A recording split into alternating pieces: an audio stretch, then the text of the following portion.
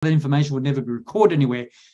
And it takes then a lot of effort, like we talked about the Harvard study, Harvard University study, and the California Air Resources Board studies, to then study the long-term effect. And a lot of people then will say, well, that happened years ago, and they don't relate or see the link between the time they were exposed, that week of being exposed to smoke, versus they might have respiratory disease, cancer, or cardiovascular inflammatory problems with heart attacks and strokes. Those correlations really aren't made because it's happened so much longer or over time since the actual acute event of being exposed to wildfire smoke.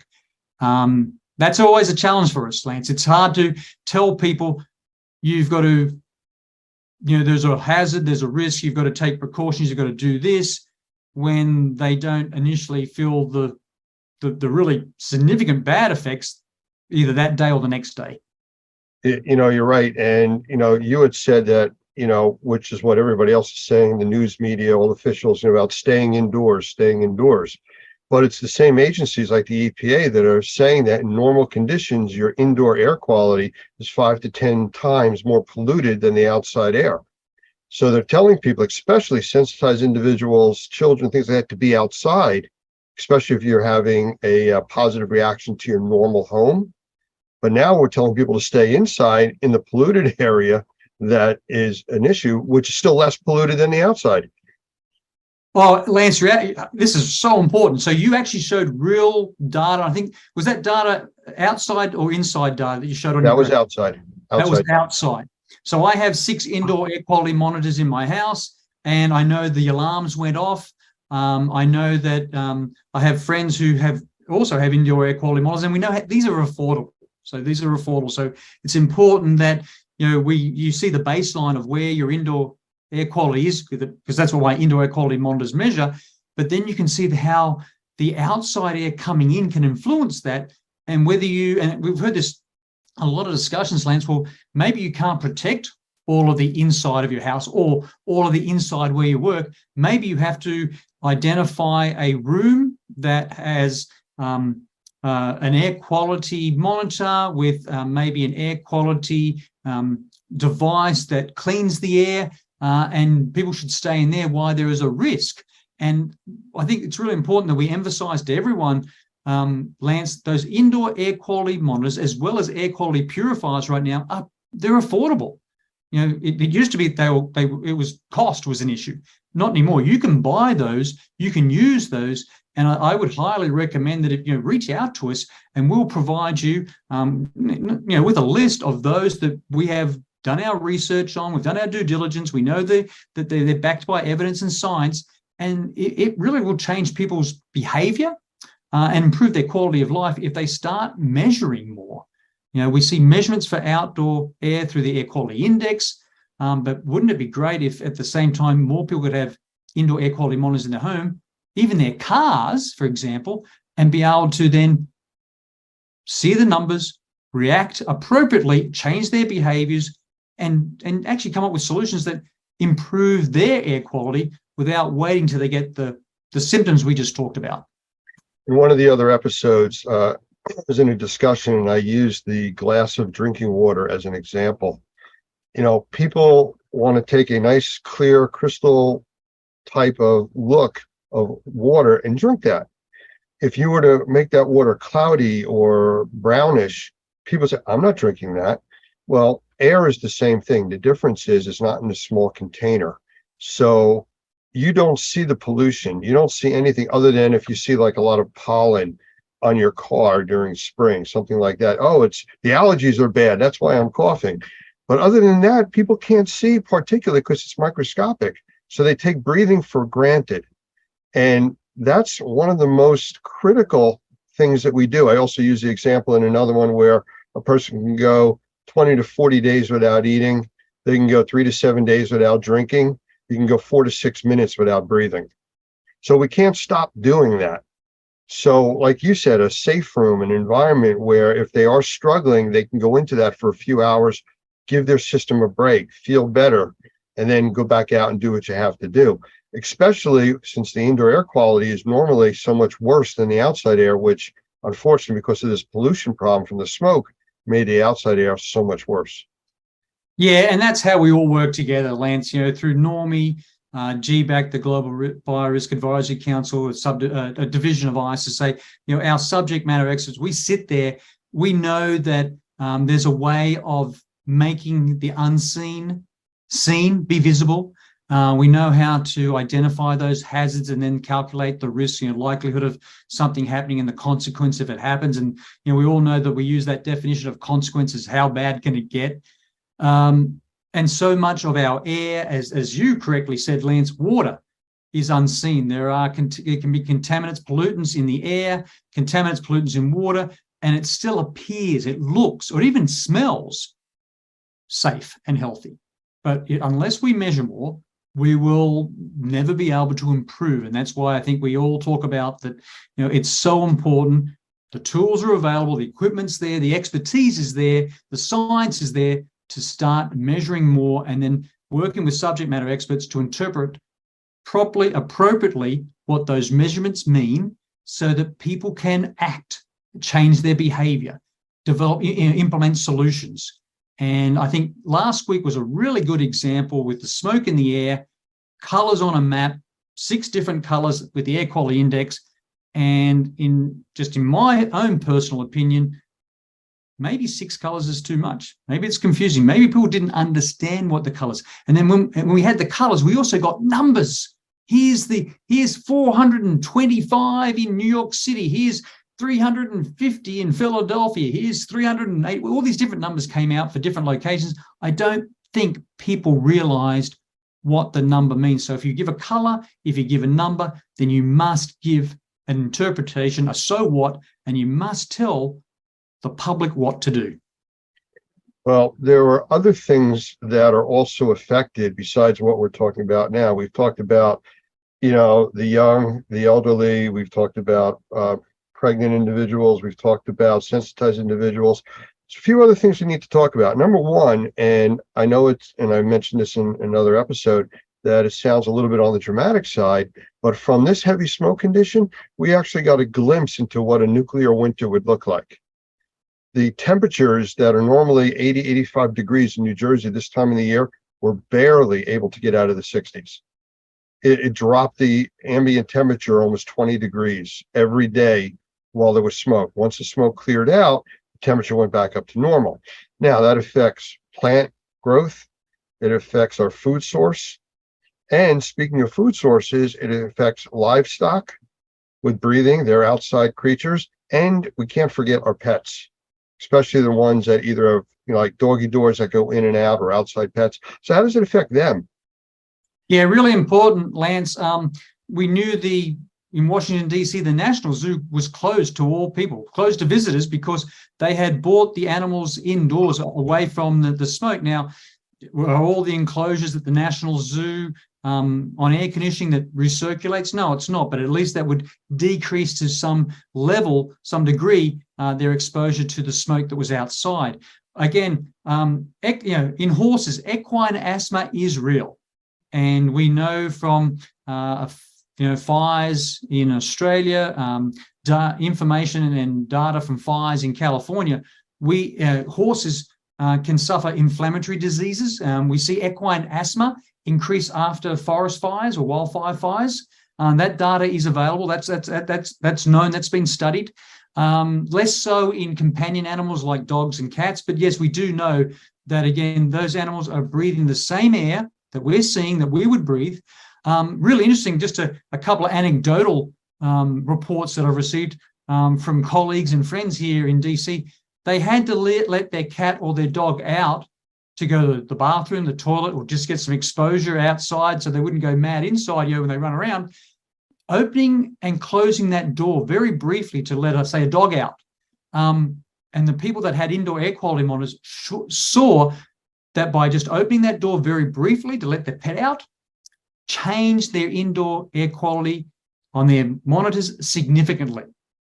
And what I mean by that, if they were sitting at like a 95 to 98%, it dropped down in some of the photos that I received down to 70, 73% in that very brief period. So it's not like it takes a long time for the smoke to rush into the house.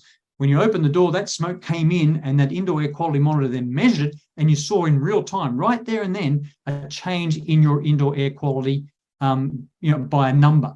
The challenge we have, though, is how to interpret those numbers. So yeah, again, Lance, many animals can't go indoors. They were exposed. And again, a lot of this data won't be measured, but we do know from studies that we do see inflammation problems as well as respiratory problems in animals exposed to wildfire smoke. One of the things, just like with very young children, animals can't really tell you what's bothering them. You might see the animal acting up or different or lethargic, but you won't know what's really going on, just like with children. So it's something you need to pay attention to. Don't forget about the pet that was outside all day during that smoke. They may start to have issues going forward. Yes, I'm a pet lover, can't help it. Oh, but very important, Lance, my dog Buddy did not want to go outside last week when we had all the smoke in the air. Now, He doesn't want to go out in the rain either, so, Well, yeah, but he loves the snow. But you could see it was really interesting that to be at the door, trying to let him out, to get some exercise, to go to the bathroom. He really had to be just pushed through it. He knew what was out there. I don't want to go out in that. And I think you look at animal behavior. Animals will tell us lots of stories about the quality of outdoor air. Well, if I look for a positive for this whole thing coming out of Canada, I think it was an awareness that's brought to the public that this could happen at any time. The fires are still going on. The smoke could change direction with the wind. We could have another repeat of this. And it gives us a glimpse as to what could happen again. It could be longer lasting. And how do we deal with that going forward? I mean, it's just like the people in Florida and the Gulf Coast that live in a hurricane-prone area, but they don't go and buy plywood till 24 hours before the storm's going to hit. The storms are going to be there. Prepare ahead of time. Like you had said, you can get monitors to know what's going on in your home. You can get air purification. You can get better filters. I mean, the term we use is you either have a good filter or you are one. Yep. Really important, Lance. Again, I'm going to go back to my cell phone, my mobile phone. In times of tornadoes, hurricanes, I'll get messages on my phone, take cover now. So, a government agency has interpreted the risk of the tornado, the storm, the hurricane, and I need to take cover, seek shelter. What I found in the messages that were given out on my phone, it wasn't that clear. Yes, your photos show clearly there was lots of smoke, lots of particles, and maybe other substances in the air during when you took those photos. But the messages I got on my phone, in the media, on TV, social media, in the newspaper wasn't clear enough to say, and then it wasn't just some groups that were going to be affected, it was going to be everyone. And it wasn't really, I think, this is very weird. Summer is just starting here in the US, on the East Coast, West Coast, in the Northern Hemisphere, it's just starting. We're very early in the wildfire season.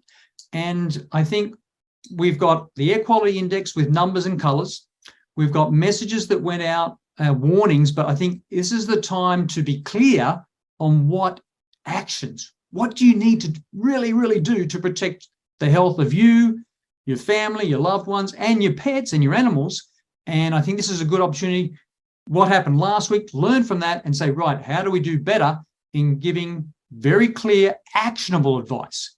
Tell people what to do and how to do it using what everyone's carrying right now, Lance, one of these, the cell phone.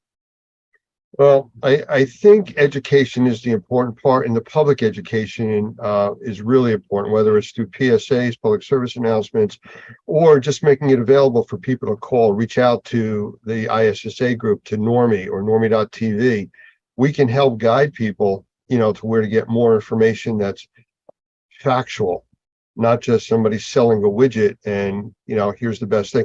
I mean, I saw people walking around with paper towel masks because they knew wearing a mask was going to help with particulate. The paper towel mask was useless. But, somebody said, well, use a paper towel, it'll help. Well, does it help? Yes. It's like emptying a swimming pool using a tablespoon. Yeah, you are emptying it, but your effect is really, really limited. And that's a good point, Lance, because we've gone through the 3 years or so of a COVID-19, pandemic. People have masks, or they know where to buy masks or have accessibility to masks. The challenge we have, Lance, is there's so many people in our neighborhoods, our community, in our cities, our towns where we work, that they have to work outdoors. We saw when the photos you took, the smoke in the air, we saw the schools cancel all outdoor activities. We saw professional sporting bodies like the Major League Baseball cancel games. But again, that's for the population that was going to go watch a game. That's for the kids at a school that wanted to play outside.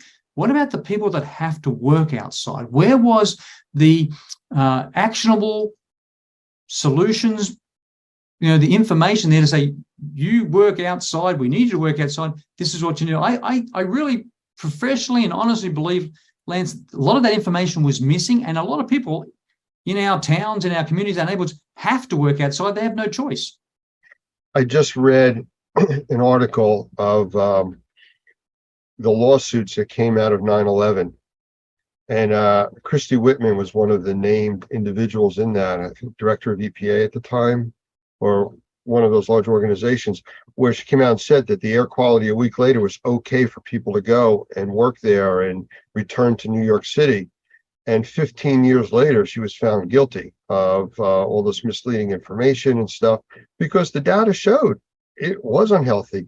I mean, we're 20 plus years out. There's still debris from them in the walls, in drop ceilings, in buildings all around New York. So this isn't a short-term effect. Oh, it was there, it's gone, the air looks clear, it's nice out today.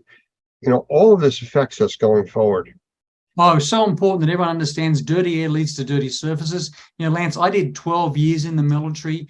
When all the deployments I did around the world, we don't want to leave waste in a footprint in a foreign country, so we burn it. And so you can easily see, there's books written about, there's movies about the exposure of soldiers and the military to smoke pits, the fire from fire pits, the smoke that comes from fire pits, and the increase in cancer in those military personnel. And again, look at the numbers that came out from 9/11 in 2001, when so many of our colleagues, Lance, went there with the best intentions to help, to do what they've been trained to do. And look at the number of friends and colleagues that we know of that have been diagnosed with cancer since that deployment back in 2001. And I know the number of again, friends I have in the military that were exposed to smoke pits over the years and have cancer. It's real. What it means, we have to do better when we go to respond to those important acute events, to try to mitigate them, respond to them, and then go into recovery. We've got to do better in our training as well as our equipment to protect what we know in the long term causes inflammatory disease, heart disease, lung disease, cancer.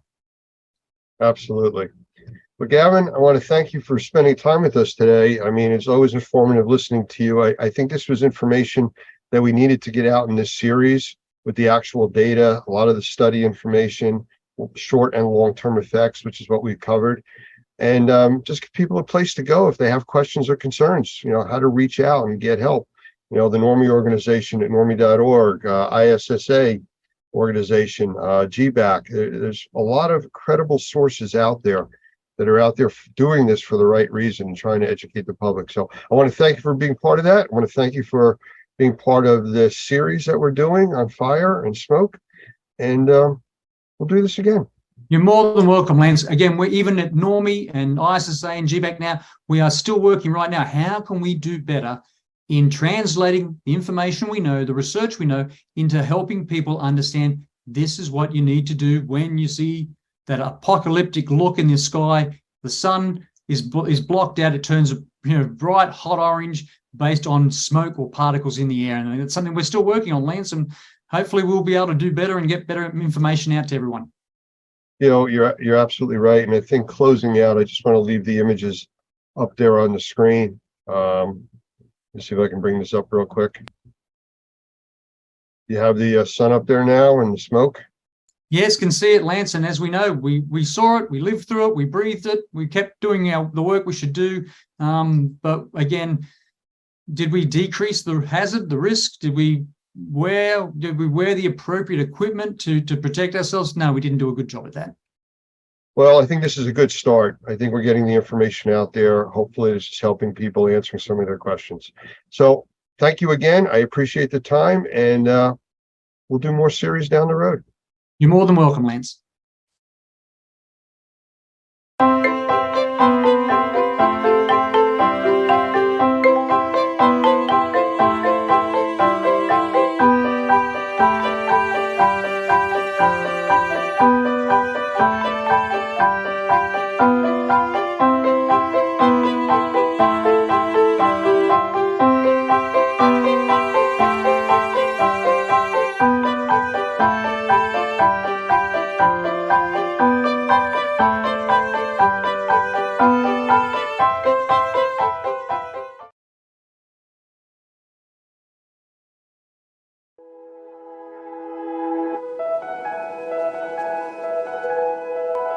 Good afternoon, or morning, I guess. Good morning. Good morning. Yeah, so I'm sure that Bo told you when we created Normie in 2004, one of the interesting things was what we created it primarily for the Louisiana licensing law. And the Louisiana licensing law was the first law to go into effect for mold remediators in the country. So it was the first licensing law, and then what happened in 2005? Katrina. And so we were right there able to help, I think, a lot of people with some of the issues that were of a concern to us. I'm not sure if he talked about the difference between the IICRC and us, but they come from the business more from we're not competitors, by the way. As you know, if you're an IICRC person, you get continuing education credits off of this class. So we work together. We just look at the industry differently. They come from the water restoration side of the business. We come from the building side of the business. And one of the reasons why we do that is not just my background with my licensing, but the main reason we do that is because we try to look at the house and the problem that they're experiencing in terms of a mold issue as a holistic kind of problem, not just fix this problem and everything is great, but think in terms of how we can actually improve their indoor air quality. So when I was moved to New Orleans in 2002, I was actually doing some of the things that you guys are doing now and some of the things that we would recommend that you do in terms of ongoing IAQ management, which is what we call our sanitization protocol. How you create an environment in which mold won't grow. And that was really based on my book, Mold-Free Construction, which you have access to if you have the Normie app. We do have an audio version there, so you can just listen to it. Might put you to sleep, but you can listen to it if you like, because it's on iTunes and on Audible as an audio book. But the sanitization protocol really does improve people's indoor environments, so you have the ability to do that. And I just want to tell you about somebody that I met when I was in New Orleans. I was doing some trade shows, and and a radio program, and I got a call from a lady. Her name was Laura DeRocher, and she had 4 children. And her youngest child, who was 8, had some very severe sinus issues.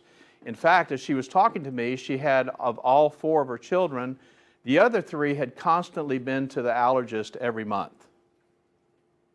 Now think about that for a second. Every month, for years, they had been to this allergy doctor.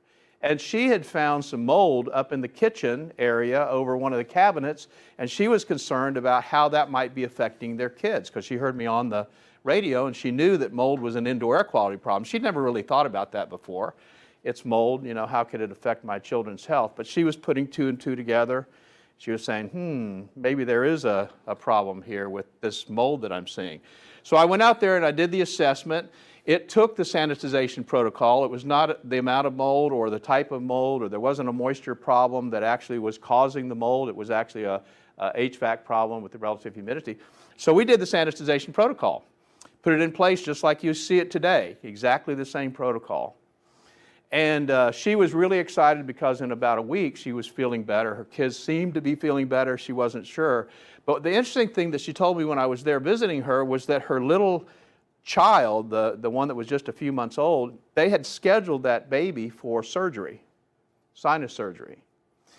And she said, we've decided to kind of put it off because things seem to be going better. We'll see how this goes. Well, interesting story to kind of shorten everything up. About a year and a half later, maybe 2 years later, I got a call from her and she said, I got to tell you an interesting story. She said, first of all, I got a phone call from my pediatric physician, the allergist. He was concerned that we had switched doctors because I haven't taken my kids to the allergist in almost a year. We decided not to do surgery for the baby, and the baby is doing great. Now, a couple of years old, doesn't seem to have any allergies to the environment and what's going on. She said, I think you really solved a bigger problem than you maybe think you solved.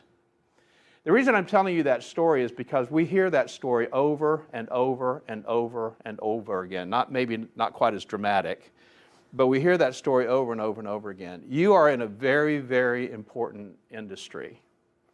You may not realize it, but one of the reasons why it's regulated is because you're dealing with people's health. The health of your employees, the health of your clients. That's what you're dealing with.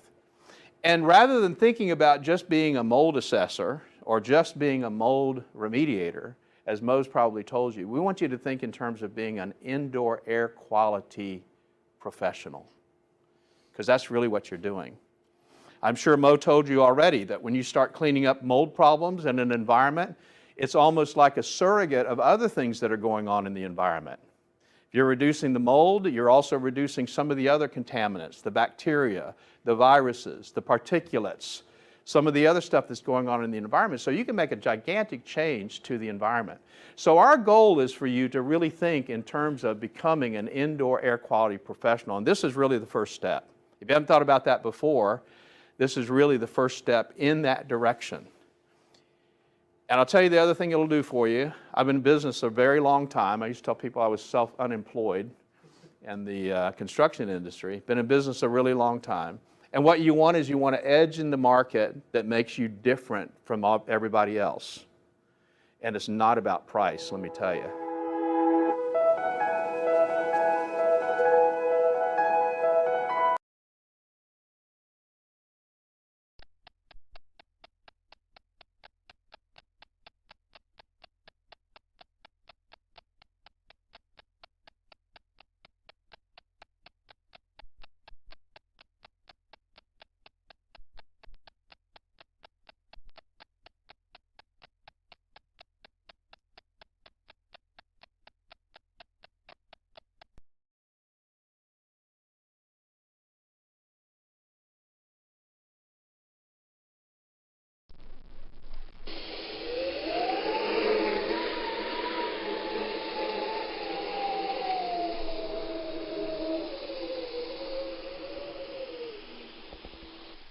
Hurricanes.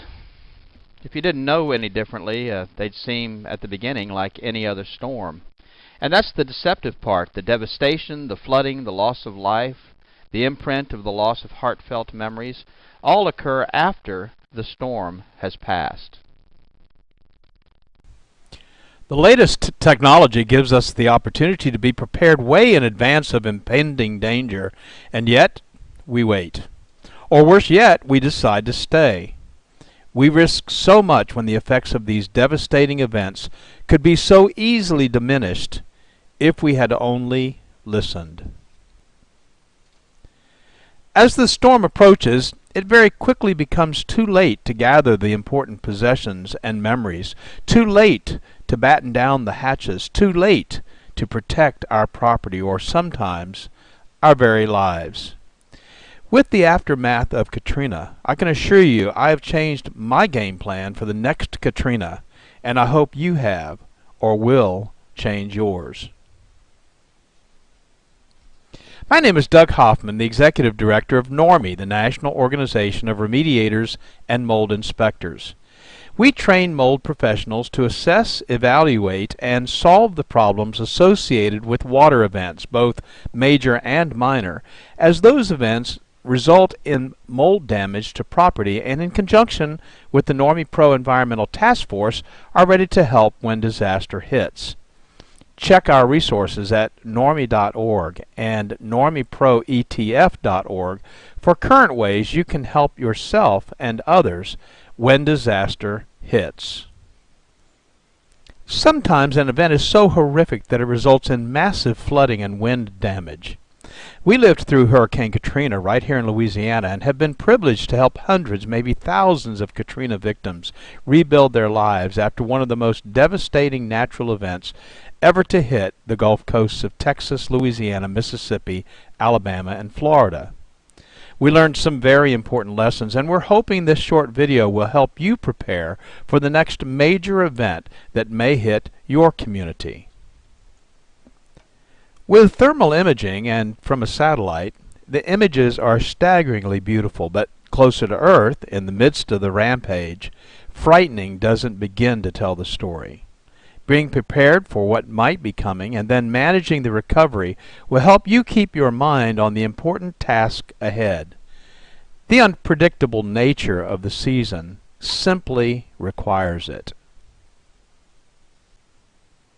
The dates of the North American hurricane season span from June 1st to November 30th. By no means will these dates prevent the forming or sustaining of a tropical event in the Gulf of Mexico, the Atlantic Ocean, the Caribbean Sea, or the Pacific, but these dates are a guide or a timeline based on previous storms over the last century. Dropping your guard or dismissing weather events outside of these dates could result in being caught off guard for an approaching storm. But these dates, in particular, are a time to be specially aware of the news and weather reports. 26 named storms churned in the Atlantic in 2005, and many of them hit land. Following their paths shows the unpredictable nature of nature. Because of the fickle nature and path of many tropical storms, a large part of the general population hesitates or fails to take precautions until the last minute. In the year 2005, an unprecedented number of named storms developed in the eastern and Gulf Coast, exceeding even the English alphabet, and many of those storms made landfall. And when that occurs, especially in densely populated areas, the results are mass evacuations, highway gridlock, and supply shortages. In simple terms, everyone that waited until the last minute is scrambling to prepare or leave. The following information is provided as part of the Community Awareness Program, CAP, from NORMI, the National Organization of Remediators and Mold Inspectors. Additional CAP programs can be found at normie.org or at flood.normie.org and include Realtors Awareness, First Responders Awareness, and other information targeted to specific groups. These are presented in an effort to fulfill our mission and fill a void in accurate and timely trainings. How often have you seen news reports about the long lines at hardware stores where residents of areas prone to tropical events are waiting in lines for hours to purchase plywood or other needed supplies? The general rule of thumb is if you find yourself in this situation, waiting in line to take your turn, you may have waited too long. Our goal at NORMI is to provide you with general preparation and safety information for your time before, during, and after the event. Let's get started, and please feel free to take notes or revisit this video often. Sometimes a reminder can be very timely. So let's get started. Plan to be prepared before the event. Know how and where to get emergency information from your local emergency management offices. Follow instructions for evacuations if you are advised to leave, and leave. Understand that if you do not evacuate or find yourself in a situation where you need emergency assistance during the event, you may be on your own until the event has passed. Emergency services will also be stretched beyond normal capacity, and assistance may be days or weeks away. Remember that people that choose not to evacuate when instructed to do so are either victims or survivors. Neither title is as a result of good planning.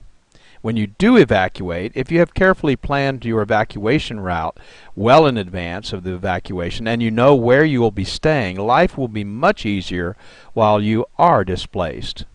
So if you are not prepared to fend for yourself for an extended period of time, consider relocating prior to the event. If you have the time, tidy up the house, wash and put away the dishes, clean the coffee pot. When you return, you'll feel better about this kind of detailed planning in advance and appreciate the preparation you've made for your return. And of course, traveling during the event is not advisable in most cases. Some of the following information are recommendations from FEMA, the Federal Emergency Management Agency. And they suggest, before the storm, make plans to secure your property. Permanent storm shutters offer the best protection for windows.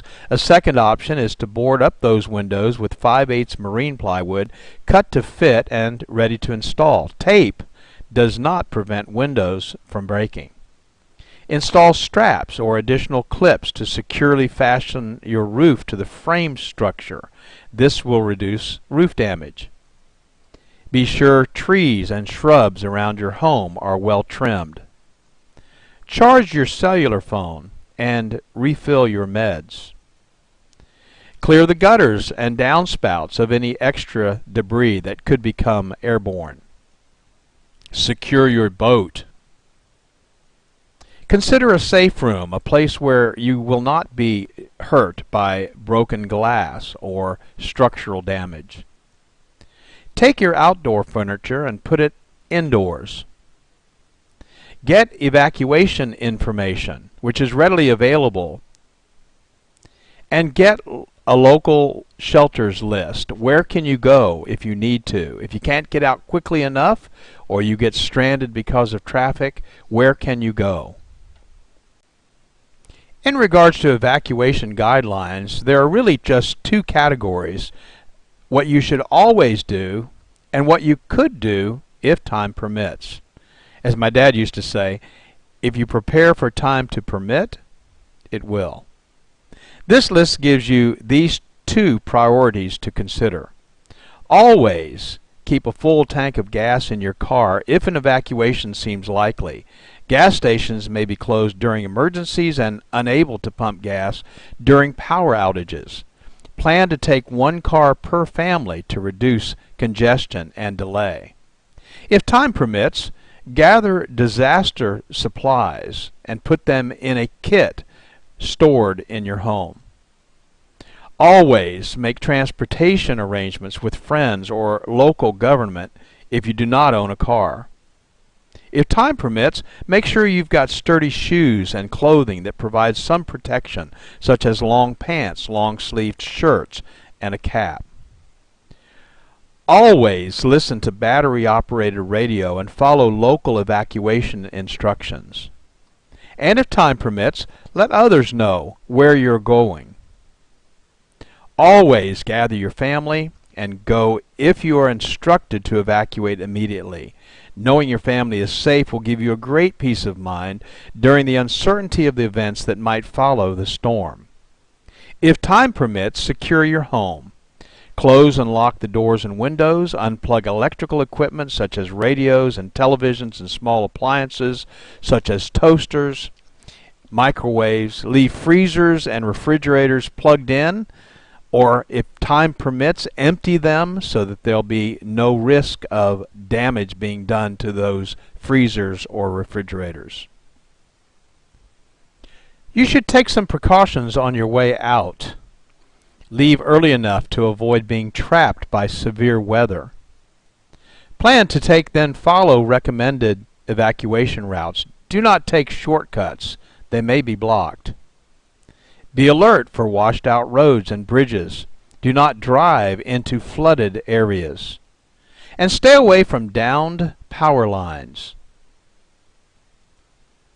And of course the question always arises, when should we evacuate? Well, you should evacuate under the following conditions.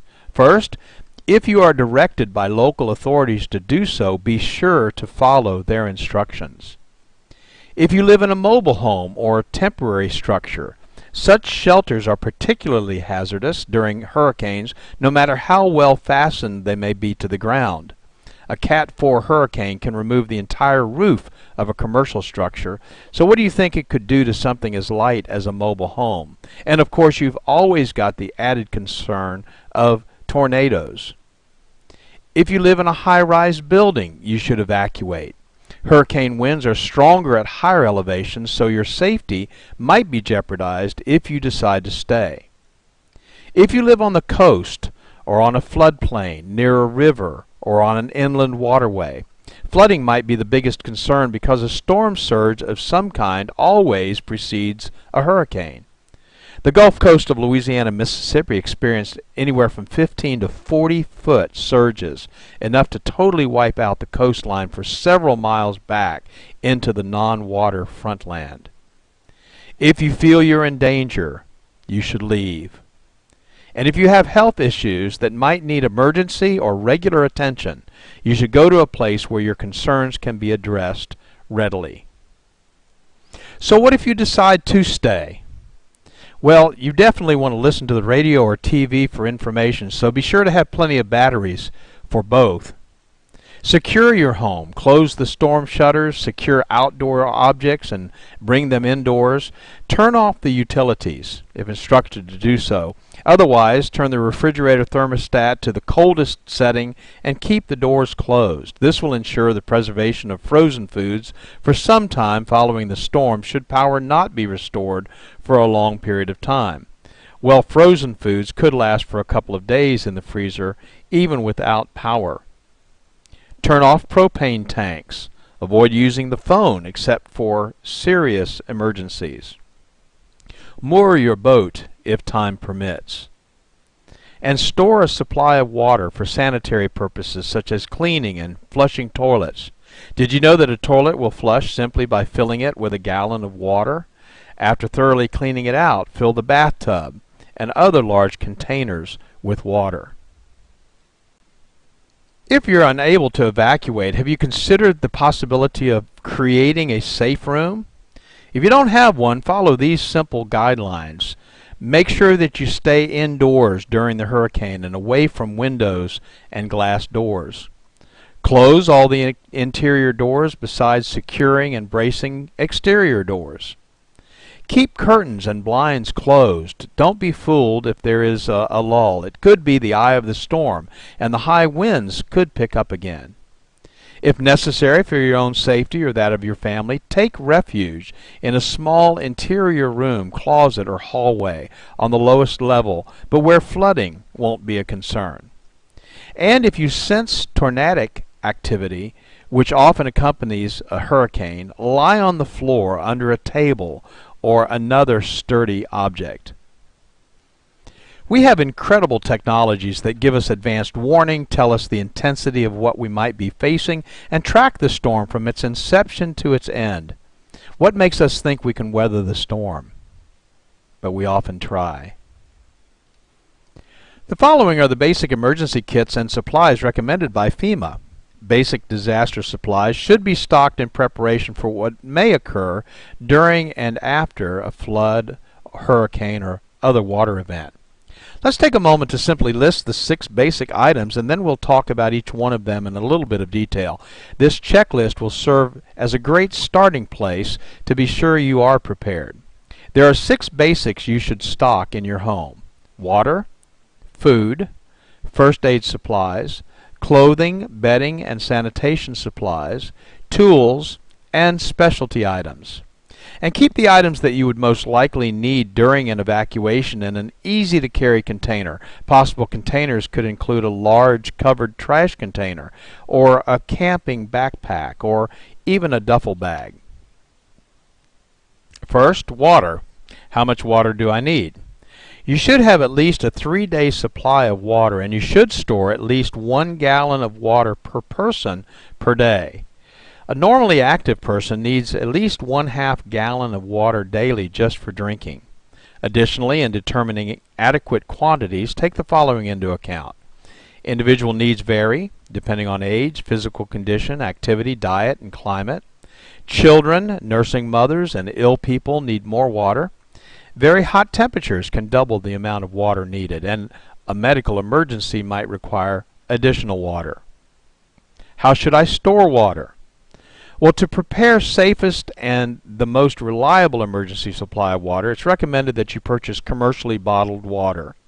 Keep that bottled water in its original container and don't open it unless you need to use it. Observe any expiration or use by date. If you're preparing your own containers of water, it's recommended that you purchase food-grade water storage containers from surplus or camping supply stores to use for water storage. Before filling with water, thoroughly clean the containers with dishwashing soap and water and rinse completely so there is no residual soap. Follow the directions below on filling the container with water. If you choose to use your storage containers, choose 2-liter plastic soft drink bottles. Not plastic jugs or cardboard containers that have had milk or fruit juice in them.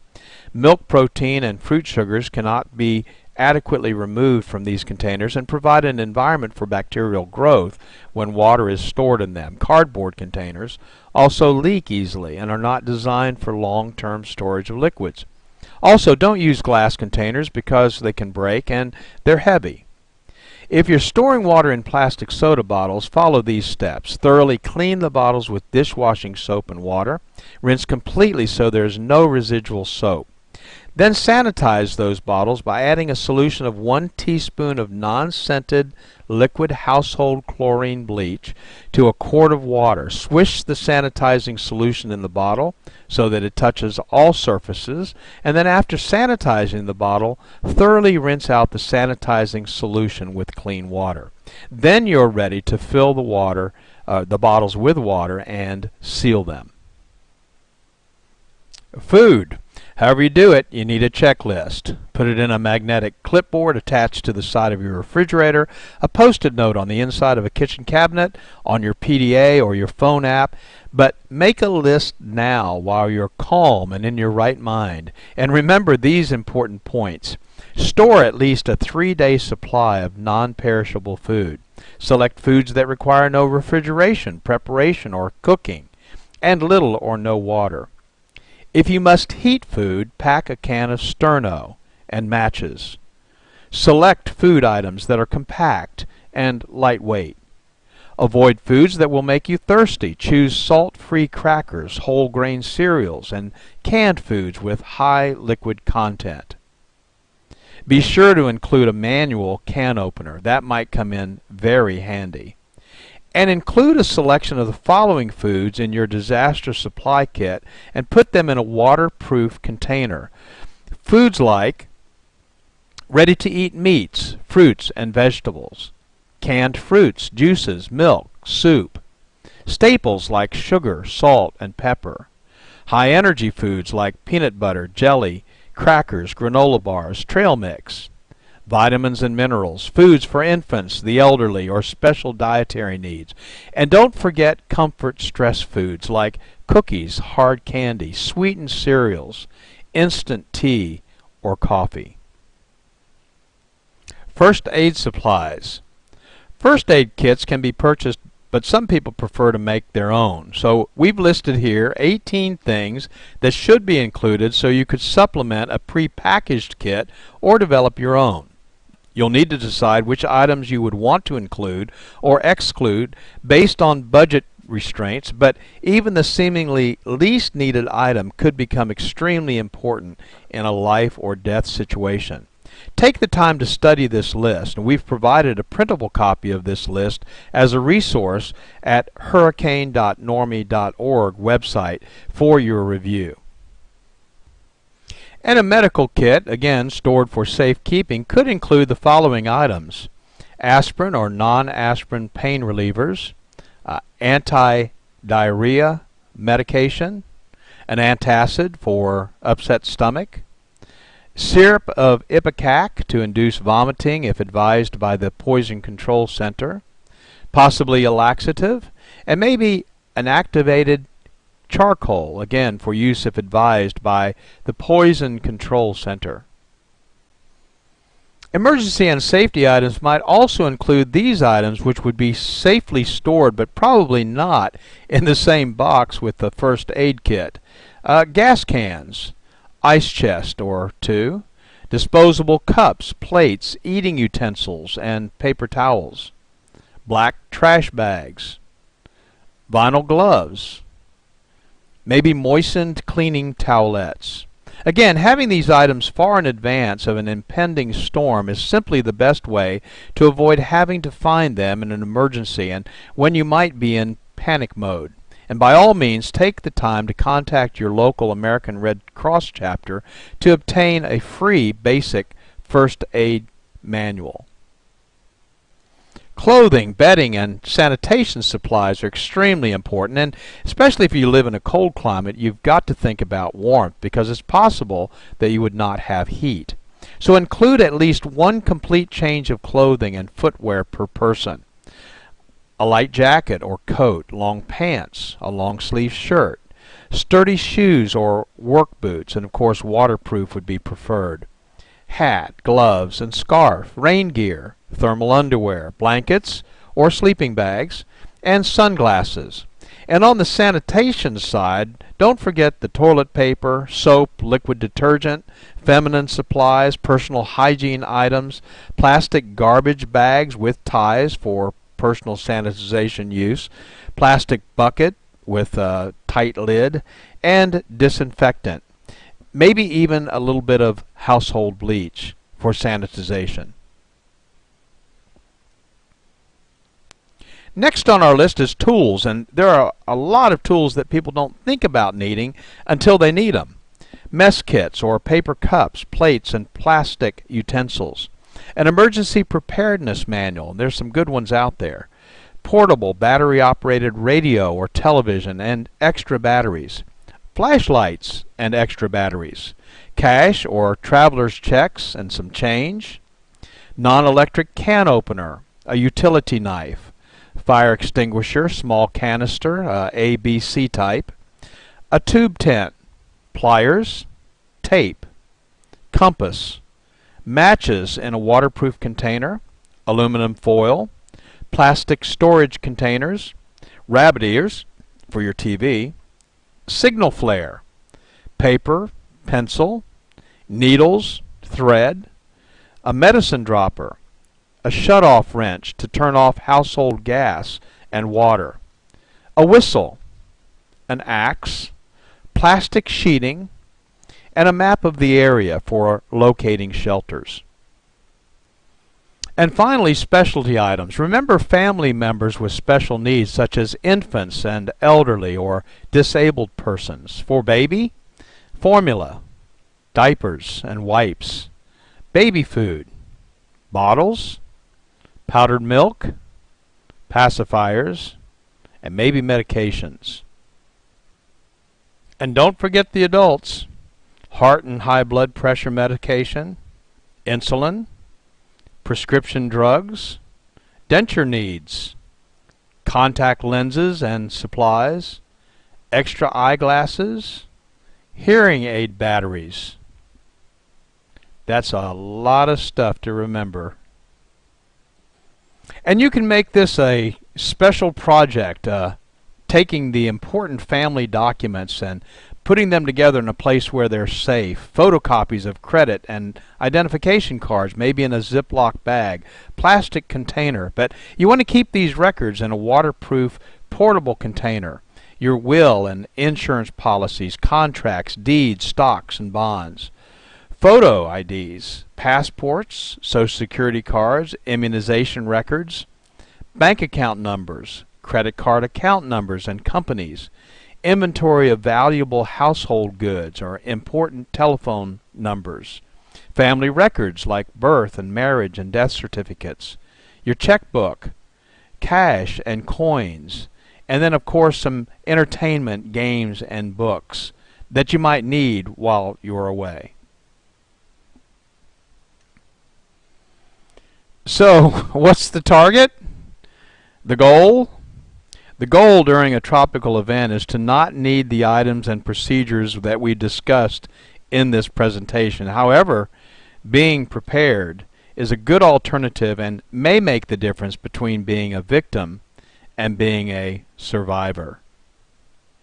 On a personal note, from those who have been there, during the aftermath of Katrina, many suffered intense wind damage with trees through their roof and rain pouring through.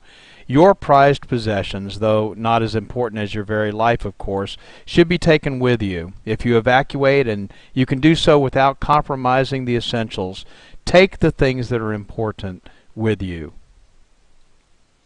I want to personally thank you for taking the time to watch this video. It's our hope that you will never be in a situation where you will have to consider all the things we've discussed, but if you are, now you're prepared to be prepared and survive. For more information, go to normie.org or normieproetf.org or email us at support@normie.org. We're here to serve you. Thank you very much.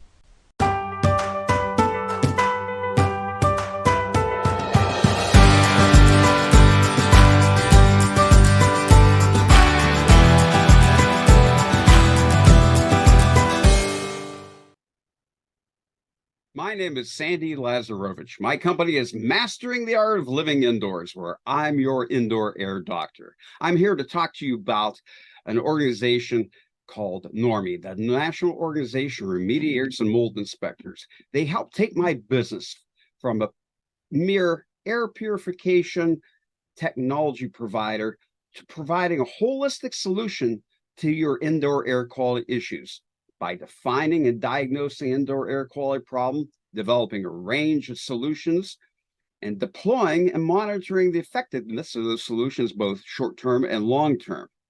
Now, benefits to business owners of NORMI is expanded my business offering from just technology to holistic solutions, bolster my presence among competitors, enhance my training and knowledge, develop me a network of diverse support throughout the IAQ industry, leverage my presence far beyond the size of my actual company, increase my sales volume and quality of sales, improve the value of my client offerings, and increase my profits. So, if you're a business owner in the indoor air quality arena or sanitization, you need to join NORMI now. Go to normie.org and check it out.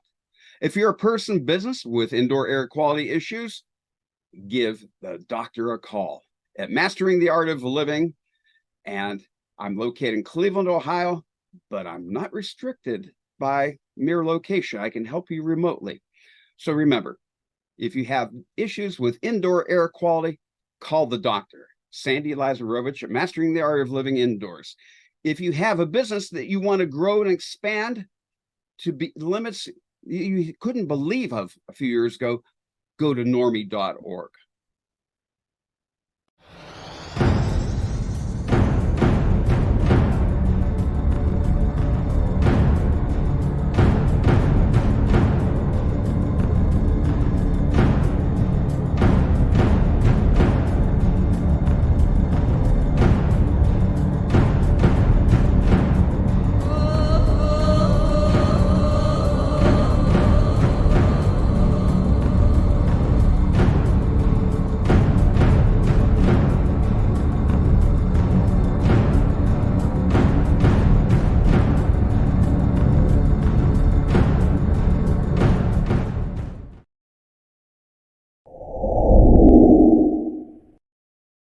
I want to welcome Douglas Hoffman, the Executive Director of NORMI, which is the National Organization of Remediators and Microbial Inspectors, to our episode today. And for those of you that have been following us, we've been doing interviews with influential people in the indoor air quality, outdoor air quality, and firefighting arena, all dealing with the wildfires coming out of Canada. So Doug, welcome. Hey, thank you. Good to be here. I'm glad to have you. You know, you have an extensive background in building science. And one of the things that came up with some of the interviews that we've been going through since the wildfires in Canada started affecting the central and middle part of the US is, what do people do you can't stop breathing. That's just not an option. Right. People can go, we've talked about this earlier, 20 to 40 days without food. They can go 3 to 7 days without water, 4 to 6 minutes without air. So no option there. So you have to be able to continue to breathe. So we normally have people that complain about indoor air quality without smoke, without all these other external things going on. What can people do to try to help themselves when they're in conditions like this, where you can't go outside, where the air is normally better than inside? Yeah, I think that's a great question, Lance, because it's funny because it seems as though sometimes when these kinds of things happen, all of a sudden something that we actually should face and should deal with every single day, all of a sudden now becomes a real problem.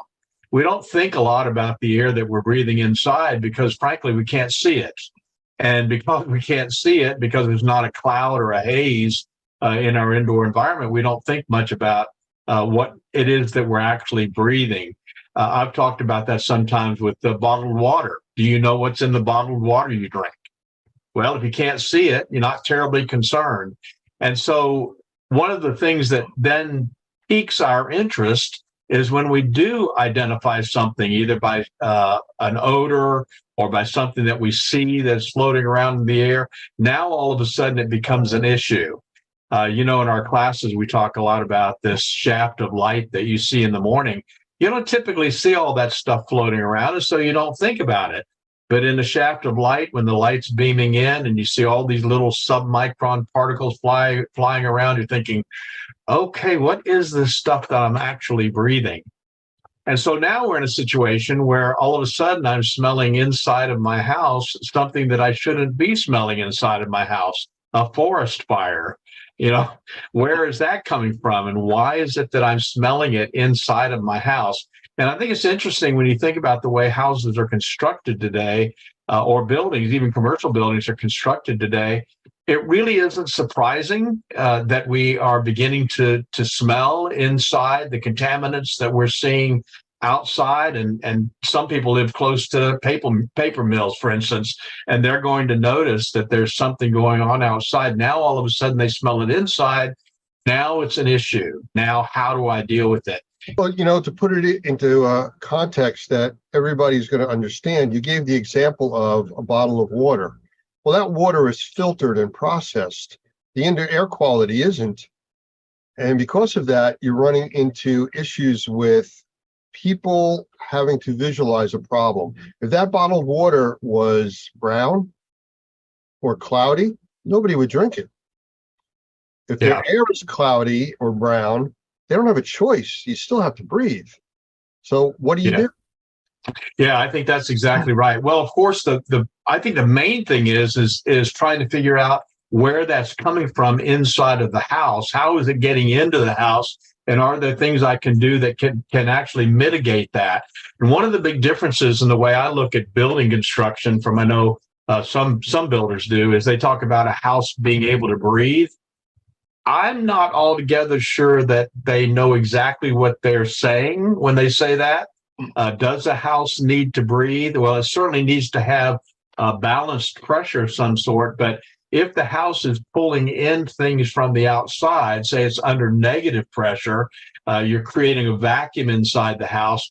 What is it that you're pulling in from the outside, and where are those contaminants coming from? The smoke that we smell is not just a problem because we're smelling it. I'm sure you've already addressed through some of the people that you've talked with, there are some pretty strong contaminants in that smoke that we're breathing.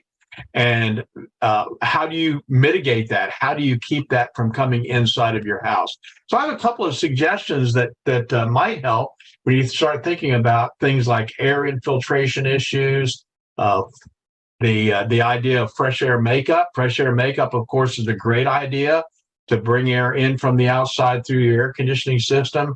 But the question is there a way to reduce that or to mitigate that? So I have some ideas that I might be able to share here that people could do pretty quickly to begin to seal off what's going on the outside. that's at least one step, and that's to begin to seal up that environment so that you're not bringing stuff in from the outside. That was one of the questions and concerns that came up when I actually did an episode with Michael Pinto over sensitized individuals, that normally indoor air quality is up to 10 times worse than the outside air. So people that are sensitized, which is like 20% of the population, they go outside to feel better.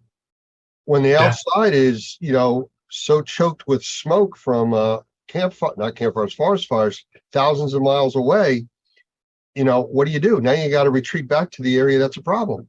Yeah, that's exactly right. So for sensitized individuals, one of the methods that we use to determine how are those things getting inside the house is by doing what's called a blower door test. And essentially what they do is they take off the front door and they'll install a door that has a gigantic fan on it. And then they'll turn that fan on and put the house under negative pressure. Essentially what you're doing is you're creating a vacuum inside of the home. And guess what happens when you do that? Now, all of a sudden, you're pulling air in through the cracks and crevices around the windows, cracks and crevices around the doors, places that you don't really even think about. A lot of people don't realize that wall cavities, exterior wall cavities, actually breathe. And what I mean by that is that moisture and vapor will actually move through those walls.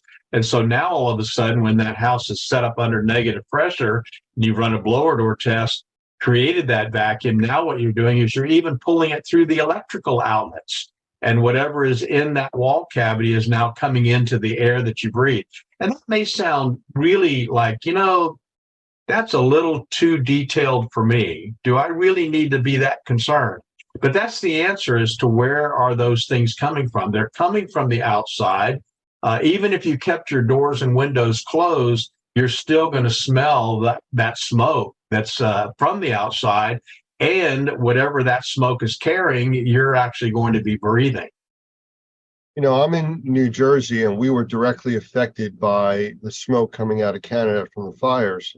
And 4:00 in the afternoon, the sun's high in the sky.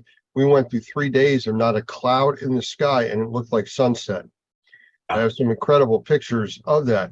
But because of that, trying to close up your house and make it airtight doesn't seem to work either. There's got to be a balance. There's got to be some way that you can survive inside and out other than just running away from the entire part of the country.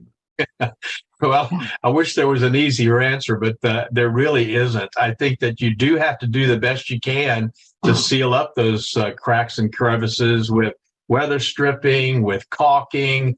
They make a little product called a door saddle that fits on the bottom of the door, where you can slide that down and tighten up the threshold so that there's not air coming in from underneath the door. I think once you do that, of course, as we've always said, it's got to be a holistic solution. That's at least part of the problem. But if you can take the time to seal off some of those entry points where the smoke is coming in from the outside, then you can address the indoor air quality with good filtration, good purification, those kinds of things that are more proactive in terms of oxidizing those contaminants that are in the air. So it definitely can be done. I think it's just maybe a little more effort than most people are willing to take. I think they'd almost rather go to the mall. During those 4 days that we had the really bad smoke conditions here, I have monitors all over the place. I have outside monitors, inside monitors for my air quality and conditions. And I have one unit called a Fubot, which I know you're familiar with, in my office. I intentionally in my office did not run air purification, and I had a door open. I was keeping it open to the outside. The thing was glowing so bright orange. You probably saw it from Louisiana. It was just, the air quality was absolutely awful. In the house, where I kept doors, windows closed, and ran a lot of purification technologies, very proactive stuff, it was really fine. There was no odor inside the house. Whether I think we went a little bit on the positive pressure side, which would have helped with that also. Yeah. keeping everything out. But there was a tremendous difference with that.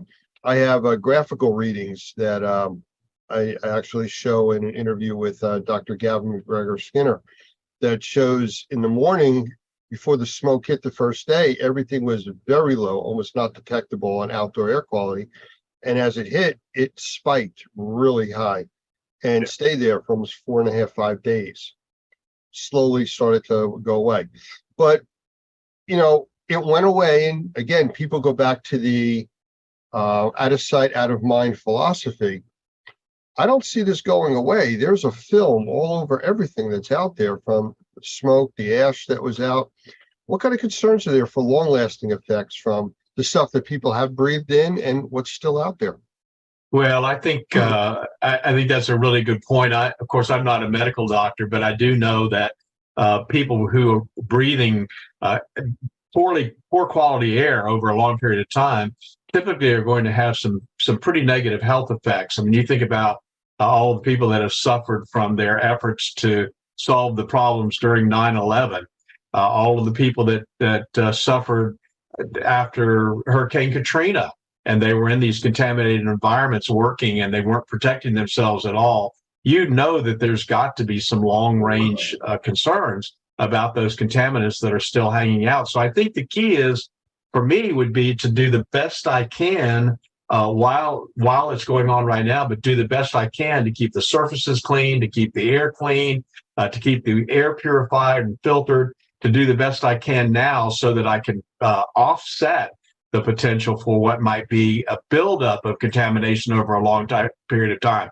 I remember reading several years ago in Reader's Digest about a single cigarette producing over 4,000 chemical gases, 43 of which are carcinogenic. And the article went on to say, interestingly enough, that secondhand smoke that a person would be breathing who's not smoking was in some cases more dangerous than the person who was smoking, that it was affecting the person who was breathing that smoke worse than it was affecting the person who was actually doing the smoking.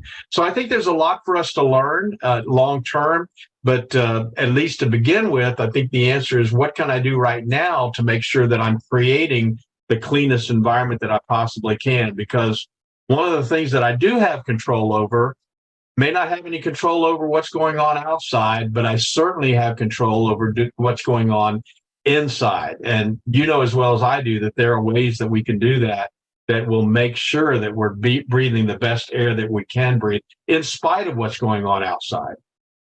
I just want to change directions real quick, because I did another episode with Dan Reese. He's let me get his title.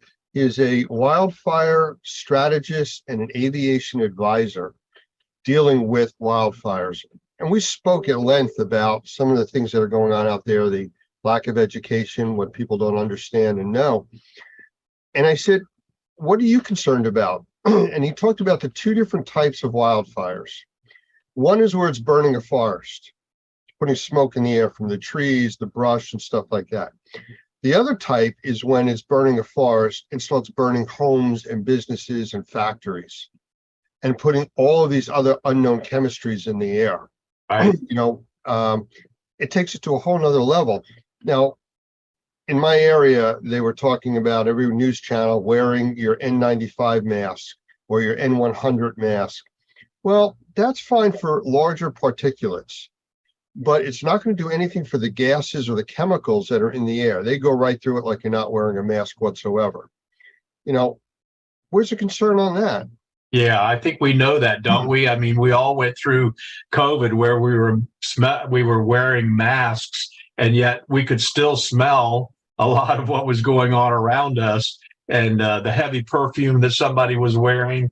So I think we got a pretty good education on the ineffectiveness of masking for smallest particles, the smaller submicron particles, and for the gases that are in the air. So again, I don't know that there's an actual solution. I mean, I'm not the kind of guy that's going to walk around outside in a hazmat outfit, But the truth is that I think the recommendation that they made about staying inside is really not a bad one. if you can stay inside and you can control the air that you're breathing inside, if you don't have to go outside, then there's not a reason to, because you're exactly right. I think the thing that concerns me about these kinds of fires are all of the other contaminants that are in the air besides just the wood burning particulate. Absolutely. And, one final comment on the masks. Wearing a mask is going to help, but you can't get that full sense of security saying, oh, I'm wearing a mask, I'm protected, because you're only protected from some of the larger particulate, not the gases, the chemicals, and everything else. Just like viruses would go right through a mask. So that's a definite concern. So without rebuilding your house, preparing for the next time the wind shifts and blows the fire smoke this way, which it's going to happen again, just because of weather conditions and everything else, what can people do? Well, so several years ago, you probably remember the Colorado fires, and we had a lot of contact with some folks that actually lived there. In fact, one of our real good friends lost their family cabin from the Colorado fires. They lived in Colorado, but they also had a separate place, which was their cabin, and it just burned to the ground. And as soon as those fires started, we sent them some proactive air purification technologies. And I don't know how much you want to talk about that, or if you've got other people you want to talk about those technologies. But I'll tell you that I'm convinced that that's one of the first things that somebody could do to deal with the particulates and the chemicals and the odors, something holistically, proactively that could be put in the environment to actually purify the air. So I think those two things kind of go hand in hand. One is do the best you can to seal up the environment with, again, weather stripping, caulking, saddles on the doors, exterior doors to close up the thresholds and keep those tighter. Put on insulators on the electrical outlets to make sure you're not pulling air in from the wall cavities. Those kinds of things to me is absolutely a first step. And then the second step would be make sure that I've got really, really good air purification technology, something that's got a good HEPA filter, got a good PCO technology or ionization technology that's going to get rid of those chemicals and those odors and those particulates. Something holistically, proactively dealing with the air quality. That's where I would be. I agree with you completely. Actually, I did an interview for one of the segments with Michael Pinto. I think I may have mentioned that. And besides just talking about the sensitized individuals, we talked about, and I don't want to talk too much about the episode, but a safe room. Just like you would have for a tornado or a hurricane or a severe event going on, one smaller area that you can protect even more than the other areas. And that's something else you can do depending on your situation. The interesting thing about this is just from every kind of, like I said, I'm not a health professional, but I do know that one of the reasons why we do so well when we sleep well is because when we sleep well, it builds up our immune system. It strengthens us when we get a really good night's sleep. And I feel the same way about our indoor environments. If I can create a safe environment in which I can breathe good quality, clean air, at least as good as I can, compared to what might be going on outside, or just like drinking purified water over a long period of time, when I'm exposed to that bad water at the restaurant or somewhere else, one time, it's not going to affect me because my immune system is strong enough to be able to deal with those periodic times that I'm having to deal with contamination. So I think in the long run, it's creating a lifestyle in which I'm creating the cleanest, healthiest, safest indoor environment I can for myself in every way that I can, so that when those times come where I can't control the environment, at least my defenses are up to a point and my immune system is strong enough that I can deal with those issues. And I think that's the idea of the safe room. I'm big on creating a safe house. And I agree. It's like layers of an onion. You just keep putting more layers of protection out there to help and keep you in the best possible situation that you can be in. That's right. So Mayor, I believe it was Adams from New York City, talked about good filters or putting a filter in their house. Again, it's a step, it's a layer, but does it really deal with all of it? No, and I think that's sometimes the wrong impression is left. I remember back during COVID, you probably remember too, Dr. Fauci talked about going and getting a filter. Nothing wrong with getting a filter. I mean, a HEPA filter is a HEPA grade filter is a great product to use to take larger particulate out of the air. In some cases, smaller particulate, depending on how effective it is. But in terms of indoor air quality, there's got to be something in addition to that will actually oxidize a lot of the smaller chemicals and viruses and those sorts of things. So I think you've got to take it to the next level, and that's the idea of having more holistic solution than just having a filter. I kind of laughed the other day, Lance. I was looking at somebody that had actually built an air purifier. This was their concept of an air purifier. They took 4 filters and taped them together, large filters like you would have in your air conditioning system. They took 4 of them, taped them together in a box, like a cube, and then put a box fan on top of it. And they said, see, we're sucking the air through the filters and now everything's great. It's that dual track or partial logic that people fall into. The people that were wearing the paper towel masks when COVID came out. See, I have a mask on. Exactly. Yes, you do. Is it doing anything for you? No. And that's kind of where we're at with this. People have to be very cautious as to their information sources. I mean, the internet's out there for everybody, but somebody says, here's a widget that'll take care of this for you. Well, it takes care of a part of it, but is that enough? Is that enough for you to now say, I'm wearing my paper mask and I'm going to go out into the smoke-filled environment because I'm wearing my mask? Yeah. It does nothing for your eyes or even filter anything. So it's a concern that, people look for reliable sources of information, and think through the process. Again, the dirty glass of water, the cloudy water, you're not going to drink that, but if I filter it, the chemicals are still going to be in there. You're just not going to see the sediment that makes it look bad. Same thing with the smoke. The statistics as of now on the fires in the United States and in Canada separately, they both burn between 6.5 and 7.5 million acres of forest a year. It's a massive amount. To date, not even 6 full months through the year, Canada's burned almost 9.5 million acres. So it's 1.5 times in 6 months instead of 12 what they've burned so far. Incredible.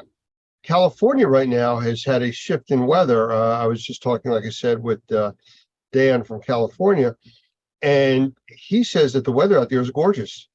It's cooler, it's not that hot, but that's going to change. And this is just what's happening. In the Northeast, we haven't had rain here in 3.5, almost 4 weeks. It is bone dry out. A small brush fire right now could become a very large concern. And again, the air quality, the ash that's already out there, the film on the cars, the film that people keep stirring up when they walk out there, we're still breathing that, even though it looks nice out. So keep that in mind. Well, I wish people would talk more about indoor air quality and as much as they talk about outdoor air quality, because again, indoor air quality is something that you can control. Outdoor air quality, a little more difficult. Well, what the biggest problem that we've always talked about with indoor air quality is people become nose blind. 5 minutes in your environment, you don't smell the odor that somebody coming over would say, oh, what is that smell? You go, what smell? What are you talking about? And outdoors is completely different because it's so large. It's not where you feel closed in and you're breathing, which is fine. The only time people complain is when they see the yellow forming on their cars from the pollen, when those pollen seasons hit. But other than that, people take it for granted that it's always going to be there for them. Yeah. That's the false sense of security of the paper mask, or it's always going to be good until it isn't. Yeah, that's exactly right. Well, I think we've got an opportunity to address this in a very positive way.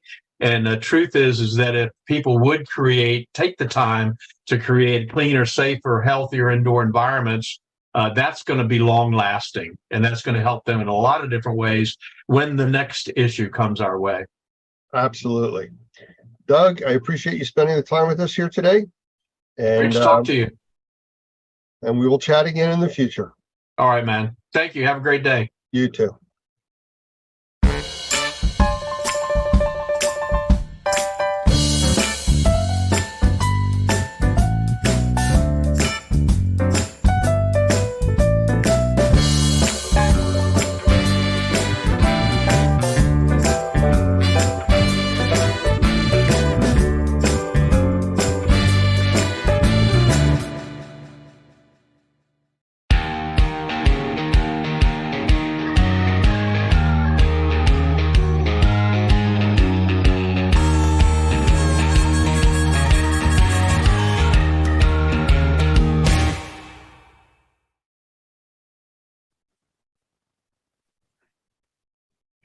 Hi, everybody. I would like to introduce you to my guest tonight, and it is Jeff Cross, who is the media director for ISSA.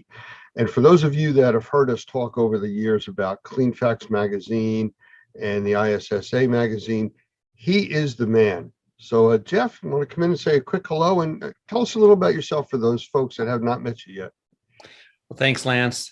Yeah, I've been around the industry for many, many years, and I'm the media director for ISSA, as you mentioned, which is 3 magazines, but the one that most recognized is Clean Facts, which is the one for cleaning contractors and restoration professionals like you normie folks are.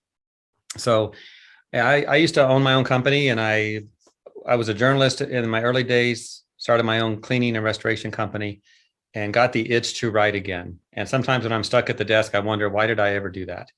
Because I think that right now it is beautiful, a beautiful day, and what a great day to be out there going from one job to the other. But I'm stuck at my desk looking at you, Lance, which is not a bad thing. But so I've been doing this work for quite a while, and I love it. 3 magazines. We do videos, we do webinars, we do everything with media to promote our industry. So I've been with ISSA for about 7 years now. Yeah. And other Wow. companies before that owned Clean Facts. So what are like some of the main differences between the different publications? I mean, they're obviously for slightly different markets or verticals. Yeah. So Clean Facts, which is the one that you folks help us to promote. I know when you do a class, you send us subscribers to this. It's like I mentioned for cleaning contractors, carpet, floor cleaning, commercial cleaning services, and restoration. We focus on both. It's a split audience. We have the largest print distribution and email distribution out there. So that's one of our publications. The other is CMM, which is Cleaning and Maintenance Management Magazine. And that's more for your building service contractors, your in-house facility crews, those that clean buildings and maintain them, the ones who manage those operations. So some who are out there trying to get jobs or get land accounts, and others trying to hold them and keep them in-house. So a split audience there in a way, but it all works with our content, and we make sure that we have something for both sides of that audience. And then ISSA Today magazine is our member benefit publication. So if you're an ISSA member, you receive this in the United States. If you're outside the US, it's an email delivery. And that's more of a higher level. We call it the C-suite, which means people with important titles like CEO, CFO, COO, and all that. So when you think about our media brands, we have something for everyone. But if you're doing anything with mold, inspections, cleaning, Clean Facts is your magazine. And I know Doug he writes for us. In fact, if you look at the next issue of Clean Facts, you'll see an article that Doug is featured in, a really good piece that we put together. Yeah, I know he's been writing a bunch of stuff for a while now, but to me, well, first of all, you had mentioned about the ISSA magazine, and that's something that all the ISSA members get. A lot of our members do have a dual membership with ISSA.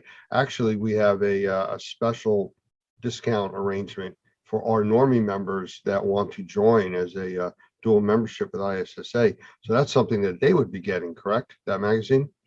Yes. And if they're watching this recording, if they're watching our episode here, they can reach out to me and I'll figure out what's going on. But if you're a member of ISSA, whether it's with ISSA or the dual membership, we will send you the print copy.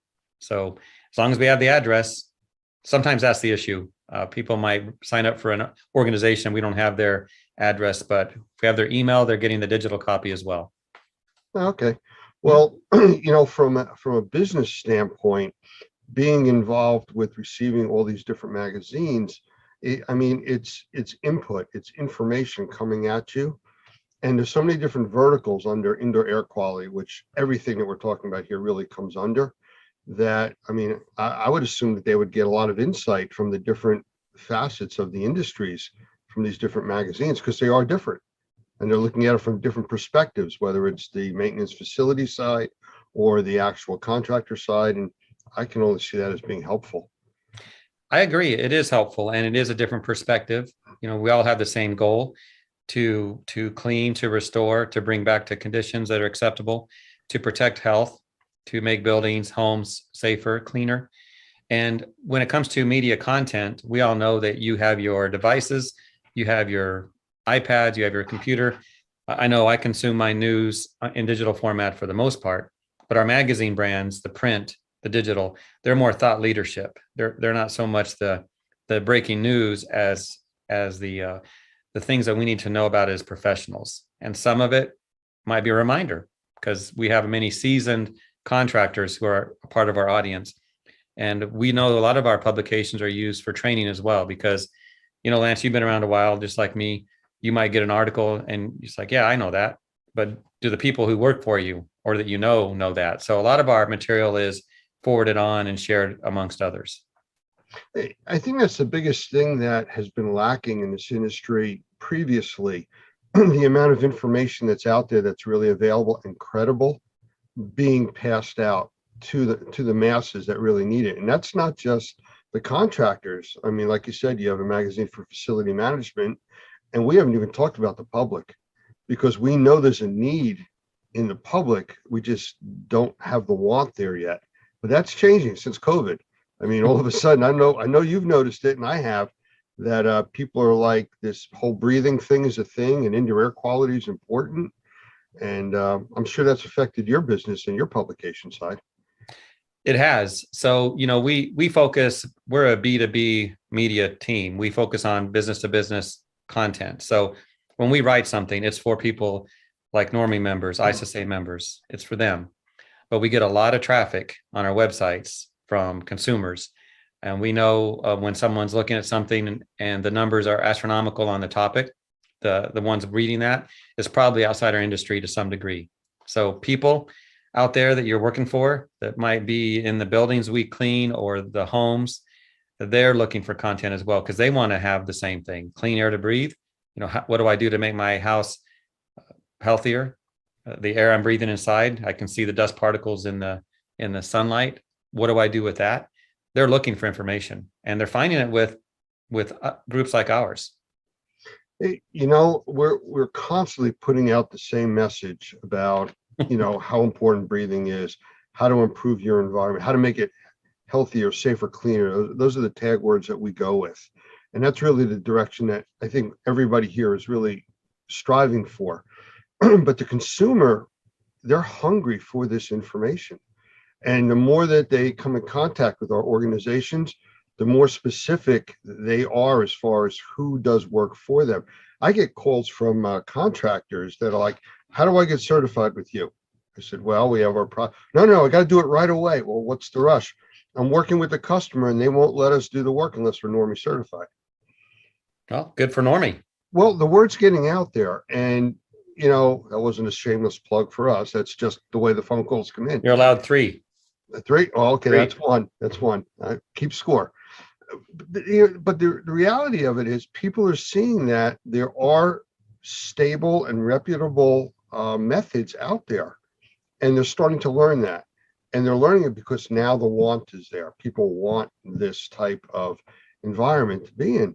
And it's publications like yours, it's the training classes that are going out there from all these different organizations pushing the same message. I think that's making the biggest thing.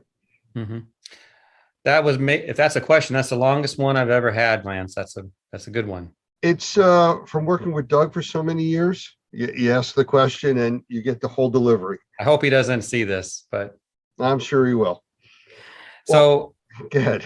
so to comment on your comment, I think that things that make real change in our industry is going to be consumer driven. So if you have a product to sell, if you have an air purifier or a mold removal product or whatever it is that works, then contractors, sure, they'll buy it and they'll use it. But what if the consumers demand it? You mentioned someone had to be certified by Normie to do the job. Consumer demand. And that's where it's at. We think of green cleaning. You know, if that was not in demand by the consumer, by those who are paying the bills, who we work for, it wouldn't happen. Think of recycling. You know, we all know we should recycle, but where's that demand? By the consumer. It's driven by them. So that's cool that someone called you and needed to be certified. We had that with ISSA as well. When the pandemic started, we have our GBEC division, and we had people saying, I need to be certified right now. Like, okay, here's the process. No, I mean, right now has to be done.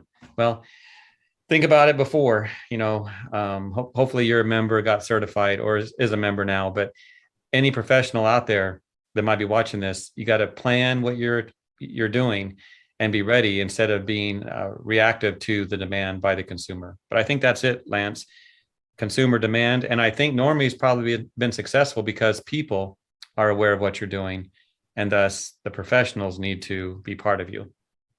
Yeah, I absolutely agree.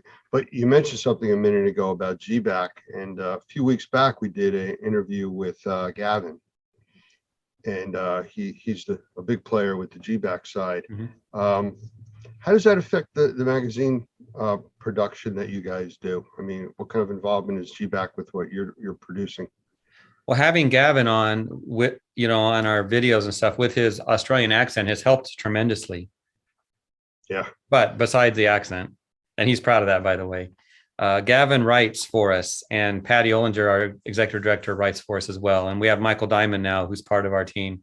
We're using these experts to write, to be on video, to provide content and quotes, to help the industry out. The reception's been great. They know what they're talking about. I'm not the expert. I'm the journalist. I'm asking the questions. And they, you know, a journalist who doesn't know the answers is probably a better one. So that's where I'm at. I asked them to provide the content, like that interview I did with Doug and Gavin for the article that's coming out.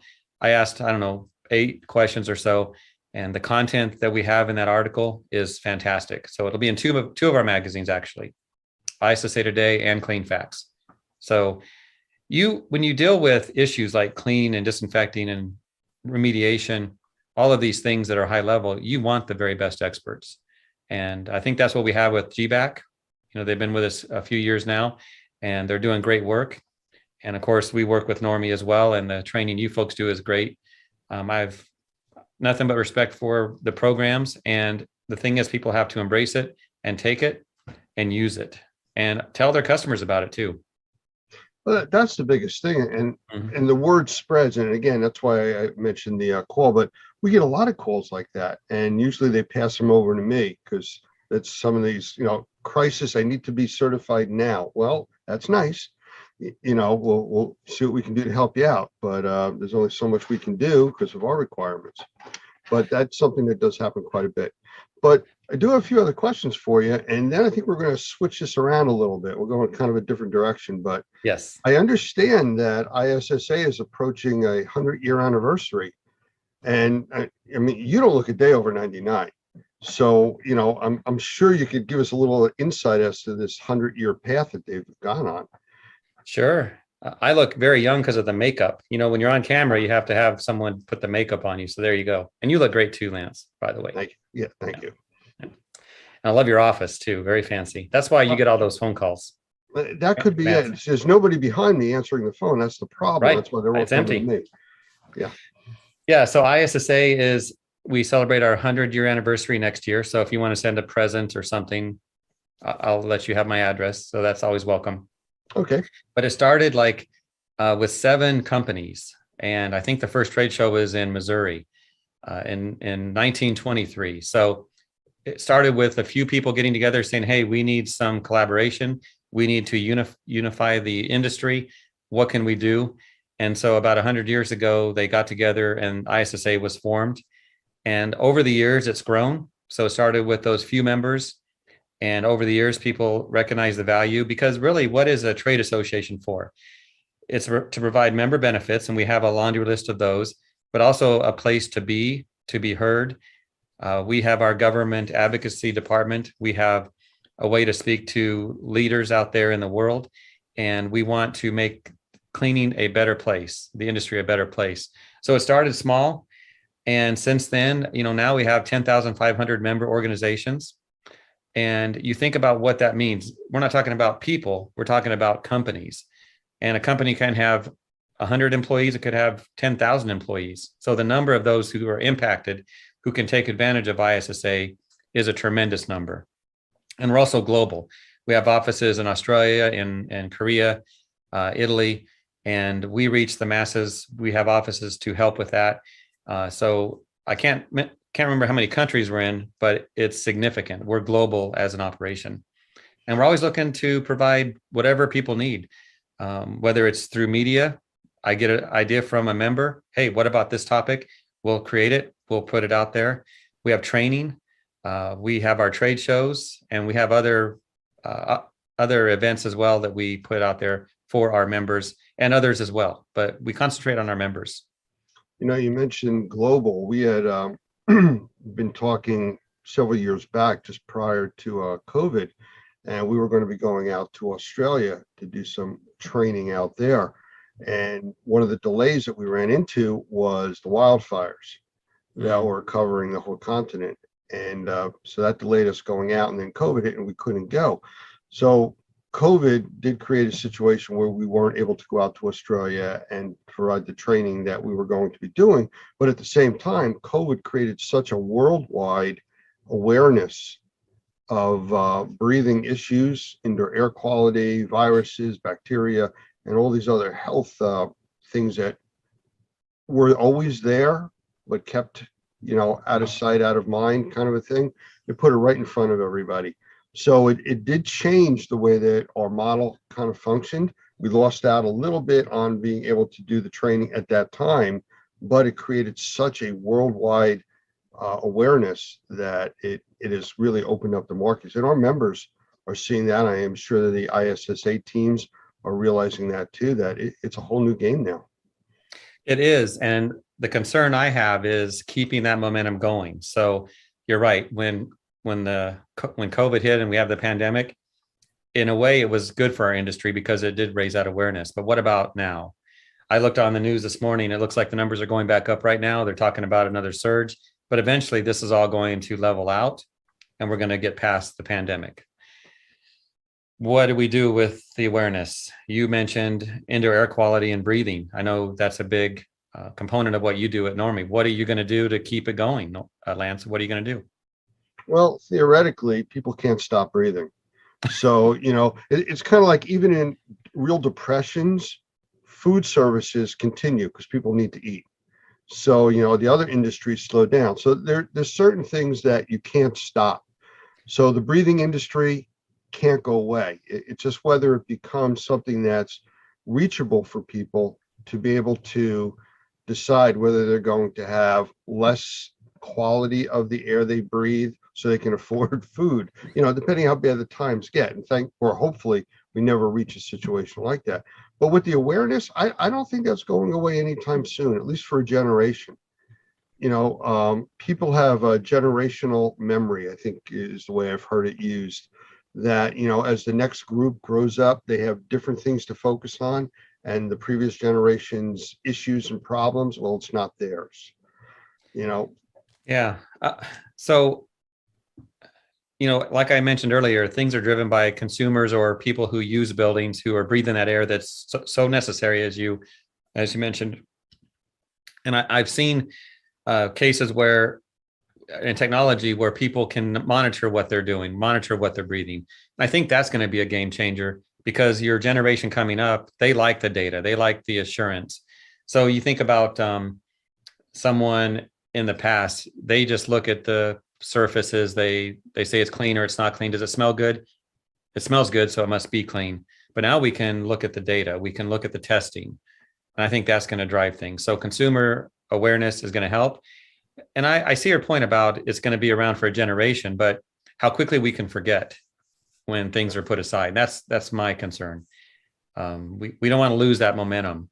So we got to keep that going. You're absolutely right. And you mentioned about the technology and the data. And, we had talked, previously that we're in the process of rolling out an entire monitoring program on a nationwide platform, and eventually it'll go international.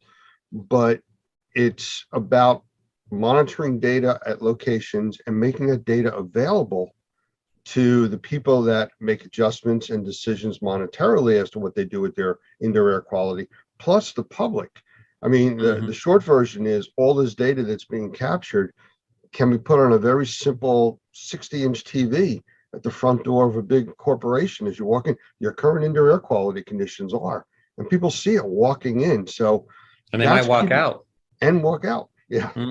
No, that's absolutely correct. It's kind of like the restaurant that you go into that all of a sudden the health department's gone in and given them a C rating instead of that A+ rating. It's like, maybe I'll go eat next door. It's another way of showing confidence in your facility and your ability to keep it clean to the consumer. And again, it's all consumer driven, like you said. So, I mean, this stuff is what's going to keep this going, for some time. Our monitoring program will be launching next month. That is something we've had a lot of excitement about. And I know we haven't talked in a lot of detail with you about that, but it's something that's going to break quickly. The people involved in our beta testing right now, I mean, I've gotten nothing but favorable remarks about it. There's a lot of excitement around it. So I think that's part of what's going to help this education going forward continue. So it's a cool project you're working on. And I have to think that anyone walking into a building and they see the air quality. I mean, when you're on the interstate and you're driving and there's an alert on a sign that says air quality is whatever, you pay attention to that. Absolutely. Why is it low? And what is that fog I'm driving into? So I know you're talking about a higher level product that's going to really show the data, but we do want to know where we're going. And when we get there, what's it going to be like? We have to breathe, as you mentioned, but what are we going to be breathing? Well, that's a funny statement, because you mentioned before about, having the air smell better, and there's things we can do to make the air smell better in our environments. But what you're doing is actually adding VOCs, or volatile organic compounds, chemicals to that breathable air to give it that smell. You're not really smelling roses. You're smelling something that's artificially creating that smell, and you're inhaling chemicals. Are you a myth buster or what? It's just that whole reality check thing. Yeah, it smells good, but what are you really smelling? And is that affecting the air you're breathing? Are you saying in my orange Gatorade, there's no real oranges in there? Doug uses the example of, I'm trying to think, I think it's the FDA that puts limits on contaminants in water. And they say that water containing 50 parts per million of arsenic is acceptable. I don't know. I just leave that question out there. Is that acceptable? You're drinking arsenic? You good with that? Only a little bit. Only a little bit. So, it's that kind of stuff. If you have a choice, I'm sure you would want to drink the water without the arsenic. I would vote for that. Yes. Right. So with indoor air quality, if you have a choice of breathing air that doesn't have the chemistries in it to make it smell better, covering up a real problem, that might be something you would choose. Yes. Agreed. So come put one of those machines in my house and I'll look at the signs and I'll know if I'm safe or not. Okay. We'll talk about that after. I think it's something that this is the right time. That's the only way I can describe it for this type of technology. About 15 years ago, I worked with a company that we had tried to bring a similar technology to the marketplace. Actually, it was using Motorola equipment at the time, and it was using telemetry. That's how far back we're going with the way it communicated. The internet wasn't stable enough. There wasn't enough speed. The technology wasn't there. It was ahead of its time, but the technology wasn't there to support it. 15 years later, wow, now, computers and everything, as far as they've gotten advanced, can handle all this with everything cloud-based. So this now would be the time for this type of deployment. And I think that's where we're at. Mhm. So I'm trying to remember, there was a few things that I did want to talk to you about, other than, basically, the magazines. It's kind of like, what else you got in the works? Any surprises you can kind of like let out or not let out that you can accidentally let out? Yeah, well, if there were surprises, it wouldn't be if I let it out. But no, I can't think of any big secrets to share with you, Lance. But looking forward to trade shows coming up and getting out and meeting people. We've been doing that. We've done a couple of trade shows already, and it was nice seeing people in person. So that's good. No, every day is fun, and I'm always looking for some angle for media. Our video program is doing great. We're approaching 1 million views on that in the past couple of years. So we're no Justin Bieber or some famous rock star that gets millions and millions for each video we do, but we're happy with what we're doing. People are watching just like they do with yours. And it's a small industry in a way, but important people. And so we're trying to make sure we give them what they need. That's the constant thing, always doing that, trying to provide content that is consumable, that they can't get somewhere else is easy. No, you're right with that. So with that, let's flip this interview around a little bit. You're very comfortable in the interviewer type position. So is there any questions you want to ask me? Yes, a few questions, and I am more comfortable asking questions. It's a little easier to do, I think, but I enjoy being a guest on your show, Lance. Very nice. And I've been around a few Normie folks at other training opportunities, so a great group. But tell me, how long has Normie been around? 2004, July 4th, I believe, was the actual creation date. And I've actually been with them since 2006. Okay. And what was the purpose back then? And has that changed over the years? Well, Doug tells the story that prior to Katrina, he had started doing some training on indoor air quality, and it had a lot to do with being able to help with the sales of purification technologies and stuff like that. People being trained and having knowledge of the industry and products make it easier to sell the products. Mm-hmm. So they started doing training. They became a training organization, and I believe it was the state of Louisiana approached Doug to do training for them. And then, a year later, Katrina hit after they had been doing training, and then it just took off from there. Okay. So thinking about the training classes you've been doing, how have they improved? Someone looking in, why would they choose Normie? Well, the training, I mean, just since I've been on board, which is 16 years now, I mean, it was a lower level, intro level into doing indoor air quality and mold assessment, and then touched on mold remediation after that. And that's expanded out by need and want. We went from an 8-hour inspection type class on how to do sampling and create a business model to 3 days training as our basic class now for mold assessment and mold remediation, followed by some really high-end classes, advanced stuff, like a CAIA class or indoor air quality assessor class. It's an advanced course. It's a 2-day, I'm going to say round the clock course, because Doug and I both teach that, and we take a small group into a hotel setting, and we are together for 3 straight days. It's really intense the way that it's taught. We have a few other classes. Michael Pinto is one of the instructors teaching some really high-end classes for us, and a few other people that we are bringing in. So the level of training has exponentially advanced over the last 15, 16 years where we are today. And it's really the industry standard. Mm-hmm. So you think about a company that's maybe getting started, or it's been around a short time. It knows what it's doing. It's got, it's out there doing some work.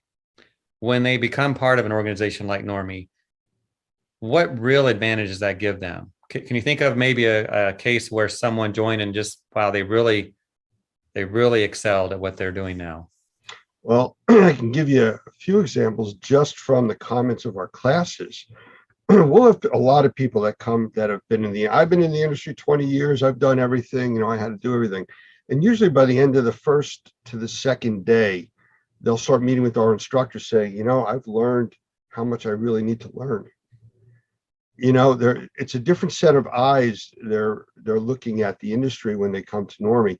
And there's a reason for that. Doug, who actually has created the direction of Normie, has a very, very strong building background. He was a builder. He still has his building licenses in, I believe, Florida. And we look at the industry from a building science perspective, not from a water loss or an event, not from what college classes you've taken, but from building science. And a lot of people that have been out there doing this work never approached it from that specific side. And they start to see that, well, yeah, the building is kind of like a living creature that as things change in the building, so does your approach. And that's how we look at it. And we teach that concept that, you're working with a building that's an entity. And it's very different. It's a different approach. It's a different way of dealing with the problems. And people are very surprised when they see that and say, I never thought of that. Mm-hmm. Have you ever had someone come in, kind of like what you just mentioned, with some experience? They thought they knew what they were doing, and they no doubt did, but they came in with an attitude like, yeah, I got to take this. I have to get the certification to get the jobs. The customers want me to have this. And they had attitude and they changed. They usually become members. and truthfully, because it's different than what they were used to. It's different than the pattern that they've been doing for the last 10 or 15, 20 years. And all of a sudden they see by looking at it with a different set of eyes, different verticals, different prospects that are out there where they can increase their revenue share. I have a good friend that owns a very large air conditioning mechanical contracting company. And for years, I talked to him about indoor air quality, and he's like, I stay in my lane. We're really good. We're a multi-million-dollar company. We stay in our lane. COVID hit, and he started getting the phone calls about indoor air quality and filtration and opportunity, and proactive stuff. And he called me, and I started talking to him. He is fully on board. He sees that there's an entire new market out there for indoor air quality, and it changed his perspective of what they do, which they do very well. And now they've added to it. They've enhanced their product offerings because of looking at it differently. Mm-hmm. So, I mean, yeah, it's very positive when people come to us like that. Yeah. Indoor air quality as an acronym has been around a while, but it's really meant something with the pandemic. Let's talk about mold. Mold is in your name. Yeah. Normie. Mold. Water damage is not. What do you do with those who want water damage training? At the moment, we're actually approved to teach the WRT class. So we do offer that. We have the instructors from the IICRC. They actually come in, they teach that. And we just take that and we go from there with building science to the next step and go, well, the next option would be mold remediation. You've done your water drying, mold is another aspect of that, but so is bacteria. You get all different types of water losses that create all types of, I'll just say in general, pollution problems within the environment. So you go from the water drying to the next piece of mold to bacteria, then you get into more, again, back to the indoor air quality, the bigger umbrella. It's just the starting point that you're at. Mm-hmm. So my last question is, what is going to happen next? What's the next big thing for Normie?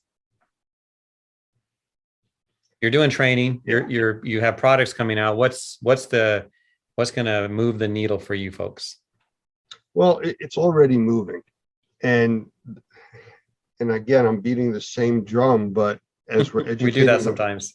Yeah, we're educating the public that it's not just about seeing mold on the wall. I've been asked the question, is that good mold or bad mold? I said, do you want it there? They go, no. So then it's bad.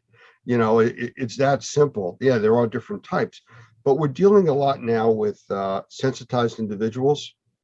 That's become a very, very large piece of the market share. It's estimated about 20% of the population is reaching that classification of sensitized individuals. 350 million people in the US, it's about 70 million people that fall into that category. It's a very large piece, and it requires a higher end of training. You need to know how to deal with these customers and their projects differently than you would from a regular mold assessment or remediation project. That's a big change that's coming. This monitoring program, very big change to the industry. It's going to be awareness. It's the awareness shock factor, I guess, equivalent to asking somebody, how many times a day do you take a breath? Well, I don't know, a few hundred times. So how about 20,000 is the average? No, and you see that shock factor on them, that all of a sudden the reality of what is really happening is there. So the monitoring is giving them a live view, an understandable knowledge base of what's going on in their environment. And now they have the ability to control it. So like that shock value of we spray chemicals to cover up the smell, to how many breaths a day do you take, to now having control over your environment and managing how many breaths you take and the quality of air. That's big, and that's going to continue. So circle back to the sensitivity issue. Sensitivities to what?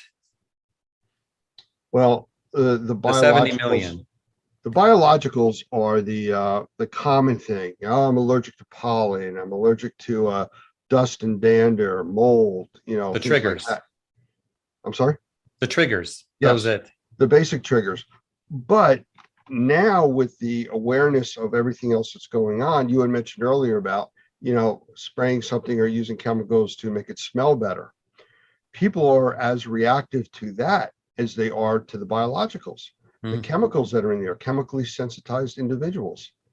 And that's also part of the sensitized program of how do you clean somebody's environment or make it better without making it toxic on the chemical side.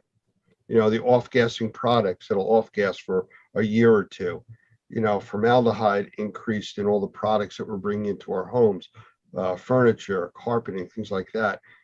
That does affect people. And, it's how to help them, which is this whole new industry. I've heard of formaldehyde in products, and I've heard some say that that's not true. Are formaldehyde used in products that will off-gas in our homes? Heavily.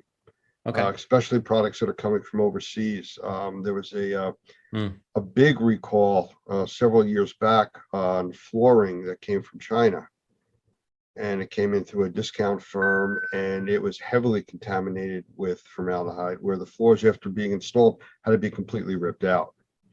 So yes, it is a thing. FEMA, I believe, had an issue with the emergency trailers that they brought in for Katrina. They were contaminated with formaldehyde. And I'm saying contaminated, not like somebody sprayed formaldehyde in there, just the materials that were used to build it were treated with formaldehyde as preservatives, but they continued to off-gas and the trailers were unusable. And that can be monitored. That can be detected through technology. Yes, it can. Actually, the monitoring program that we're doing has a formaldehyde sensing module in that. So it will give you ongoing readings of that.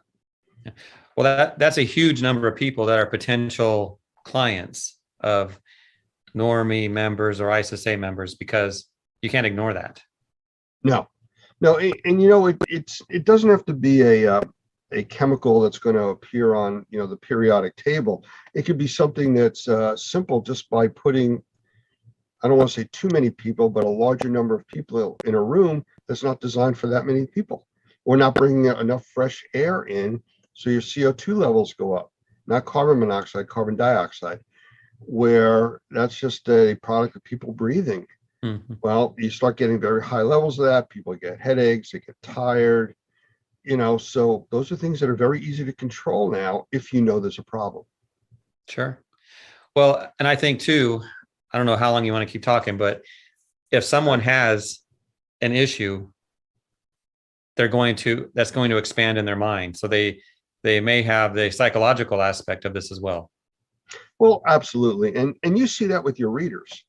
you know, I'm sure you're getting feedback from people when these articles come out, you know, how many, and you can tell just by the numbers of how many people are actually opening your media and stuff like that, Mhm. that there's a great increase there. I mean, you have to be seeing that, you know, especially when these things come out with these hot topics. Again, like you go back to indoor air quality, you know, or mold or viruses, as soon as these words pop up, you know, I'm sure your readership goes, you know, much higher on those articles. They're definitely searched for more. That's true, and opened through emails and on our digital publications. Yeah. All right. Well, I'll tell you what, we've chatted a bit. I've interviewed you, you've interviewed me, you know, unless we pull somebody else in the room. I think we're good for now, but I've enjoyed this. Yeah. We may have to do this again, and we'll do the dual interview type of thing here. Well, and from this conversation, Lance, we need to do something in media about that 70 million people. Absolutely. The opportunities Absolutely. there, the need for training to address those concerns. Yeah, I mean, and it is true. I mean, I'm sure anybody that's going to be seeing this has to know somebody that has allergies or is going for allergy shots, or for some reason their breathing condition has changed or their health has changed recently. It could be as simple as the new carpeting they brought in the house, you know. Yeah, So, that kind of yes. person, there's one 30 feet from me. So Yeah, there you we go. all do know someone. Yeah. All right. Well, I All right, appreciate Lance. you being here. Thank you for taking the time. And again, it was enjoyable. And Yeah, thank you. hopefully we'll get some really positive feedback from our members about this, and more people taking on to Clean Facts. I only want the positive. Don't tell me the negative. No, there tell me won't everything. There's not going to be negative. So stand by a second, would you? Yep.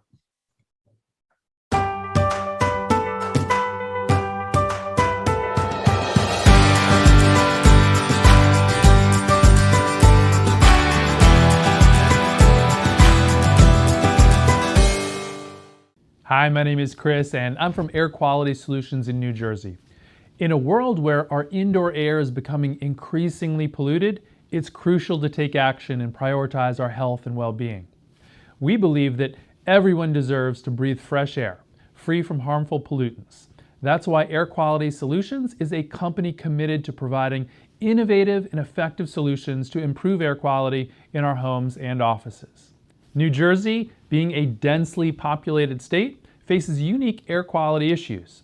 From industrial emissions to vehicular pollution, these factors can have a significant impact on our health, leading to respiratory problems, allergies, and even long-term diseases. At Air Quality Solutions, we understand the urgency of this issue and strive to make a positive difference. Our team specializes in assessing, analyzing, and implementing solutions tailored to your specific needs. We have the knowledge and expertise to ensure that you breathe cleaner and healthier air. As a member of NORMI, the National Organization of Remediators and Microbial Inspectors, and a follower of the NORMI professional practices, we look forward to working with you to improve your indoor air quality. Our goal is to provide healthier, safer, and cleaner indoor environments. I want to welcome my next guest, Max Krohn, to our broadcast here today. And Max comes to us from outside of our normal network of contractors, but he offers a service that's kind of unique, and I'd like him to explain it to people. So Max, if you would introduce yourself and tell us a little bit about who you are, and the company is Benchmark, I believe. Yeah, thanks, Lance, for having me. My name is Max Krohn. I'm with Benchmark Payments. We're a payment provider, payment processor of both credit cards and ACH payments, or e-checks. And we've been working in the home services space for like the last 7 years, found a lot of success in it. And I kind of stumbled upon NORMI from being in the carpet cleaning world and a couple recommendations. And then I found Doug was in New Orleans, which is also where I'm based. And I figured it'd be a great connection to reach out and start offering my services to NORMI members as an added benefit. Well, I appreciate you being here with us. And, you know, we talked a little bit, and you had said something that really piqued my interest. And I think it will for the people watching this too. Basically, you said that merchants, contractors are basically losing money with credit card services. Can you help me out with that a little bit? Because that piqued my interest. Yeah, every single day. So as you know, every time you swipe a credit card, it costs about 3% of the total transaction volume. That's 3% average. If it's a debit card, it's a little less. If it's a signature business credit card, it's going to be a little bit more, maybe up to 4%. And so on an average $100 transaction, a merchant is only keeping like $97 and change. So let's say they're operating on a 10% margin between they're buying a product and they're reselling it as part of their service. Like maybe they come in, do some repair, and they take a part and they resell it at a 10% margin. Adding that 3% back in adds 3% back to that bottom line margin, increasing it by 30%. So you add 3%, but from 10% to 13 is a 30% boost. So there's a huge opportunity that merchants are missing out on in increasing their bottom line and increasing their margin and really growing their business, because at the end of the day, there's only so many things you can do to really control your growth in business. And a lot of it is putting money into marketing or hiring, all these really time-consuming activities. Whereas if you're saving credit card fees, you're immediately putting that back to your bottom line within, the next time you swipe a payment after, you start working with my type of company. So, I know the example you just gave about like $100 purchase, but, in our industry, we're doing remediation work, we're doing assessment work, and we're looking at large ticket prices. I mean, doing an assessment at $1,200, $1,500, all of a sudden you look at that fee that comes out, that's huge. That, $50, $60, $80 in, credit card fees just to make the sale. Exactly. And it just starts to add up. You at the end of the year, especially now, a lot of businesses are doing their taxes for the year, and they started doing it towards the end of December. And I'm getting a lot of calls with people that are saying, you're right, it's way higher than I thought it was. I'm losing, $400,000 a year, losing $100,000 a year just to banks for the credit card fees. And there you go. How can we fix that? And so then how can we fix that? What can they do? So the program that I've been selling the most, and it's because my customers want it, is the ability to pass the credit card fee on to the end user. It started off maybe 10 years ago, only in the nonprofit world, and gas stations were the first. And then it got approved with a couple bills were passed. There was some legislation that happened, some lobbying, and now in all 50 states, and actually just now in Canada since October of last year, it's completely legal to pass the credit card fee onto the customer. And as long as you give them an alternate way to pay, like cash, check, ACH, everything is great, because you have two kinds of customers. Ones that are fine paying the credit card fee because they want the convenience.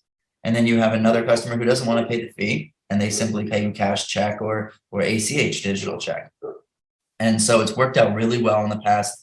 I would say in 5 years, it's really gone mainstream. I imagine a lot of people who are watching this have heard about it, and they've been thinking about it, and they have questions about it. And that's exactly why I think this conversation is so important right now. Businesses are looking to save as much money as they can.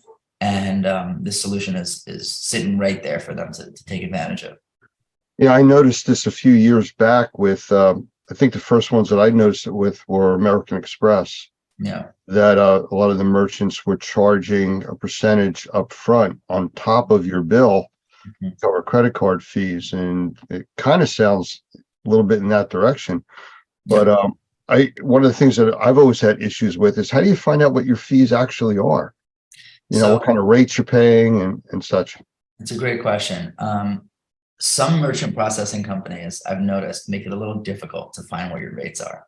And the reason is they don't want you knowing what your real rates are, or if you're going to do a comparison to somebody else, they want to make it hard for you to even find, to send them like a merchant statement generally is what I take a look at to do an analysis. So certain companies, like I got a statement back from Square yesterday from a merchant, and they don't really have a merchant statement. I did some Googling and I was like, is this right? Did he send me the right documents?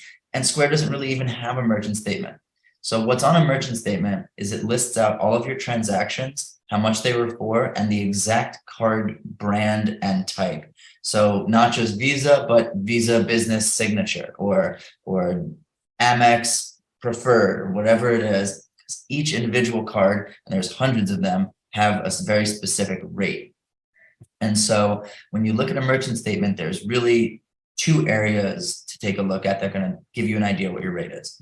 One is what's called the effective rate, which is the most general way of looking at it, where you take the amount of fees that you paid and the amount that you had taken in, your revenue, you divide them and you get X amount, usually around 3%. So like, let's say, you know, you were paying 3% and you did $1 million in business,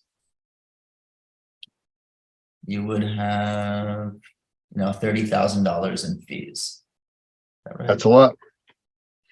Yeah, that's a lot. And so passing the fee on to the customer and giving them the option is this. I mean, some people say, hey, I don't feel comfortable passing the fee. And I go, you don't feel comfortable yet, but once you try it, you will. And so a lot of people kind of hop in that way. But so that's the general way, the effective rate. The way that I do an analysis is a little bit more in depth. I look at it for each card type and each card brand. And what that does is I compare that to kind of like a base. And if I see any of the percentages are significantly higher, you might be paying more for all the business cards you take. Let's say you do, you know, a lot of contracting work, business to business, and the person who's paying you is another business. You might be overpaying on those rates. That's something I see that's very, very common. Reason is there's a system out there called Level 2, Level 3, and that reduces business card transactions interchange rate. I know there's a lot of lingo in there, but basically a lot of people overpay specifically when taking business cards. And that's a huge area that I'm able to reduce payment fees. Well, what's the difference between the effective rate and an interchange rate? Because now you're throwing some terms out there that I'm not familiar with. Yeah, so the effective rate is all of the fees that you pay to process a credit card combined. Interchange is just the fee that you pay bank to bank. It's kind of, you can kind of call it a bank fee. So you have the bank who issues the card and collects the payment at the end of the day. Then you have what's called the plus. So you have interchange. That's a rate that's a little bit more difficult to change. And that's why business cards do really well when we, businesses that take a lot of business cards do really well with us because we are able to shift the interchange rate lower. The plus side of it is a little bit more variable, and that depends more on the issuing card type. And so sometimes they're as high as 50 basis points over interchange. Sometimes it's 10 basis points over interchange. But generally, I can reduce the plus part by about 50%. And interchange, depending on if it's business or not, 10, 15, 20%. But again, if they wanted to pass the fee to their customer, it reduces it 100%. So effective rate takes into account if there's monthly fee, if there's any chargebacks and there's chargeback fees, if there's insufficient fund fees, if there's a gateway fee, if there's a terminal that they're renting the big card swiper a month for $20. Effective rate takes all of the interchange, the plus, and any of the additional fees and adds it all together to create an effective rate. So sometimes what happens is credit card companies get you by saying, oh, we'll take credit cards for you at 2.5% or 2.8%. That sounds amazing. That's a great rate. But then you look at your fees and it's $100 a month to be on that program. And so they just shifted where the money is so that the credit card rate looks lower, even though at the end of the day, your effective rate is still around 3%.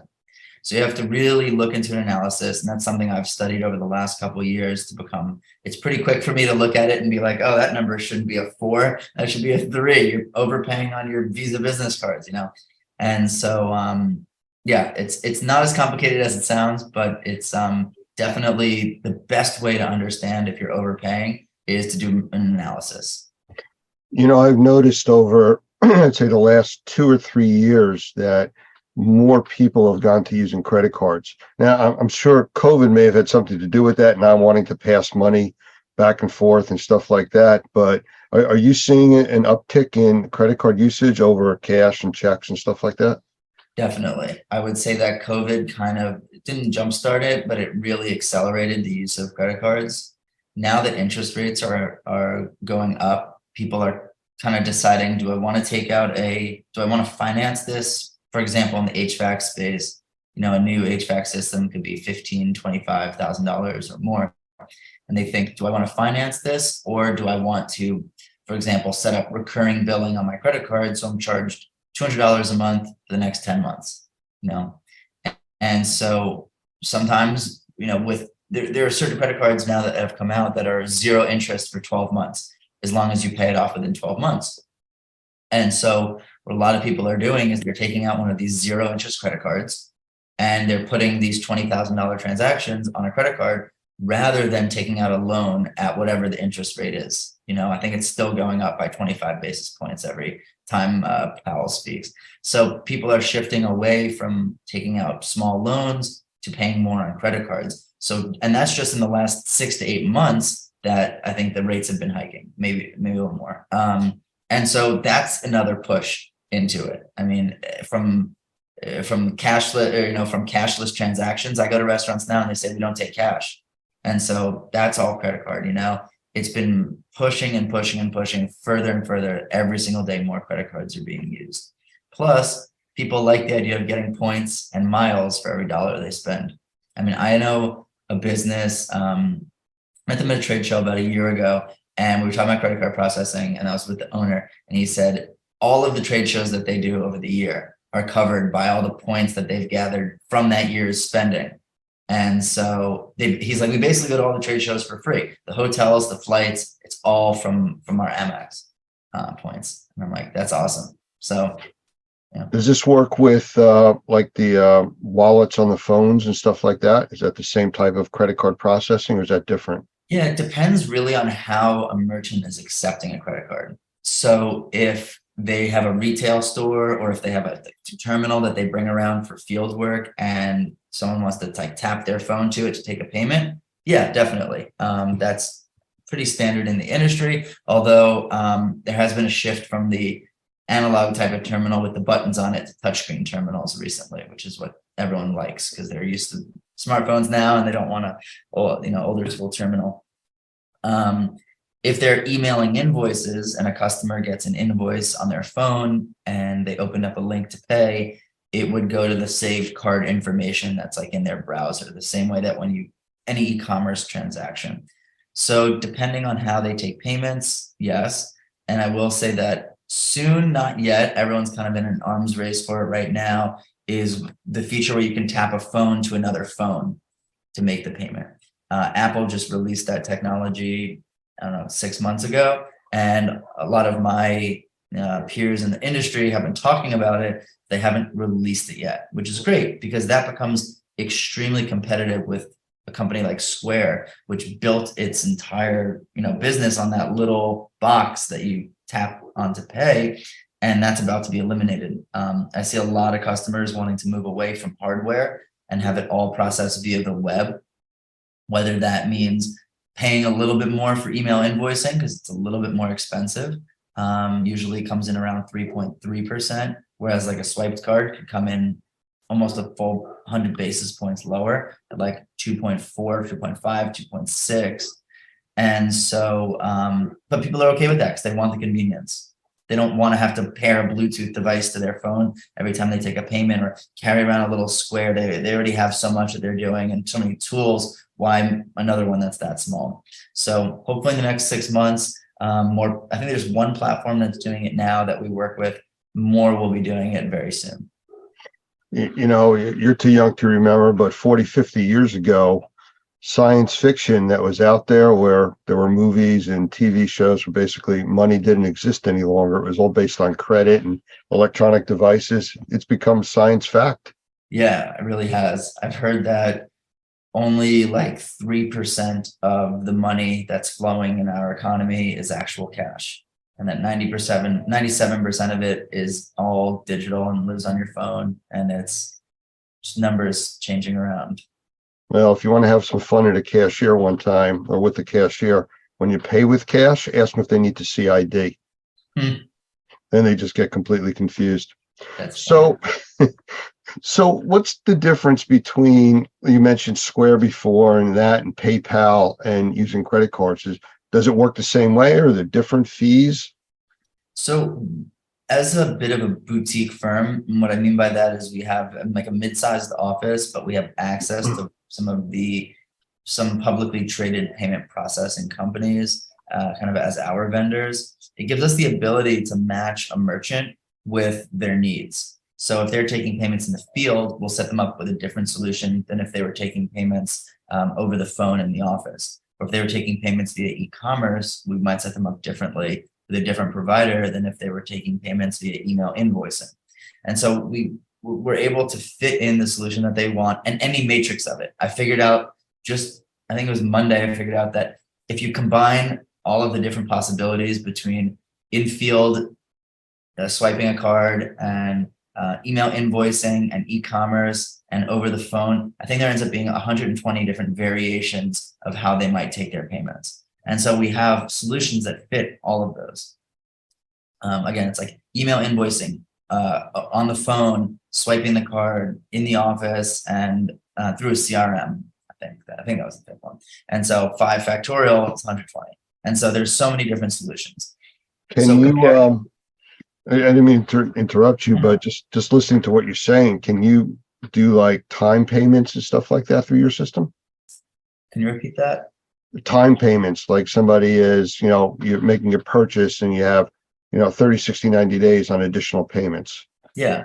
So certain the platforms that are like more shifted towards e-commerce don't, because that's, on the spot transactions. But when you're looking at emailed invoicing, there's definitely solutions that do that. And then they also have text to pay. So you can text them or email them the invoice, and then, it says the net time at the bottom. One of the things I noticed with PayPal, and because I've used them for years, I've used several of the other ones just trying them. They do a guarantee when they approve a purchase that even if the customer reneges on paying, you're still going to get paid. Is there any kind of fail safes in the system for that?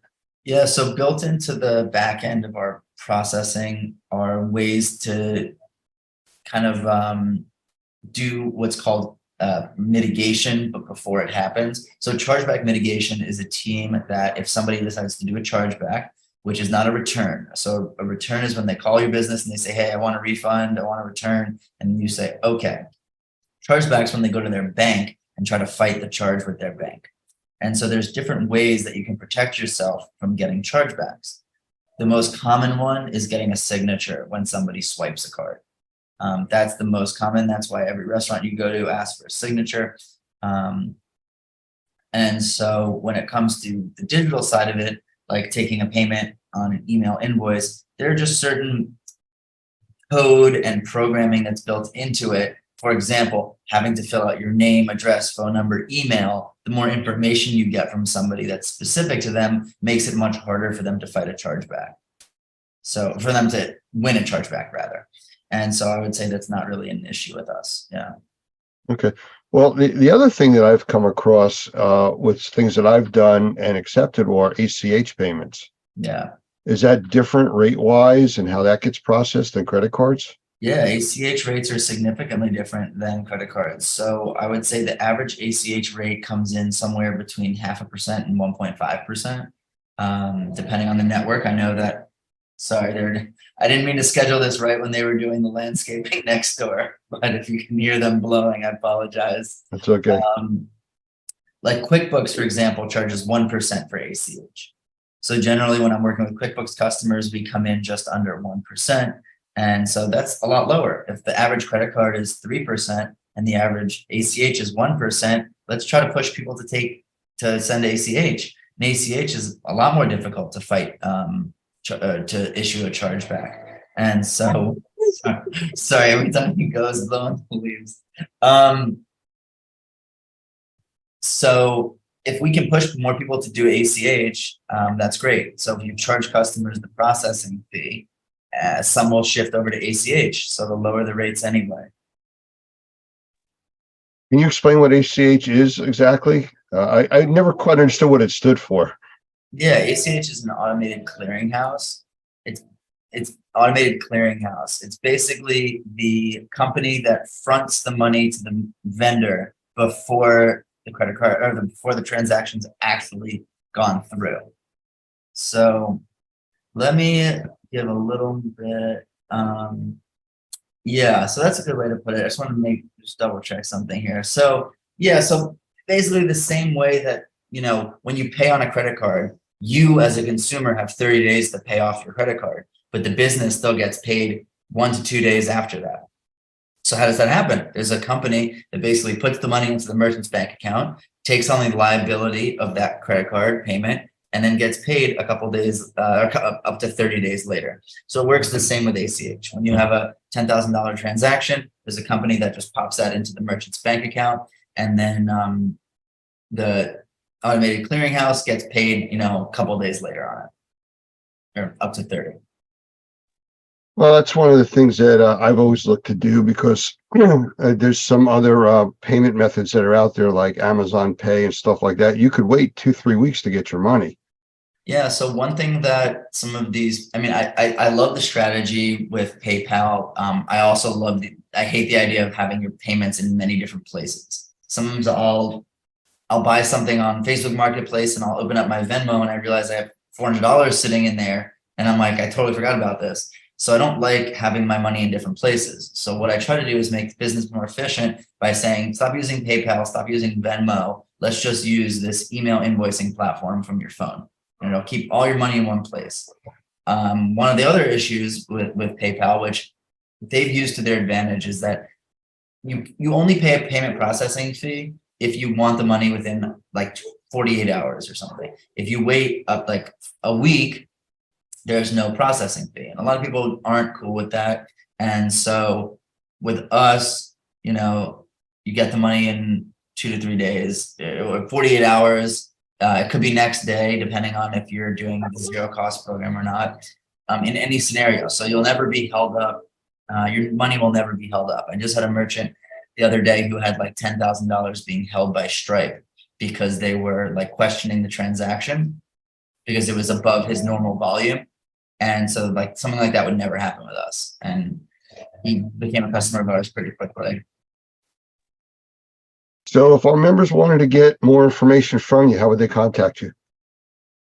So the best way to contact me is my email, which is maxcron, MAXCRON @govpn.com. I can put that in a message to you if you wanted to with the post, or myself, 516-448-4768. I'm happy to take a look at a merchant statement, kind of do an analysis over the phone and point out the areas that are overpaying. Okay, well, I do appreciate you spending the time with us. We're actually going to expose our membership to this, and we'll see what kind of reaction we get. I know everybody's always concerned about the credit card fees. That's one of the big things, and it sounds like it's a probable, or go beyond possible solution for some people that it could make a big difference in their businesses. Yeah, and that small percentage does make a difference. Yep. And what will happen is a lot of people are going to start thinking about passing the credit card fee to their customers. They want to see some other people do it first, and then some brave people will be the first of the group to do it. And then in a year or two from now, everyone's going to be passing the fee. So it's not a question of will you do it? Will you pass the fee to the customer? It's when will you pass the fee to the customer? Are you going to wait another year to start saving money, or is it something you want to take action on, sooner? So I think that, there's a lot of money to be saved, a lot of money on the bottom line that people are missing out on. And obviously we do what's called traditional processing, where we just save on fees, not just pass the fee on to the customer. But eventually all my customers switch over to passing the fee. They're always nervous. They always go, well, my customers give me pushback. Will I lose business? And I always do the math with them. How much business would you need to lose the amount that you would save? It's like $1 million, for example, is $30,000 worth of processing. How much, if your average ticket's $1,000, you have to lose 30 clients over a year to just break even. So we end up doing the math, and they're like, you're right. So people love the program once they start it. So. All right, very good. Well, we will possibly do another one of these sessions down the road, especially if we get a lot of questions about it. And we'll see where that goes. Awesome. Yeah, I'd love to do a live Q&A or do a live walkthrough of a merchant statement with a specific customer. Maybe they want to hide their financials, but some people are open to that. But yeah, thanks for having me, and I'd love to do this again in the future. All right. Thank you very much. It's been a pleasure having you here. Thanks so much, Lance.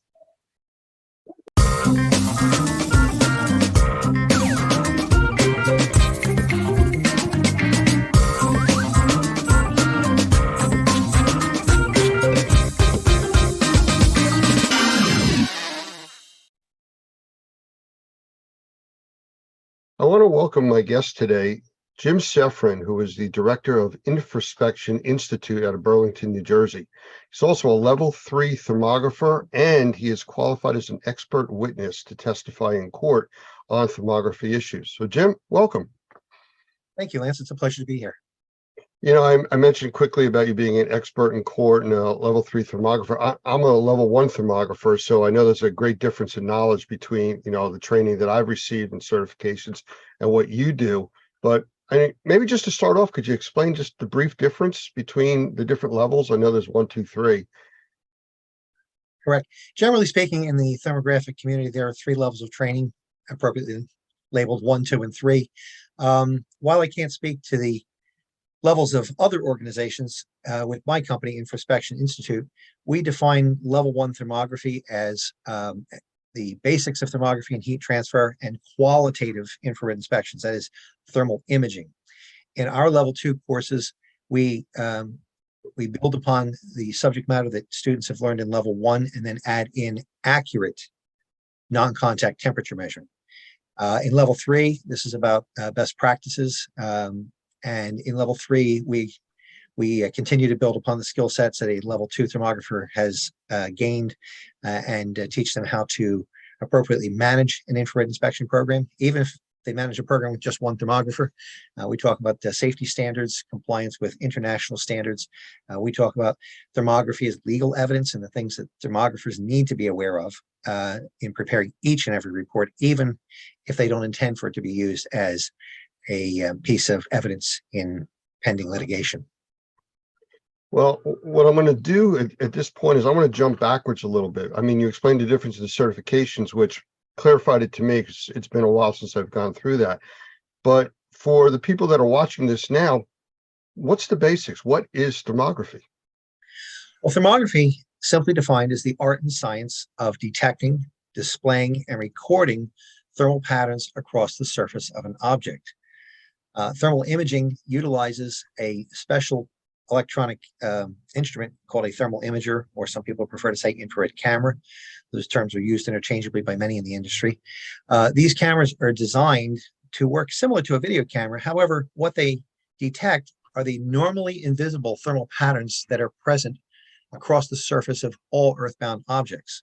So with a thermal imager, we are looking to detect, display, and document the thermal patterns across various structures, objects, processes, or even people at times. My understanding from when I went through the course and the way I've explained it to people in the past is that regular photography is what the camera sees, visible light. What the thermography system is looking at is heat, and it creates an image that your brain can process. That is correct. We as humans have evolved to see visible light, something we're all familiar with. Infrared behaves similar to visible light, and it is given off by all earthbound objects. So it's the heat that's given off or radiated or emitted by an object that the infrared imager sees and then turns into a graphic representation in the form of a video image, which appears on a monitor screen. Depending upon the instrument's settings and its sophistication, the imagery that appears on the monitor screen of a thermal imager may be either monochrome, or black and white if you prefer, or it may be multicolor, wherein the various shades of gray or colors represent the thermal patterns across the surface of that object. I mean, it sounds technical and I understand what you're talking about, but for people that aren't really familiar with it, how would you do thermography or thermal imaging? Maybe that would explain it a little easier. Sure. Well, thermal imaging, once you know the basics, is relatively straightforward. If you can operate a video camera, you can probably operate a thermal imager. The equipment has become extremely user-friendly and far more sophisticated than when I got started nearly 40 years ago. You simply, under the right conditions, point your imager at an object, and the thermal imager produces a real-time image of the thermal patterns across the surface of that object. The important thing to note is that although thermal imagers operate similar to daylight cameras or daylight video cameras, there are some differences. For example, thermal imagers will not see through glass or plastics. In fact, they won't see through any solid material. So what you see on television, like programs like NCIS New Orleans comes to mind, where law enforcement is routinely pointing a thermal imager at a building and they're seeing the suspects moving around inside. Well, it's clever and entertaining for the TV program. It's wholly inaccurate. No thermal imager sees through solid walls or glass or nominal thicknesses of plastics. So the black helicopters with the thermal imaging cameras can't see into your house from, 2 miles up? Not to my knowledge, they can't. Okay. Just wanted to clarify that for everybody. So our industry, indoor air quality, which is a big umbrella over mold assessment, mold remediation, flooding, biohazard cleanup, all different verticals. How do you see this working in, let's start with the indoor air quality or assessment industry. Well, the thermal imaging, first of all, can be applied to any situation where knowledge of thermal patterns across the surface will provide meaningful data about that system, object, process, or structure. Thermal imaging is routinely used in maintenance for inspecting electrical systems to detect hotspots, machinery to detect the defective bearings, high temperature applications to detect the defects in refractory or locate underground pipe leaks associated with steam leaks or high temperature hot water. It's used routinely to inspect flat roofs on buildings and also to look at buildings for energy loss. So here in all of these applications, knowledge about a difference in thermal patterns can help point out where there is a problem. Thermal imaging is also used for indoor air quality as a very powerful adjunctive tool where we can use it to assess things, help assess things like airflow or temperature of air being supplied to a living space or occupied space. Now, harkening back to something I said earlier, thermal imagers detect thermal patterns across a surface. It's important to note that air does not have a surface. So what we're looking at would have to be the registers supplying an occupied space or the heating units themselves. So you may look at baseboard heat exchangers or radiators or the air supply registers that are located in occupied space and look for temperature differentials there. The other place where thermal imaging can be used as part of overall indoor air quality would be to detect evidence of latent moisture associated with wet building materials. This could be drywall, could be acoustic ceiling tiles, or carpet. These things readily show up to a thermal imager when wet and the water is actively evaporating. Yeah, you just mentioned a moment ago about, air not having a surface, but I've used thermal imaging to look at temperature stacking in a room where that's multiple levels where the air is not really circulating. And you can actually see not the air, but you can see its effect on the walls. That is absolutely correct. And I'm okay with a layperson saying that you can see differences in air, but I want your viewers to know that there's a subtle difference, but a very important one, and you've pointed that out. So if an occupant of an occupied space wanted to refer to we're seeing air temperatures, I'm okay with it. I'm not going to correct them on the spot. But for those who are trained, they know that we cannot see different temperatures in air, but you can see the influence or effects, and that is toward the bottom of a wall. It may be particularly in the winter months, maybe cooler toward the bottom and then get warmer, a wall surface get warmer the higher you go within the room.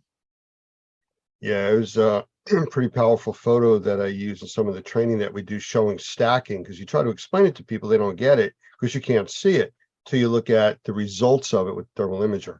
And it definitely speaks volumes. So what kind of limitations are there on the thermal imaging equipment, at least that's available now?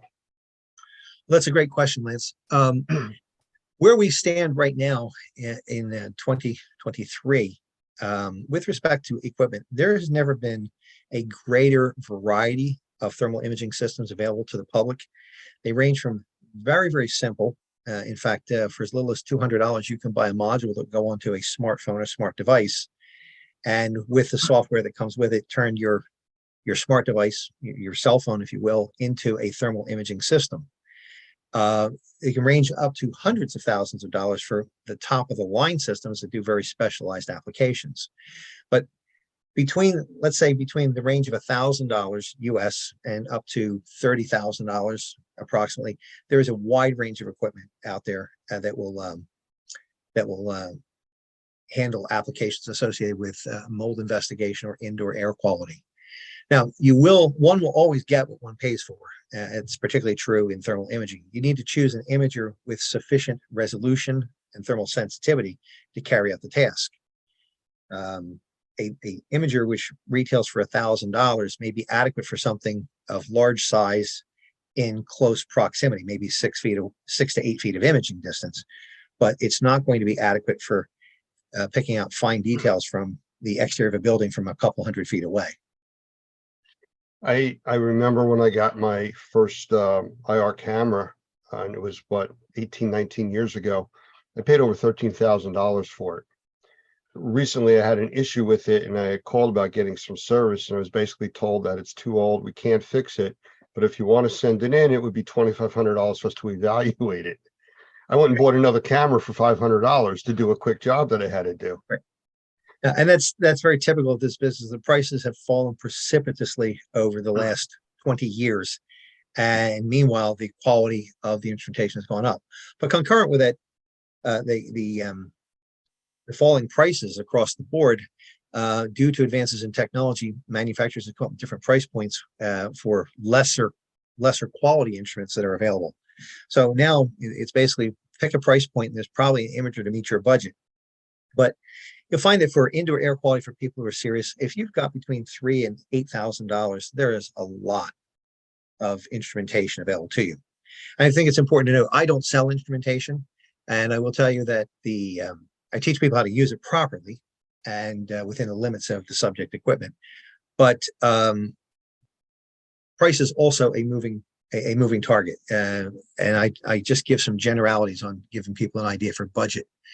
Our family of companies have just acquired at least 3 imagers in the last year, and I think we bought equipment that was around $15K by the time we were done, because we added additional lenses so that we would have different fields of view with the same instrument. It gives us greater capability. But that's probably more horsepower than people need for your average indoor air quality inspection. Well, that was one of the things that I considered when I bought my camera years ago, that I was a level 1 thermographer, and I was basically looking at heat patterns on surfaces for mold assessment, mold remediation, indoor air quality issues. But I went for the better camera. It was a few $1,000s more, because if I went further on in the industry into temperature measurement for engineering purposes and design and stuff like that, I would have had to go out and buy another camera to do that if I didn't get the upgraded one. So I took that into consideration. You know, I bought the Lamborghini to drive to the grocery store to get the loaf of bread instead of the Volkswagen. But, you know, at the time, it made more sense to me to do that. Absolutely. And we are faced with a similar thing here within our family of companies, where we oftentimes are looking not only at what is our most immediate needs, but what could we do additional with this instrumentation. So we tend to buy a level or two above our most basic needs always. I got to get into the weeds on a question here that it was a big thing quite a few years back, where a lot of the cameras that were being produced couldn't be exported out of the United States until the manufacturers made a change in the speed of the cameras. Is that still an issue? Let me take apart I think it was 2 questions. So let me take each one in turn. What you're referring to are regulations on the import or export of infrared technology. And what you are at present, back then and still to this day, if you have an imager with a frame rate of 30 hertz, which is considered real time, you cannot export that or take that instrumentation beyond the borders of the United States without authorization from the U.S. Department of State. If you do, you can wind up in very serious trouble. In fact, it's a felony. The change that you are referring to is that some manufacturers came out with imagers that had a frame rate of 9 hertz. 9 hertz is not considered real time, and it is not covered by such restrictions. Those can be exported readily without an export license. Now, the difference between a 9 hertz imager and a 30 hertz imager is if I were holding a 30 hertz imager right now and I were to pan it across the wall, I'm going to see a real-time image with no smearing, no ghost trailing. However, if you have a 9 hertz, depending upon how it's put together and its processing of signal. As you move quickly, you might get a comet trail or smearing until the imager slows down or you hold steady. So 9 hertz there's nothing wrong with a 9 hertz imager. Hundreds of thousands of these instruments have been made and used here in the US as well as throughout the world. But a 30 hertz imager is an imager where if you're doing a lot of things in motion, or you're walking, or you don't want to have to move as slowly as you pan across a wall, then a 30 hertz imager would be for you. So I would caution anybody who has an imager that if you were looking to do any work outside of the US boundaries, that you make sure that you understand the rules before you take it out, or get permission if you have a 30 hertz imager to take it beyond the borders. I guess the quick question that people are thinking about is why, and my understanding was because of it could be used as a targeting system for weapons. It has to do with military technology. It's considered a high-end technology. It has military uses, and there've been a couple of instances where people have been up to no good, have tried to take sensors outside of this country, and they've gotten detained at the borders by law enforcement authorities. So I'm always mindful of this, because if I'm going to the big house for any reason, it's not going to be for taking an infrared camera across U.S. lines. It'll be for something worthwhile, I promise you. I actually got stopped once going through TSA security with a camera. They saw the case. It looked like a handgun case. They wanted to search it. They opened it. They searched it. They wanted to swab it, with gunpowder residue detection and stuff. And it was fine. They had no idea what it was.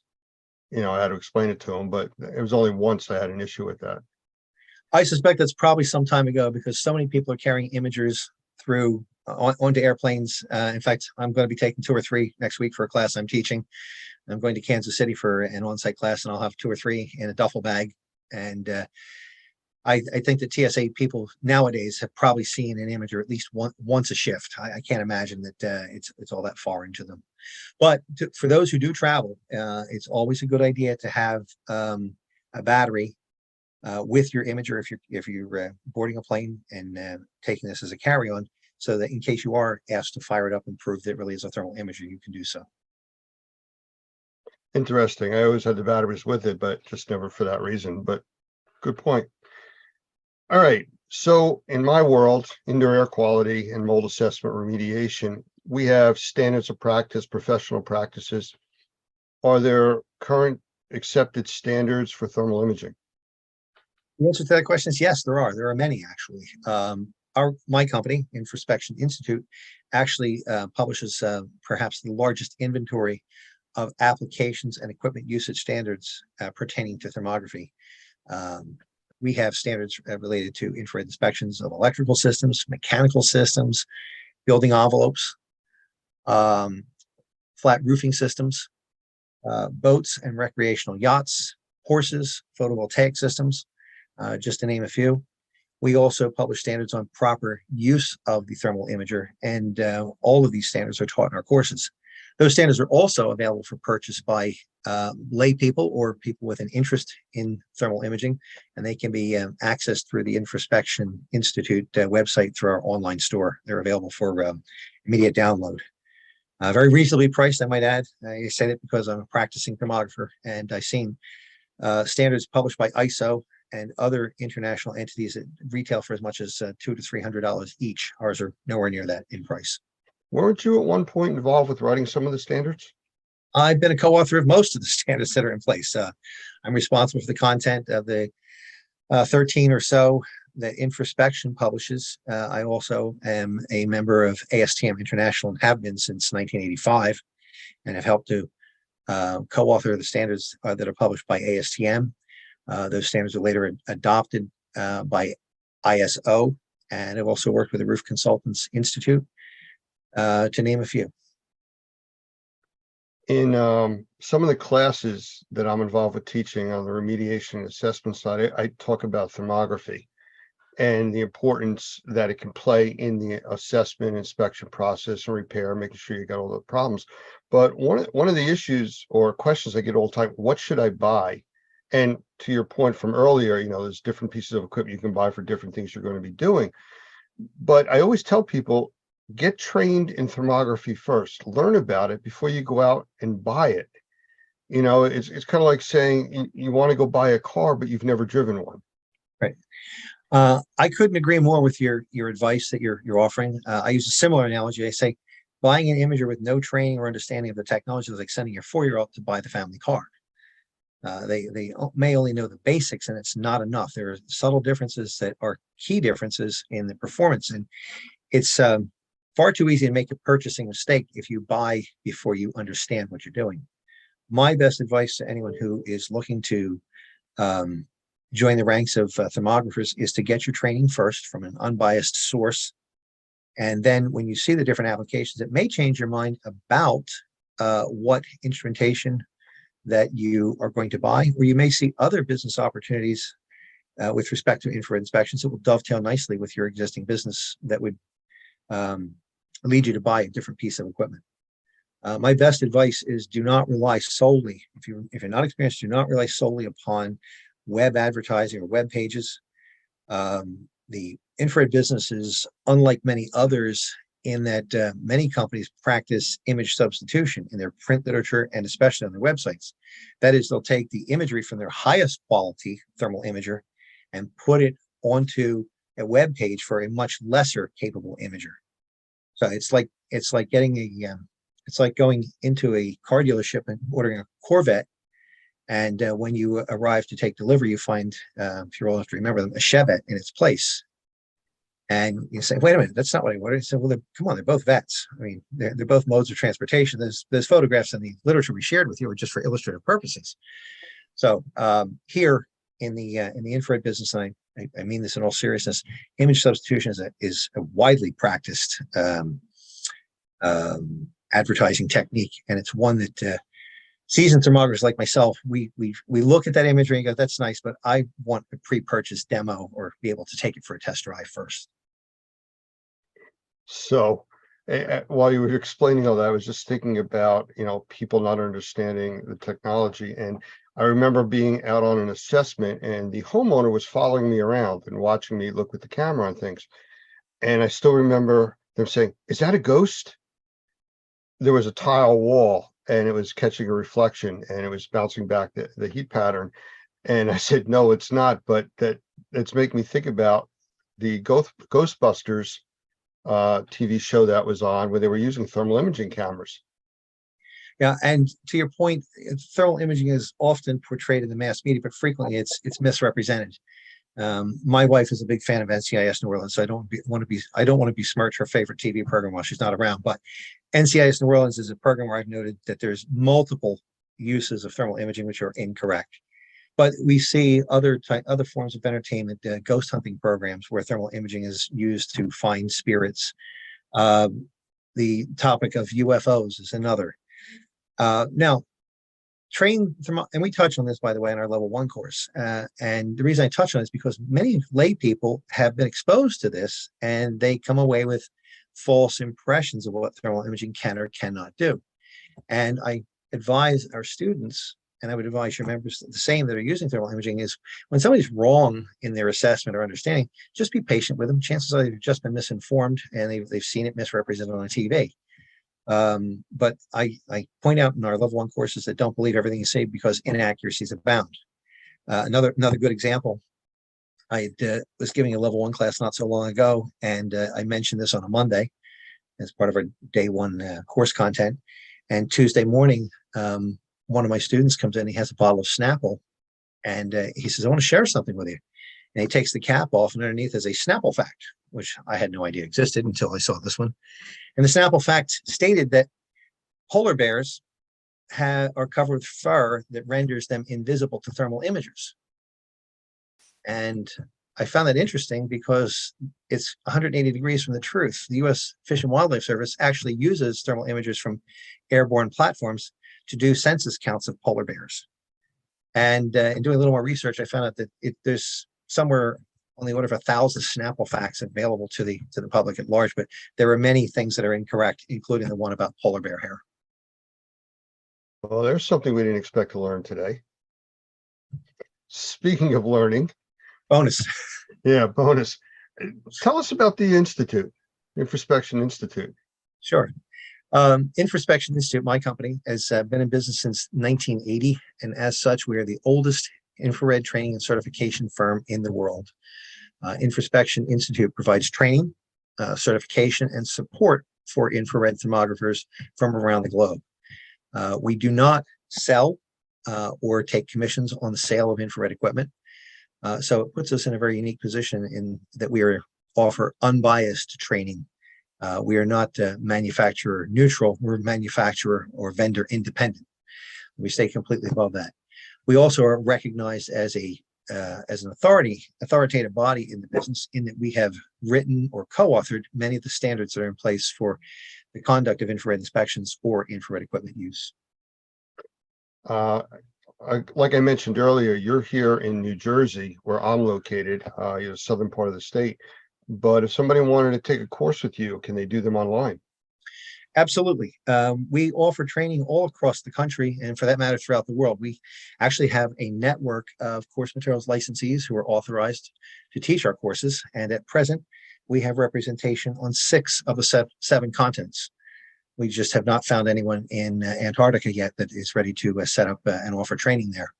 But we have live instructor-led training available on 6 of the 7 continents. And we also have the world's most comprehensive inventory of distance learning courses for thermography. Those courses are professionally produced, and they are available as recordings, meaning that they are available to a student 24/7. And a student can go back during their subscription period for training, can go back and see those recordings as many times as they like.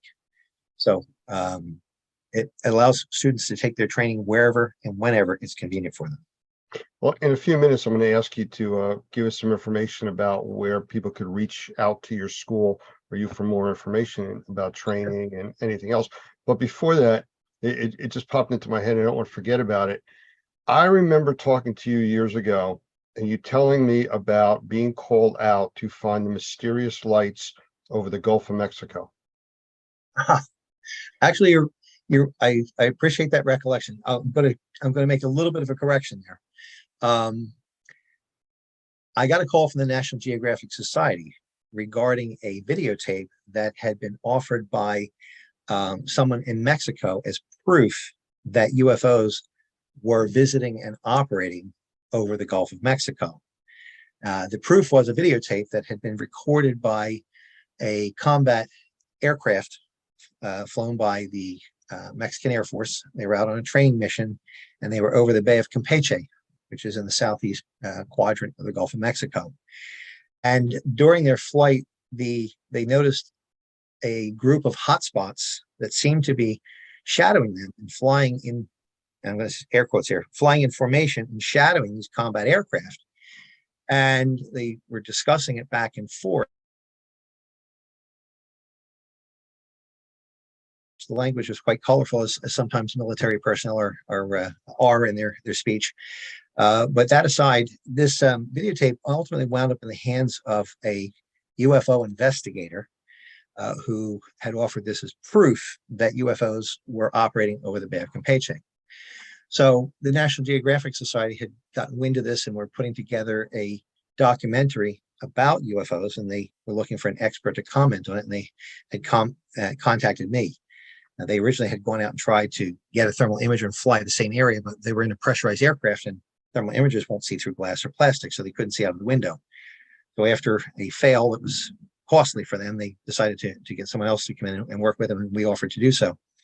And after reviewing that videotape, we came up with an alternate theory of the source of the hotspots in the video, and that was that these hotspots were more likely caused by the presence of oil and gas exploration platforms operating in the Cantarell oil fields, which is in the Bay of Campeche.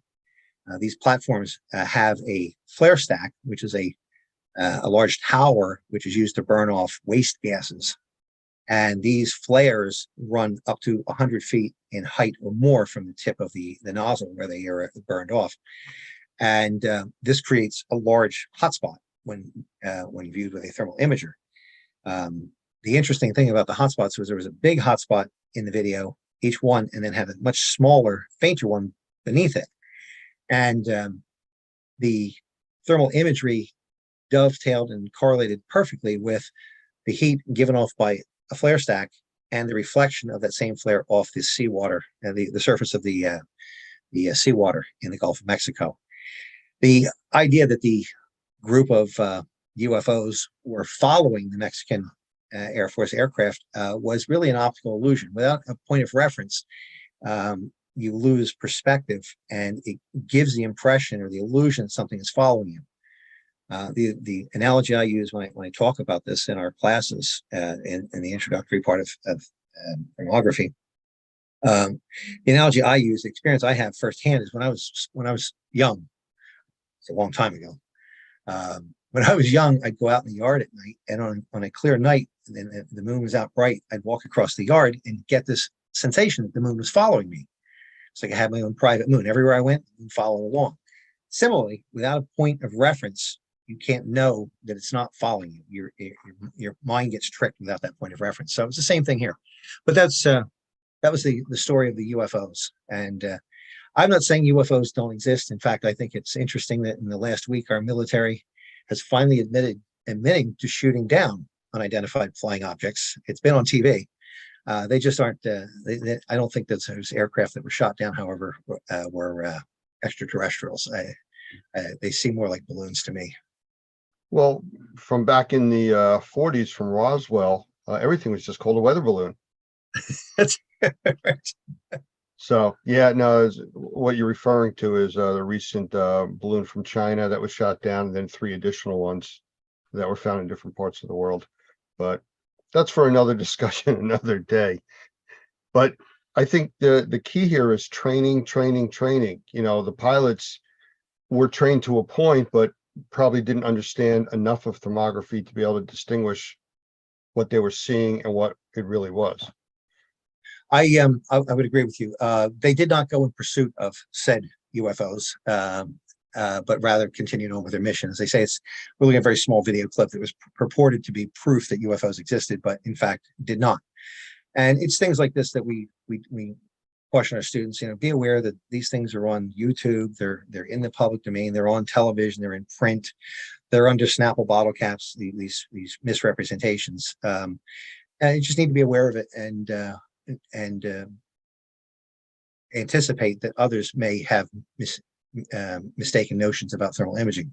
But to that end, the greatest limiting factor in any infrared inspection for any application is not the equipment. We touched a little bit on equipment. The greatest limiting factor is the operator and what he or she knows. One of the things that's most important is, in addition to using the right equipment, it's understanding infrared theory and heat transfer, understanding the system or object or structure that you're inspecting, how it's put together, and how it's interacting with its environment, and also being able to anticipate what type of thermal pattern is going to be indicative of a defect or an unwanted condition that you're there to detect. So all of that, it should be part of one's training, and also experience plays a part in this. But with proper training, a person should be able to go out and with their understanding of structures or electrical or mechanical systems or any other systems being inspected, be able to apply that in a meaningful way. You know, you mentioned something when you were talking about the pilots not going after or in pursuit of the lights that they saw. If we take that into the indoor air quality mold assessment arena, it's like looking at a wall and seeing a heat pattern or cold pattern, depending on how you want to look at it, and not verifying that it is a problem with like a moisture meter, going that next step to validate what you're seeing. That's absolutely correct. In fact, one of the things that I stress in my class is that infrared by itself is not a standalone technology. Almost always, at a bare minimum, we are correlating what we see on the screen with our eyes, doing a cross-reference visually. Now, step beyond that, which is oftentimes required, would be the use of moisture meters, whether it be invasive or capacitance type moisture meters. But there's always additional confirmation that's necessary. You cannot know that a certain pattern is caused by the presence of moisture or an air leak until, or missing or misapplied insulation, until you have verified it with the next level of verification. And with indoor air quality, most often it's first visual and then touch. Sometimes it's touch. You reach down, touch the carpet, hey, it's wet. Or it could be just that simple, or then moving on to moisture meter, or in some cases, physical disassembly of a structure, a wall structure, to look at what's inside, or even using a borescope. That's a lot less invasive, but that's a possibility as well. I mean, it could even be as simple as just a nest from a squirrel inside of a wall, or mice or something, just generating heat on that surface. Yeah. Or under cold weather conditions, if the squirrels or rodents have removed the insulation, it's misapplied insulation. That's a possibility. We have seen in some cases where insects, in particular termites, can bring enough moisture back to the nest to create a cold spot on a wall. And you look at that, and yes, it's moisture causing it, but it's not because of a leak. It's because you have an insect infestation. And that is also a possibility for detection with a thermal imager under the right conditions. So because of the specialty way that you get information, or specific way that you get information back from the thermal imager, it changes some of the legal requirements, I think, or liability requirements on the assessor. I mean, we work normally under what we consider within view. You know, if you can look at it and see it, okay, that's what you're really liable for making assessments on. But this gives a little bit extra, but you're really not seeing through walls. I mean, you're still looking at the surface that you can see. So does that change the requirements or the legality of your assessment or your liability? We suggest to our students, and through the standards, that thermal imaging is a visual inspection, albeit a different wavelength of light. It's a visual type of inspection performed at a specific point in time. What we see today doesn't mean that that's what we'll be seeing tomorrow. So if you stick to your square of expertise and follow the standards, it is an inspection at a given point in time. We do not suggest that people offer opinions beyond the scope of thermography unless they are so qualified. And they also should not misrepresent what the imager and the imaging system is capable of. So we're not going to see into a wall. A good example is thermal imager does not detect mold. Now, I've seen many people offer that verbally. I've seen it written on websites, and I've seen others allude to it. But thermal imagers do not detect mold. Rather, they detect thermal patterns across the surface. One of the things that can create a detectable temperature differential would be the presence of moisture. And when building materials become wet for a prolonged period of time, we all know that they can be conducive to mold growth. So unwanted moisture in building materials goes hand in hand with the presence of mold, but that doesn't mean we've detected mold. The confirmation of the presence of mold requires other tests, which are beyond thermography. So as far as the legality, I think that if one sticks to the square of expertise, and we're very clear about this in the courses that we teach, is tell them what you know. I see a thermal pattern that is typical of latent moisture in the exterior wall. Visual observation noted a discolored stain in the latex paint in the same shape. Carpet was wet to touch. That's fine. Moisture meter indicated presence of moisture. That's fine. But just tell them what you know. I never offer opinions beyond the scope of what I'm doing in thermal imaging if I'm actively doing an inspection. So I don't say that you have mold without there being a test for it. I think you have wet building material, you have wet wall, wet ceiling tile, wet carpet. You should have that investigated as to the cause. In fact, the universal recommendation that we offer to our students is this: investigate cause of thermal anomaly, take appropriate corrective action. That's all you ever need to say. And if you say that and nothing more, I don't see where there's any legal pitfall for you. Interesting. So with that, other verticals, as far as I know, we deal with a lot of home inspectors, electrical inspectors, health inspectors. I mean, is there a place for thermal imaging in there? Absolutely. When you get into larger properties and beyond the single family home, you get into multifamily units. We have electrical systems, which are sizable. Those are candidates for infrared inspection. On many sizable multifamily units, we have the roof. Oftentimes it's low slope, or if you prefer to say it's flat, that is a candidate for infrared inspection. With greater interest in energy awareness and energy conservation. Infrared inspections is part of a building energy audit conducted either from outdoors or from indoors to detect evidence of excess heat loss or air infiltration or air exfiltration if you're on the outside. And of course, always latent moisture in building sidewalls. Latent moisture for the mold investigator and mold remediator, we typically are concerned with indoors, inside the building, but there are places where we can have latent moisture in the building structure, which is undesirable. But it may not be creating a mold issue on the inside. A case in point is in our home state of New Jersey and the surrounding states, EFS, or EFS, as some people prefer to pronounce it, is also known by the trade name Dryvit, is a building material which uses acrylic stucco that allows a builder to create stone or masonry facade appearances using very inexpensive building materials. This material is notorious for developing leaks over time, and when water gets trapped in an EFS-clad system, an EFS-clad building, the moisture does not dry out between storms. And if it is over a wooden substrate, it can create all kinds of problems in causing the substrate to become compromised. Wet itself, of course, can be attractive to insect pests due to the moisture, can be conducive to mold growth, but it can also cause significant structural damage. We've dealt with that quite a bit, and we deal with that all through the South too. There's a lot of homes being constructed that way also. So yeah, very prevalent.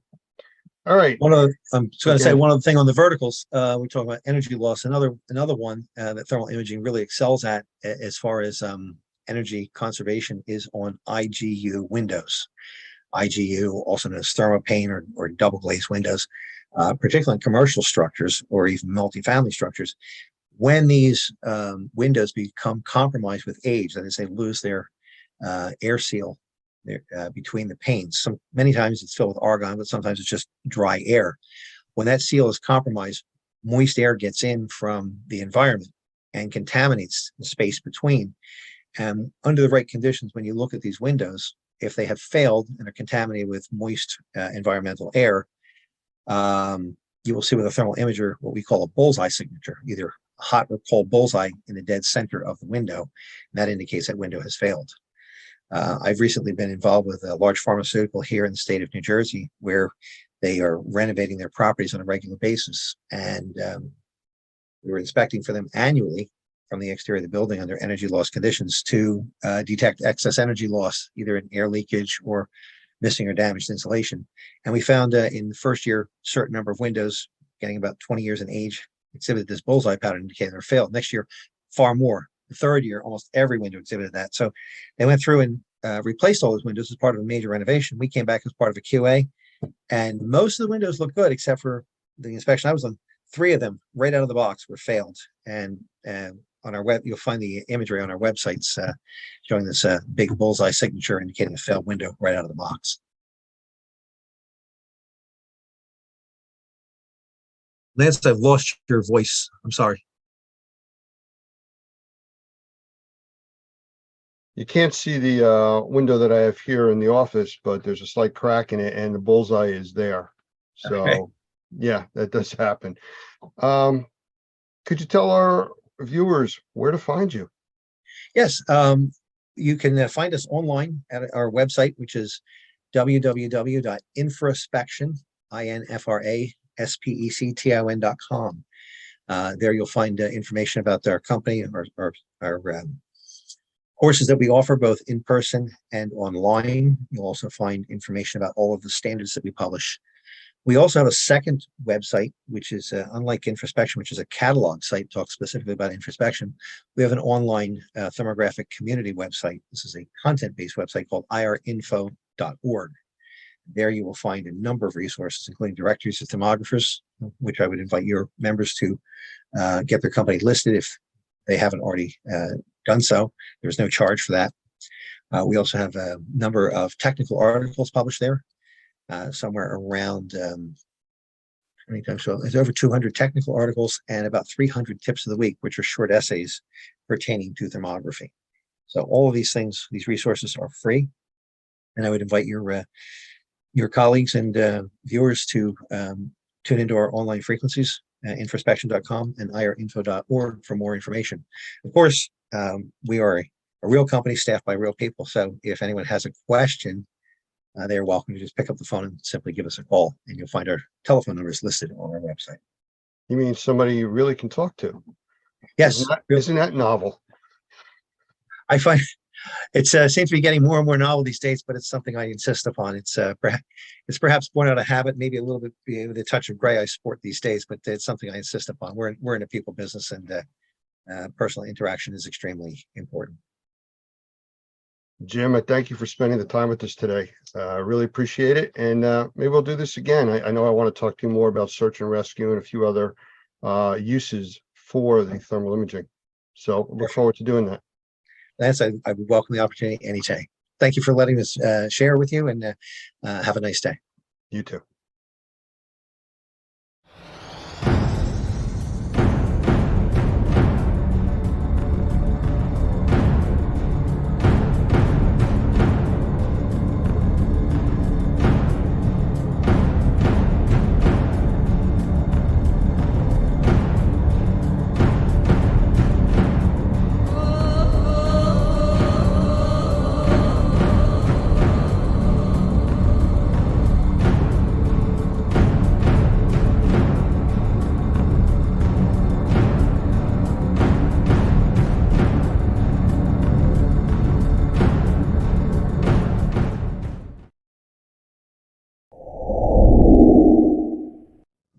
I want to welcome my guest today, Michael Pinto, who is the CEO of Wonder Makers.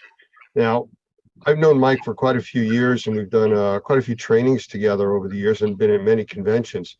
And he is a wealth of knowledge when it deals with indoor environments as far as sensitized individuals. And that's the purpose of having him here today.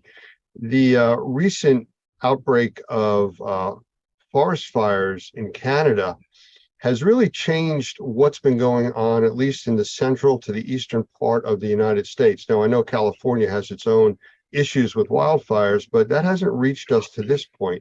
But this is a new situation with these fires, with the winds coming out of the north and northwest blowing straight down into the major population areas of the United States on the eastern coast.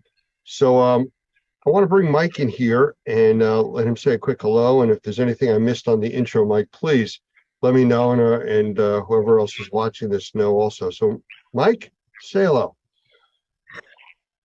Well, thanks, Lance. I appreciate being here very much. What I would say, however, is that it's not just the eastern coast. That smoke plume from the Canadian forest fires is literally cutting across the good section of the Midwest, too. So here in Michigan, we're not quite as bad as you guys out there on the East Coast, but it's not good either. Well, I was going to ask you, I mean, you're obviously further north and closer to the Canadian border than I am. I'm in New Jersey. Is it affecting you, and how is it affecting your area? Well, yes, it is affecting us. And as I said just a moment ago, it's not good. Anytime you get outdoor air quality that's worse than what you typically get inside, that's a whole flip on the issue in terms of the things that we're used to thinking about and even teaching in a lot of our classes, because the standard line from the EPA is that the outside air can be up to 20 times cleaner than the inside air, and people spend 90% of their time inside, and so bad indoor air can cause a real problem. And a lot of us in the industry are focused on that, and then when we are faced with a situation like this where the outside air is dangerous to people, and that is the case, it is literally dangerous to people, then what do? Where do you go to hide, so to speak? So it is impacting us here in the Midwest. The way that it sets up, there's kind of like an arc of smoke that's coming down from Canada, and we're on what would be the left-hand edge of that arc here in Michigan. And Lake Michigan seems to be the borderline in terms of keeping the clean air, over to Chicago and to the west. But right down through Michigan and Indiana and Ohio, and then over Pennsylvania, New York, New Jersey, the entire East Coast is pretty well hit right now by the residue from the forest fires. Yeah, we've seen, especially wintertime with Lake Michigan, it creates its own weather systems. So I could see how that would become a border, keeping the weather at bay or the smoke at bay in that part. But, you know, what's really interesting is all the news stations, that's all they're talking about now, the unhealthy air conditioning outside and inside that we have to deal with. And, you know, this is kind of like the dirty water glass scenario. You know, we know what's in the outdoor air and the indoor air all the time, and you can't see it, so nobody pays attention to it. Well, not nobody, we do, the industry people do. But if you were to hand somebody a glass of water that had a brown tinge to it, it was discolored, people wouldn't drink it because they could see it and they would know there was things in there that they don't want to take in, even though it does contain, you know, mercury and all kinds of other nasty contaminants regularly. And the same thing that's happening now with the air quality, people can see it. And that's really, I think, what's jumping out and causing people to really take notice to what's going on. You're absolutely right. Normally, the outside air is much better than the inside air.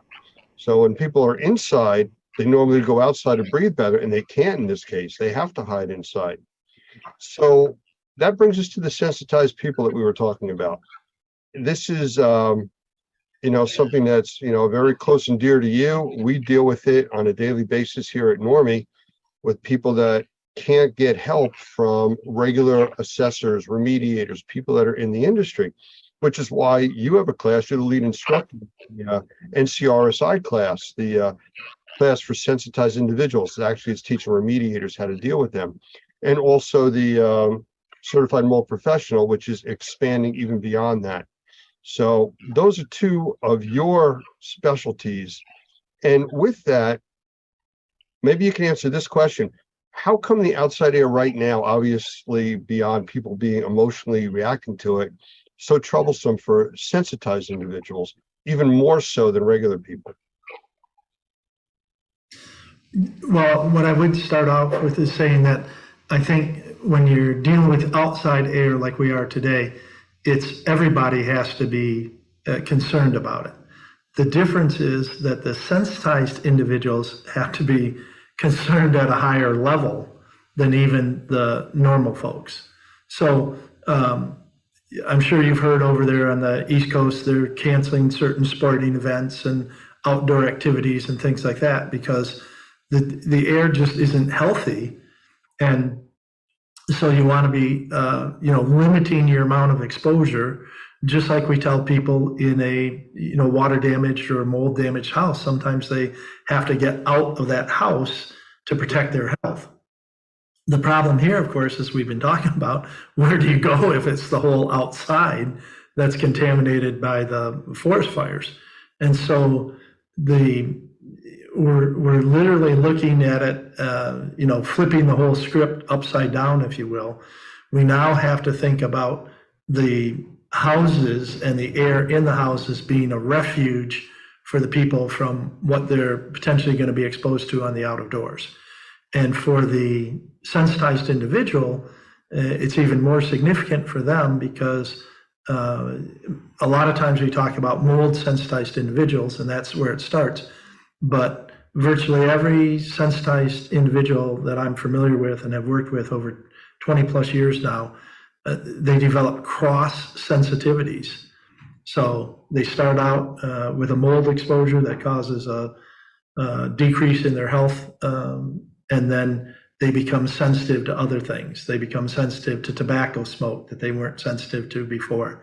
They become sensitive to some of the chemicals, like, you know, low levels of formaldehyde in the home that perhaps they weren't sensitive before. Perfumes, you know, all sorts of things. They develop these cross sensitivities. And when we're dealing with the outside air that's impacted by the wildfires, it's particulates, it's volatile organic compounds, and it's gases. So if they're cross-sensitive to anything, it's going to be in one of those categories, and then they're going to have problems with it. So that's really the issue. I have a few calls into different contacts at different labs that we normally use, especially the ones that deal with VOCs, the volatile organic compounds. And I'm waiting on those callbacks that were just made recently. But I'm looking for what might be in this new smoke plume that we're getting that could be so offensive to people with and without sensitivities. I don't know if you know any of the chemistries that may be, involved with this, though I have noticed the burning odor, and it's different than normal. This isn't like a wood fireplace or a fire pit. Right, and some of that is going to be dependent upon what sort of forest are burning, whether they're hardwoods or evergreens, things like that. The evergreen forest, which is a good share of what's burning up in Canada right now, because they're closer to the Arctic Circle and that sort of stuff. So those are going to have a lot more PAHs, aromatic hydrocarbons in them, and that's from the oils and everything that's burning in the pine trees and the spruce trees and that sort of stuff. So then you're also going to get a whole chemical stew, if you will, from that, because depending on the temperature and whether they're exposed to actual flame or just the heat from it, where it is, whether it's protected by the bark, all these other things, you just get this massive amount of organic compounds that get liberated into the air during these fires.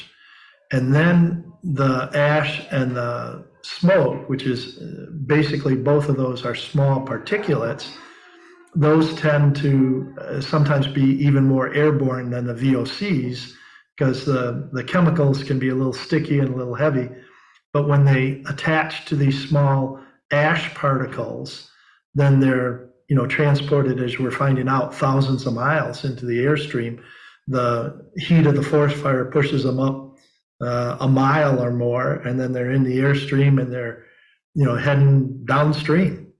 But by the time that it gets to New York City or Kalamazoo, Michigan, where I am, or things like that, most of the gases, the carbon monoxide, the excess carbon dioxide, the nitrogen compounds and that sort of stuff, that's pretty well mixed and diluted. So the two things that are impacting the folks there on the East Coast and the sensitized individuals are mostly going to be those volatile organic compounds, which are those PAHs and particles. So, on a small scale, I've been involved with emergency medical services for almost 50 years. And I've seen over the years people having severe reactions to being around a fire pit or a campfire. And when you start to look into it, you find out that it wasn't from the wood that they're burning. It was from the accidental dumping of poison ivy into the fire pit that was still around some of the logs. And as they burn the poison ivy, it's aerosolizing and getting encased in that smoke, and they're inhaling that and having severe reactions to it. Well, and then think of everything else that's going on there. The PAHs I was talking about, the first word for the P is phenols. So there's all these different phenolic compounds that are getting burned up, and that's your oils, and that's your your irritants, like you were talking about with poison ivy. But remember, forest fires don't stay forest fires. They run across roads, and they literally will melt the tar on an asphalt road, and sometimes the roads actually start to burn. So now you've got all of that oil product, anything that's a building in the way, or a vehicle that gets trapped in the fire, or a house. Of course, you're going to have all of the man-made products, artificial products that then burn.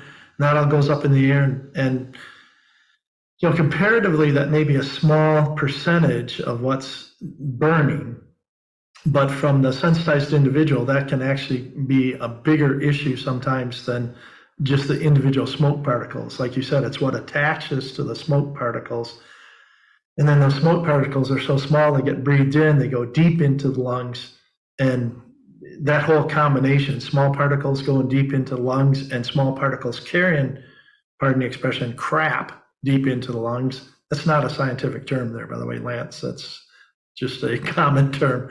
But there's so much stuff that's on it.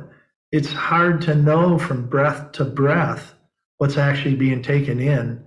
And so again, caution is the byword for anyone, but particularly for the sensitized individuals. You know, in the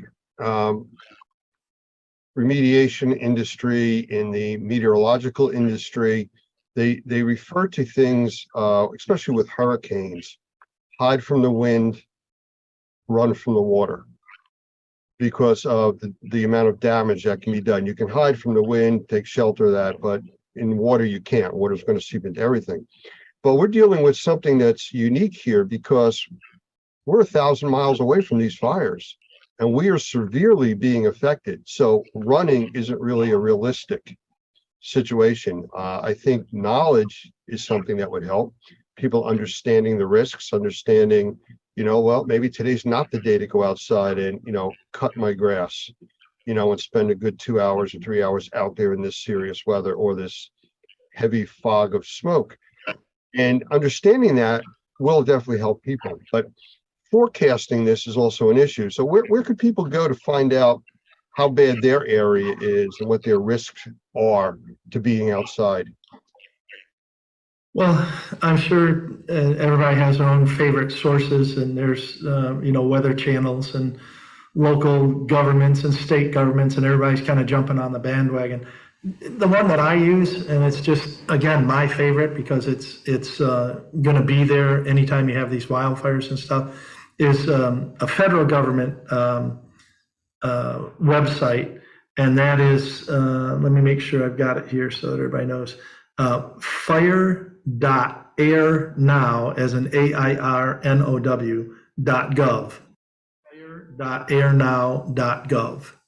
And that one's really cool because you punch on that and it brings up a map of basically North America, and it shows where the plume is coming down with the smoke, where the air quality is being impacted, and then it rates it at each you know, major city, and it's not even just major, it's each you know, fairly significant size city has a dot on it that's either green, which means that it's good air quality, or yellow, which means it's questionable.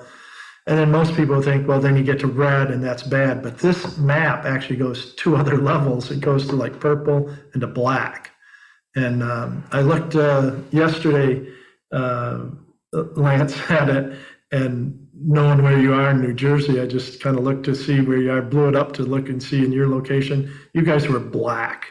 So you're in the heart of it right now. Yeah, yesterday was really bad. This morning it wasn't too bad, but then we did get an alert that it was going to be going downhill as the day went on. And looking outside now, in June, not a cloud in the sky, it looks like sunset. So, you know, it's that dark. I do have a question. If you were speaking to sensitized individuals as your customers or as a group, what would you tell them to do? I mean, normally, if they're inside their home and they're having reactions to that, they go outside. Now they have to stay inside. So what can they do now that they're in their environments that sometimes give them trouble anyways? Well, I'm going to approach that from 2 different perspectives, if that's okay. The first one, and I don't mean to sound like I told you so, but you do have to understand, if you're a sensitized individual, it's important for you to take steps now to get your indoor environment clean, because we don't know when we're going to have situations like this where all of a sudden, with, you know, from no fault of our own, like you said, 1,000 miles away, they got a forest fire and it's having a serious impact on us. And if for some reason our sensitized individuals are saying, well, it's not that bad, and, you know, if it does get real bad, or if it gets damper in the house, I can always go outside, or whatever it is, that deferred maintenance or that deferred decision making really is going to have a serious negative impact on them in situations like this, because there may just be times where you can't get away, you know, get away from the problems in your house by leaving your house. You outside, you may be actually facing greater problems than you have in your house. So the first item is just never defer, you know, fixing things that you can fix now until some later date, just because it doesn't seem important to you. Well, it's the, the clean glass of water. It's not a concern because you don't see a problem. As soon as it's, brownish or discolored, now it's on your mind. Same thing with the air. Yep, exactly right. But it would be the same thing. That's why they have, on occasion, you'll have boil water orders as well, right? They don't know exactly what's wrong with the water system. And so they tell people to boil the water. That's why one of the things that they chat about, even in front of hurricanes and things, is get a few cases of bottled water so that you can survive, a couple of days if you have to without having water coming out of your tap. Fix your house. If you know you've got things going on in your house that are contaminants or whatever, get rid of those, fix it, do the remediation properly so that you've got a good, safe place to be. And then you can, potentially survive a little bit better during these outdoor air quality incidents. But putting that aside, because at some point that's water under the dam. Either they have fixed it or they haven't fixed it, but now they're still facing what's going on outside. So the first thing, and the first couple here, I'm just repeating the standard safety precautions that you're going to get from just about any site. If you don't have to go outside, or you can limit your time outside, don't go outside and limit your time outside. If you do go outside, wear some sort of respiratory protection. I know that I'm seeing a lot of information where people are talking about, you can use your COVID mask and stuff like that. And the answer is, the face masks that were being sold as COVID protection, I won't get into that whole discussion all over again, but that is not going to be appropriate, particularly for the sensitized individuals. At a minimum, they're going to need like an N95, and we recommend N99 or N100 filtering face pieces. So that's going to protect a lot coming in. And remember too that a entry spot for some of this contamination into your body is not just the nose and mouth, but the eyes as well. And fire residue is even worse because of the small particle. So when those get into your eyes and then get diluted by the tears and everything, it actually releases some of those chemicals that are on the particle itself. So the particle may wash out, and get it out of our eyes and everything. But what is left behind and what's being absorbed in through your eyes is some of the chemicals and stuff. So remembering to wash your face when you come in from the outside, wearing a mask to protect yourself, changing clothes if you've been outside for any length, you're not carrying a lot of this stuff in. A lot of similar things that we would talk about if you're coming in from a moldy environment or trying to protect yourself from a moldy environment. You mentioned about masks, and again, I agree. I don't want to go down that path and let's talk about masks, good or bad, but just to remind people that just because you're wearing a mask, whether it's an N95, N99, N100, half face mask with cartridges, it doesn't protect you from the gases. You're getting filtration from particulates only. Now, that's a good and a bad thing, because especially if you are a sensitized individual, you may also have additional health issues and stuff. You're wearing a mask that's doing a good job filtering particulates. You're going to reduce the amount of air that you can actually breathe in without straining. And again, if you're not trained to wear a mask, if you're not trained to know when you need to take the mask off, when to replace the mask, it could be just as serious as not having a mask. So again, training, preparing, I guess, is kind of in the same thing that you were talking about.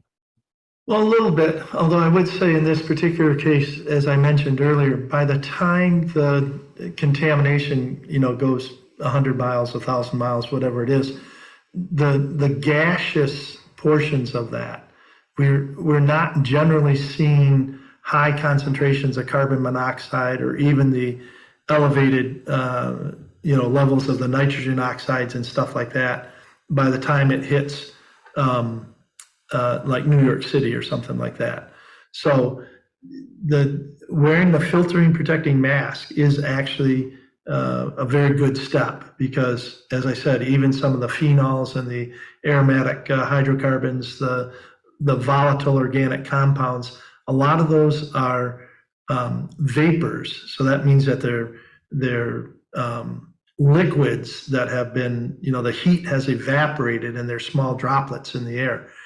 Then those droplets hang on to the particulates, and then the particulates get screened out by the mask. So that N95 is actually doing a fairly decent job stopping the vapors, which again have coalesced onto the particles, and the particles. And then, as I said before, the gases have pretty much dissipated. So I'm rather optimistic that the filtering face pieces, at least the good ones, can be a real benefit to individuals, and particularly to people who are sensitized. Well, that's a good piece of info for people to deal with. And again, if I just want to follow up, if you are wearing a mask and don't feel well, you may need to take it off, at least short term, and stop whatever activities you're doing. I think that's the real message. Try to get to where you feel comfortable and safe, and stay that way until this passes. Yeah. So something else I'm going to throw in, not a lot of people know this or remember this, but if you're wearing a mask, you need to be intentional about improving your liquid uptake, meaning you need to drink more water, people. And part of that is because the mask not only does a good job screening these particles and stuff, but it does filter out some of the water vapor. And so therefore you're breathing drier air, and the drier air is going to allow whatever particles do get through to go deeper into your system.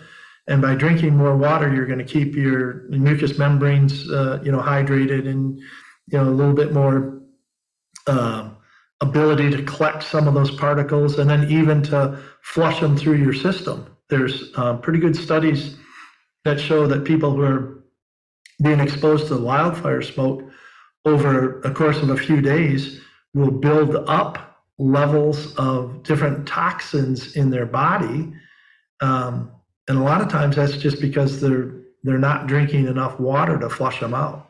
And I know several people, particularly in the naturopath and the integrated medicine field, who say green tea in particular, water and or green tea can be helpful in terms of just detoxing some of that stuff that's getting into your, first into your bloodstream and then into your internal organs and stuff, just because of the contaminants in the air. Well, just kind of on a side note, going in a slightly different direction, and I agree with what you're saying, and I just wanted to mention that wildfires, forest fires, things like this are not the only thing that cause these types of contaminations in the air that affect people and sensitized individuals. If you remember back, we had some recent volcanoes that had erupted and put so much ash into the air. It was affecting people thousands of miles away. It grounded air traffic through Europe for around a week. So there's a lot of things that are in the air that are going to affect people, and the sensitized group, many times over, even more. So I want to pick up on that as well. I mean, one of the reasons that they ground airliners in situations like this, either because of the wildfire or the volcanoes, is because of the aggressive nature of those small particles, particularly as they're compressed and put through a jet engine. They can score and damage the insides of those to the point where they can actually have engine failure. And if you think about that, if these particles are corrosive enough that they're damaging stainless steel parts, they can't be good for our lungs.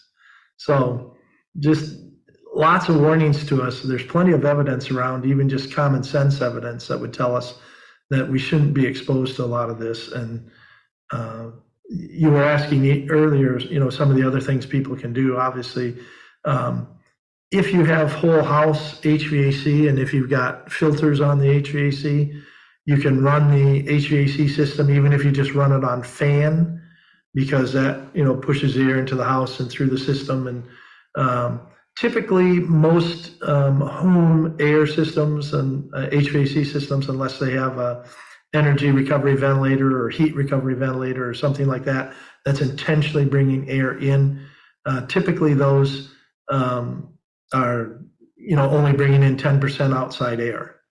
High efficiency furnaces, the ones that have the PVC pipes instead of like the chimneys and stuff, again, those are going to bring in minimal outside air unless they're on the heat cycle, where they bring in the air obviously to dilute the gases that are being created when they burn the gas or the oil for the furnace. So if you're on the air conditioning mode and you've got a high efficiency furnace and you've got decent filters on it, running that and just running it even on the fan on the on switch rather than on the auto switch should make a good difference. Now, I also want to point out the people who have portable air conditioners, window mount air conditioners, some of these other ones that have, pipes that go in and out and everything, what they call pack units, like you see on the wall of a hotel. Oof, that's tough because there's very little filtration on those. And that's a lot of times bringing in 10, 20, 30% outside air just automatically as you turn those on. Well, most commercial buildings are spec'd that way. They have to bring in 15 to 20% fresh air. So they're dealing with those issues also. And I'm not going to get into the whole discussion of the energy efficiency that may not be the energy efficiency, right. But they build the building so tight that they do have to bring in more of the outside air. And then in conditions like this, Lance, you know this as well as I do, they don't have the filtration on those big HVAC units like we have even on a smaller residential unit. So that's a tougher way to go on some of that. But at the same time, that brings up the last main point that I wanted to make, and that is that sometimes we can't rely, if you're a person or you're staying in a hotel because of, your job that took you there to New York City and all of this or whatever it is, sometimes you have to be a little bit more proactive, and particularly if you're sensitized. We talk about creating a refuge, even if you can't fix your whole house. Is there a bedroom? Is there a den? Is there a room in your house that you can turn into a refuge that's going to have better air quality and protect you? And this advance, I'm just blown away. The advance in the air purification systems, which we call proactive air purification, where you're not just relying on it to go through a filter to collect this stuff. You've got ionizers and one of the better ones I think is this multi-cluster ionization and things.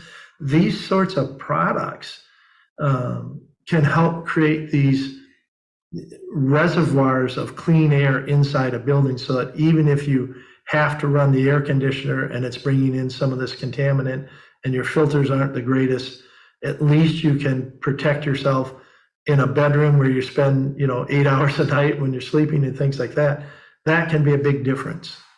It's not a new concept. They teach and talk about that for hurricanes and tornadoes, to have a safe area in your home, a place that's protected from things coming through the exterior walls. Well, this is just taking it to another level where you're going to keep your breathable air as clean as possible.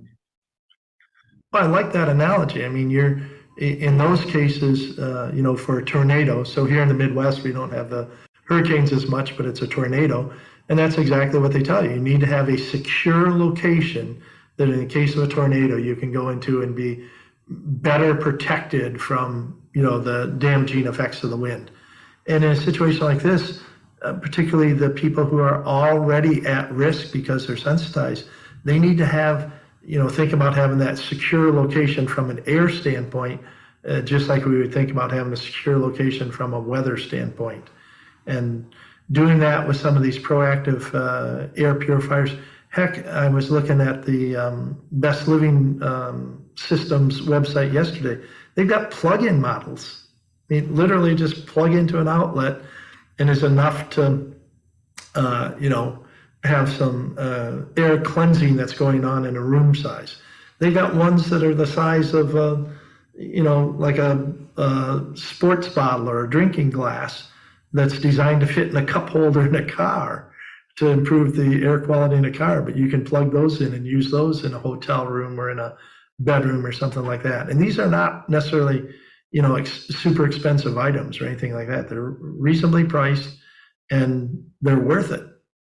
You know what? And everything you're talking about comes down to do something, improve your condition, be proactive yourself to try to take care of the environment you're in, stay in a healthier and a safer place during conditions like this.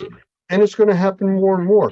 You know, we didn't really talk about statistics, but from the Weather Channel, they ran some stats yesterday saying that year to date, they have burned up in Canada and the US. Well, let me rephrase that. The yearly average for the US and Canada on forest fires is between 6.5 and 7.5 million acres. The fires so far to date in Canada are 9.3 million. So they're 50% over the yearly total of burned up forest and what it's putting into the air that we're all breathing and changing weather conditions around the world. And we're in June. And we're in June. And it's That's first right. going to get hot and the fire season is going to first come on. And then we got California to deal with and the West Coast. Prepare yourselves, people, you know, be proactive and take care. Well, that's what I said. Just if there's things that you can fix now, fix them. If there's things that you can do to prepare for, you know, because this supposedly this one from Canada, hopefully by the middle of next week, we'll have moved on with some shifting weather patterns. Don't just go back to normal and say, you know, that one's over. I don't have to worry about it, because something's going to happen again. And those who are already suffering, those who are kind of on an edge health-wise, you know, sometimes I talk to my clients about being literally almost like standing on a knife's edge. And we want to get you off of that edge so that you don't fall over into a worse scenario. And the way to do that is it's pretty tough to, you know, have the proactive air purifier when you're in the middle of a problem. So you may have to get one now. Let me just also finish with this. I know it's the fire issues and everything, but I'm a victim of my own thinking, so to speak. Neither my wife or I both of us are blessed that we don't have a lot of mold sensitivities or anything like that, even with all the crazy work I've done in the industry. And neither one of us really have expressed a lot of allergies over the years. And this summer, or actually this spring, over the last couple of months, I noticed that my wife was feeling less and less normal, so to speak. And finally, when we dug into it, it was turned out that she was having some respiratory issues and some stuff like that. And the initial doctor visit was, yeah, it's a really awful pollen season. We never followed the pollen ratings or anything because she was never, you know, identified as being allergic. And once we got the idea that she was, you know, being impacted by the outdoor pollen, not something that was going on in our house, ended up getting one of the Chaos air purifiers that Normie recommends. And within hours, she was telling me that she was feeling better running that in the house. And within 2 days, she had already given it to her sister and made me buy her another one. So that's just how it Okay, then. Well, you know, the stuff works. And, you know, that's the whole thing. And we always talk about, even, you know, tongue in cheek about, you either have a good filter or you are one. You know, and it's all about protecting that you are one. You want to have as much protection around you as you can. But we are going to end this segment. I do want to thank you for your time. And I didn't mention it earlier, but this is one of the segments that we're doing in a multi-part presentation on the seriousness of the wildfires, how it's affecting the U.S. and people with sensitivities, without sensitivities, and what they can do. So hopefully you'll tune in and some of the other segments as we show them. And I want to thank you again for your time. It's always great talking to you, Mike.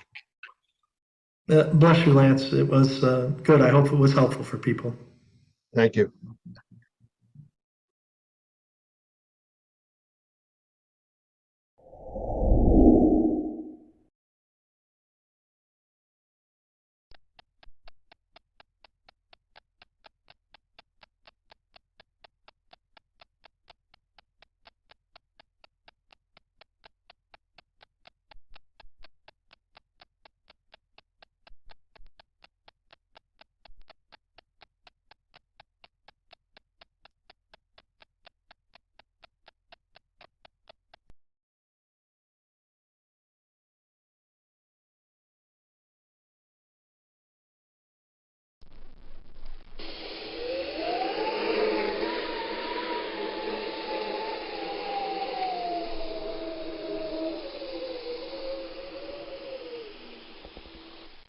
Hurricanes. If you didn't know any differently, they'd seem at the beginning like any other storm. And that's the deceptive part, the devastation, the flooding, the loss of life, the imprint of the loss of heartfelt memories, all occur after the storm has passed. The latest technology gives us the opportunity to be prepared way in advance of impending danger, and yet we wait. Or worse yet, we decide to stay. We risk so much when the effects of these devastating events could be so easily diminished if we had only listened. As the storm approaches, it very quickly becomes too late to gather the important possessions and memories, too late to batten down the hatches, too late to protect our property or sometimes our very lives. With the aftermath of Katrina, I can assure you I have changed my game plan for the next Katrina, and I hope you have or will change yours. My name is Doug Hoffman, the Executive Director of NORMI, the National Organization of Remediators and Mold Inspectors. We train mold professionals to assess, evaluate, and solve the problems associated with water events, both major and minor, as those events result in mold damage to property, and in conjunction with the NORMI Pro Environmental Task Force are ready to help when disaster hits. Check our resources at normi.org and normiproetf.org for current ways you can help yourself and others when disaster hits. Sometimes an event is so horrific that it results in massive flooding and wind damage. We lived through Hurricane Katrina right here in Louisiana and have been privileged to help hundreds, maybe thousands of Katrina victims rebuild their lives after one of the most devastating natural events ever to hit the Gulf coasts of Texas, Louisiana, Mississippi, Alabama, and Florida. We learned some very important lessons, and we're hoping this short video will help you prepare for the next major event that may hit your community. With thermal imaging and from a satellite, the images are staggeringly beautiful, but closer to Earth, in the midst of the rampage, frightening doesn't begin to tell the story. Being prepared for what might be coming and then managing the recovery will help you keep your mind on the important task ahead. The unpredictable nature of the season simply requires it. The dates of the North American hurricane season span from June 1st to November 30th. By no means will these dates prevent the forming or sustaining of a tropical event in the Gulf of Mexico, the Atlantic Ocean, the Caribbean Sea, or the Pacific, but these dates are a guide or a timeline based on previous storms over the last century. Dropping your guard or dismissing weather events outside of these dates could result in being caught off guard for an approaching storm. But these dates, in particular, are a time to be specially aware of the news and weather reports. 26 named storms churned in the Atlantic in 2005, and many of them hit land. Following their paths shows the unpredictable nature of nature. Because of the fickle nature and path of many tropical storms, a large part of the general population hesitates or fails to take precautions until the last minute. In the year 2005, an unprecedented number of named storms developed in the eastern and Gulf Coast, exceeding even the English alphabet, and many of those storms made landfall. And when that occurs, especially in densely populated areas, the results are mass evacuations, highway gridlock, and supply shortages. In simple terms, everyone that waited until the last minute is scrambling to prepare or leave. The following information is provided as part of the Community Awareness Program, CAP, from NORMI, the National Organization of Remediators and Mold Inspectors. Additional CAP programs can be found at normi.org or at flood.normi.org and include realtors awareness, first responders awareness, and other information targeted to specific groups. These are presented in an effort to fulfill our mission and fill a void in accurate and timely trainings. How often have you seen news reports about the long lines at hardware stores where residents of areas prone to tropical events are waiting in lines for hours to purchase plywood or other needed supplies?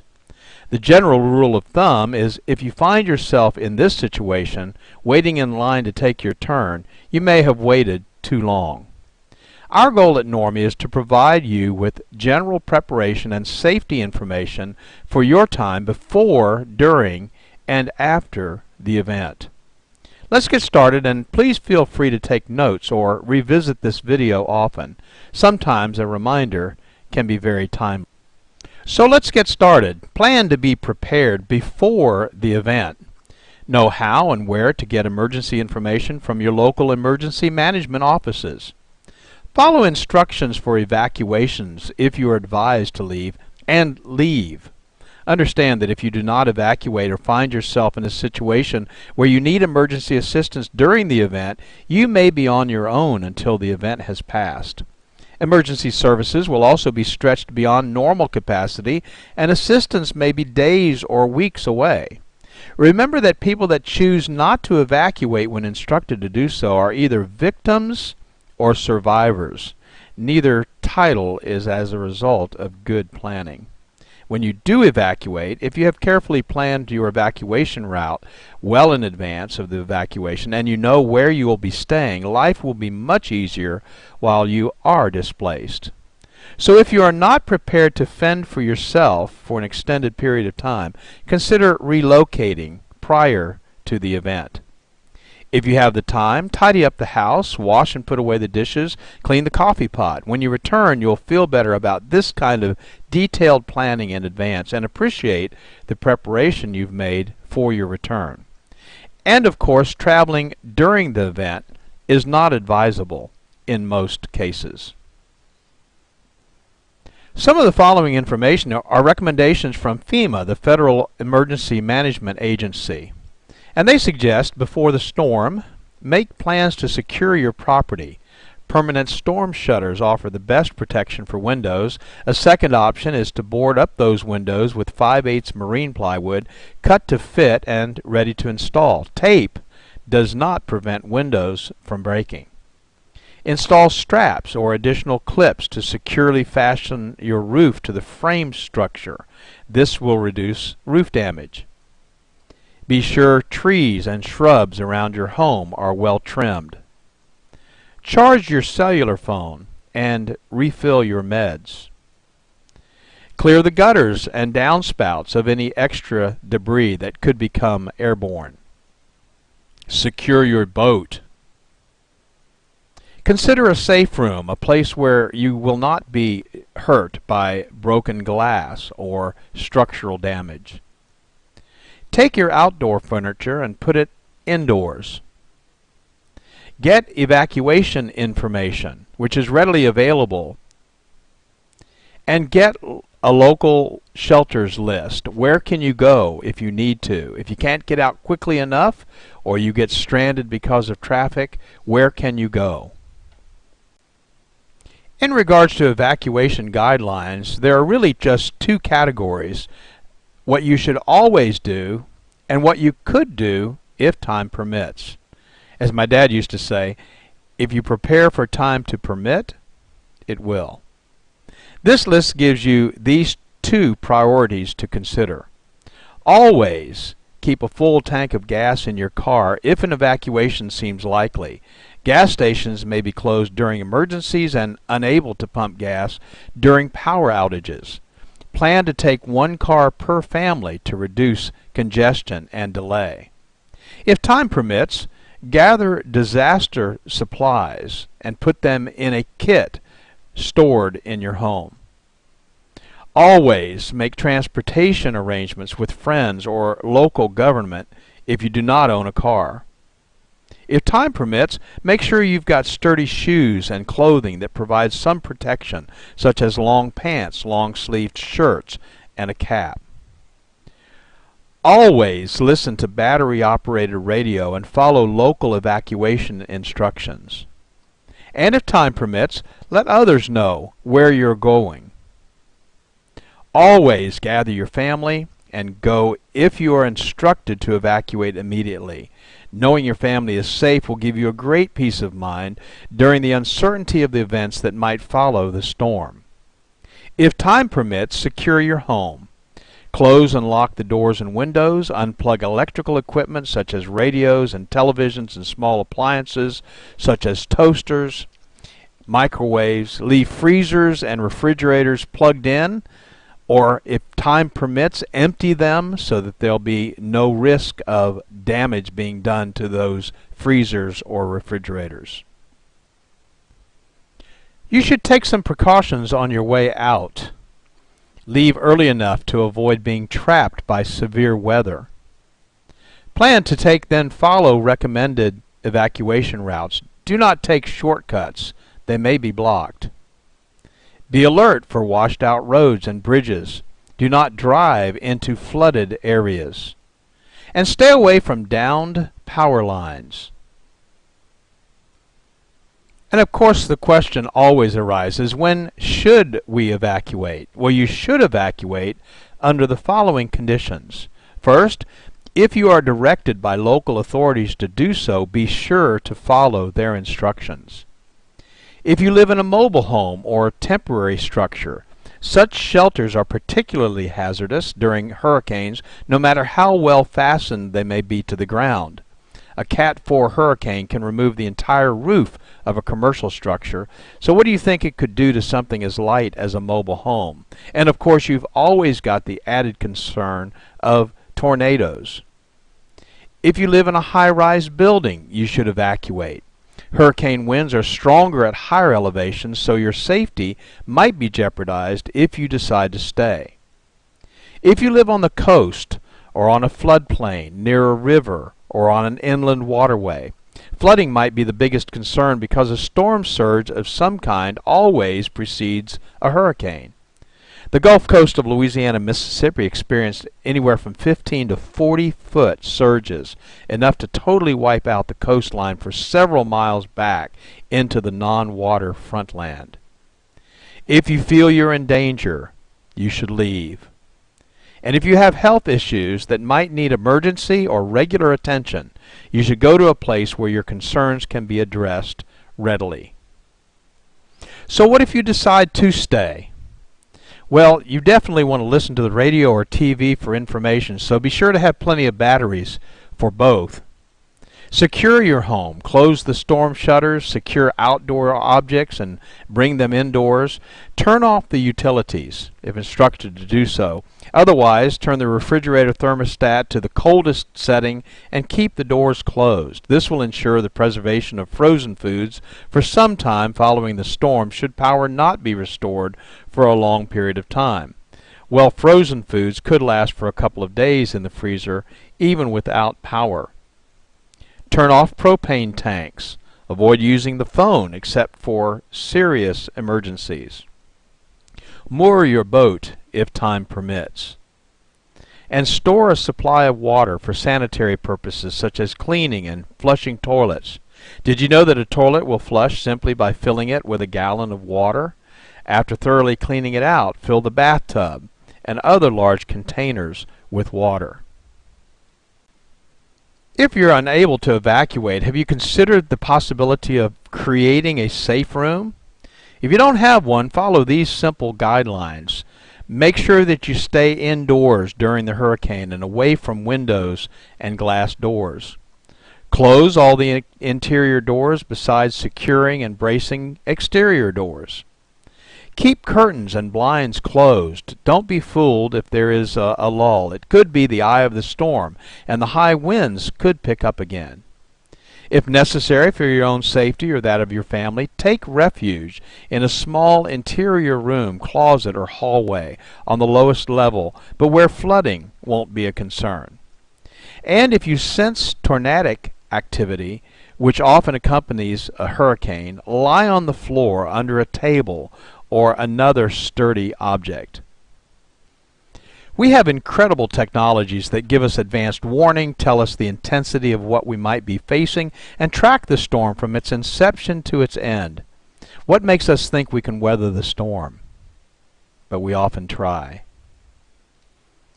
The following are the basic emergency kits and supplies recommended by FEMA.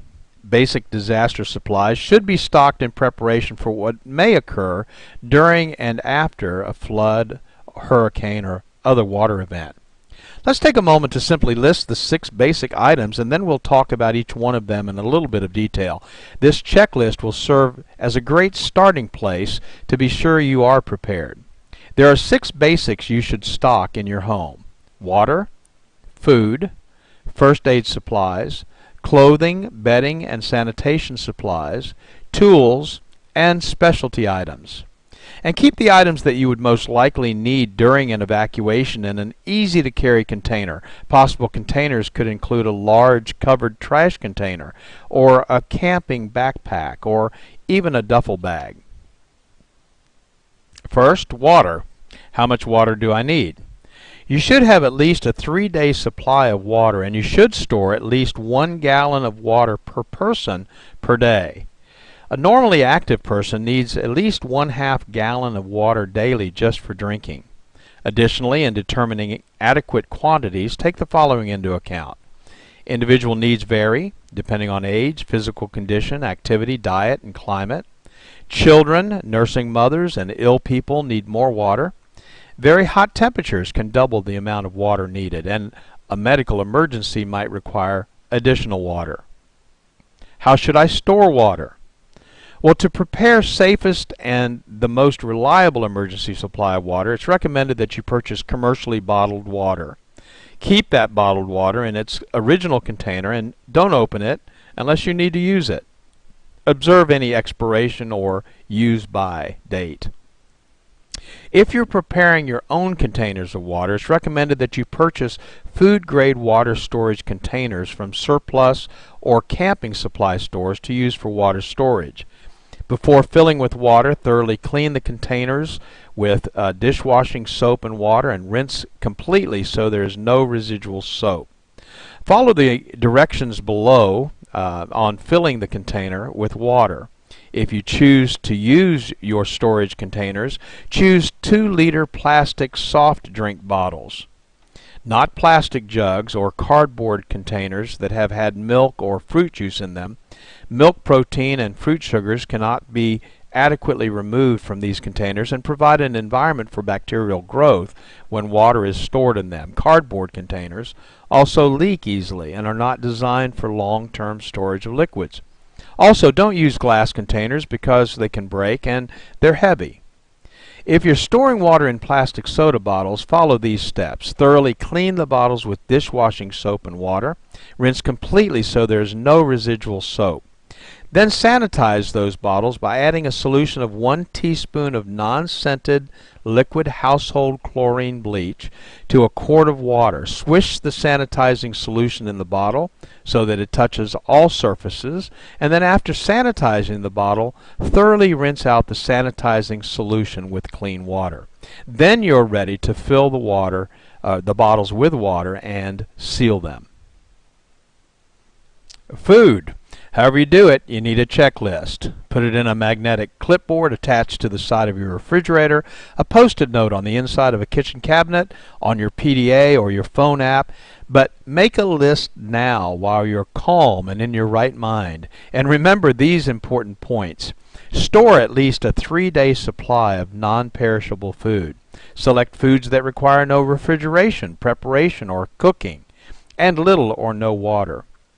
If you must heat food, pack a can of Sterno and matches. Select food items that are compact and lightweight. Avoid foods that will make you thirsty. Choose salt-free crackers, whole grain cereals, and canned foods with high liquid content. Be sure to include a manual can opener. That might come in very handy. And include a selection of the following foods in your disaster supply kit and put them in a waterproof container. Foods like ready-to-eat meats, fruits, and vegetables, canned fruits, juices, milk, soup, staples like sugar, salt, and pepper, high-energy foods like peanut butter, jelly, crackers, granola bars, trail mix, vitamins and minerals, foods for infants, the elderly, or special dietary needs. And don't forget comfort stress foods like cookies, hard candy, sweetened cereals, instant tea, or coffee. First aid supplies. First aid kits can be purchased, but some people prefer to make their own. So we've listed here 18 things that should be included so you could supplement a pre-packaged kit or develop your own. You'll need to decide which items you would want to include or exclude based on budget restraints, but even the seemingly least needed item could become extremely important in a life or death situation. Take the time to study this list, and we've provided a printable copy of this list as a resource at hurricane.normie.org website for your review. And a medical kit, again stored for safekeeping, could include the following items: aspirin or non-aspirin pain relievers, anti-diarrhea medication, an antacid for upset stomach, syrup of ipecac to induce vomiting if advised by the Poison Control Center, possibly a laxative, and maybe an activated charcoal, again for use if advised by the Poison Control Center. Emergency and safety items might also include these items, which would be safely stored but probably not in the same box with the first aid kit. Gas cans, ice chest or two, disposable cups, plates, eating utensils, and paper towels, black trash bags, vinyl gloves, maybe moistened cleaning towelettes. Again, having these items far in advance of an impending storm is simply the best way to avoid having to find them in an emergency and when you might be in panic mode. And by all means, take the time to contact your local American Red Cross chapter to obtain a free basic first aid manual. Clothing, bedding, and sanitation supplies are extremely important, and especially if you live in a cold climate, you've got to think about warmth because it's possible that you would not have heat. So include at least one complete change of clothing and footwear per person. A light jacket or coat, long pants, a long sleeve shirt, sturdy shoes or work boots, and of course waterproof would be preferred. Hat, gloves, and scarf, rain gear, thermal underwear, blankets or sleeping bags, and sunglasses. And on the sanitation side, don't forget the toilet paper, soap, liquid detergent, feminine supplies, personal hygiene items, plastic garbage bags with ties for personal sanitization use, plastic bucket with a tight lid, and disinfectant. Maybe even a little bit of household bleach for sanitization. Next on our list is tools, and there are a lot of tools that people don't think about needing until they need them. Mess kits or paper cups, plates, and plastic utensils. An emergency preparedness manual, and there's some good ones out there. Portable battery-operated radio or television and extra batteries. Flashlights and extra batteries. Cash or traveler's checks and some change. Non-electric can opener, a utility knife. Fire extinguisher, small canister, ABC type. A tube tent. Pliers. Tape. Compass. Matches in a waterproof container. Aluminum foil.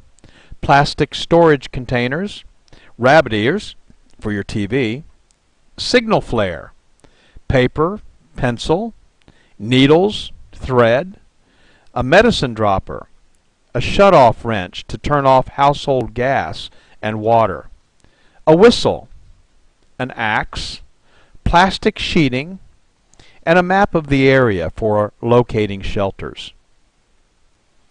And finally, specialty items. Remember family members with special needs such as infants and elderly or disabled persons. For baby, formula, diapers and wipes, baby food, bottles, powdered milk, pacifiers, and maybe medications. And don't forget the adults. Heart and high blood pressure medication, insulin, prescription drugs, denture needs, contact lenses and supplies, extra eyeglasses, hearing aid batteries. That's a lot of stuff to remember. And you can make this a special project, taking the important family documents and putting them together in a place where they're safe, photocopies of credit and identification cards, maybe in a Ziploc bag, plastic container. But you want to keep these records in a waterproof, portable container. Your will and insurance policies, contracts, deeds, stocks, and bonds.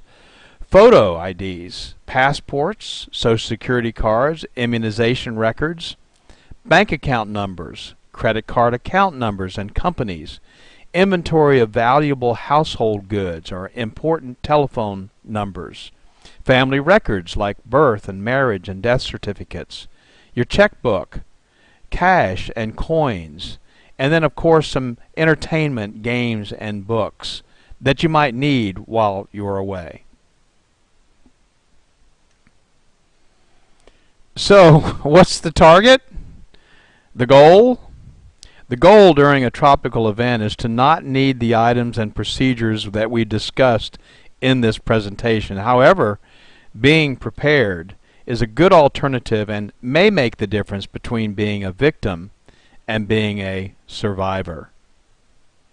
On a personal note, from those who have been there, during the aftermath of Katrina, many suffered intense wind damage with trees through their roof and rain pouring through. Your prized possessions, though not as important as your very life, of course, should be taken with you. If you evacuate, and you can do so without compromising the essentials, take the things that are important with you. I want to personally thank you for taking the time to watch this video. It's our hope that you will never be in a situation where you will have to consider all the things we've discussed. But if you are, now you're prepared to be prepared and survive. For more information, go to normie.org or normieproetf.org or email us at support@normie.org. We're here to serve you. Thank you very much.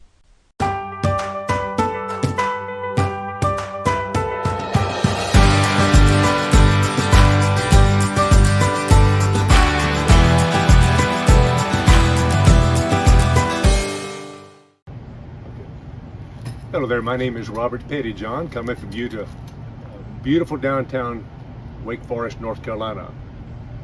My daddy said years ago that we are known by the company we keep.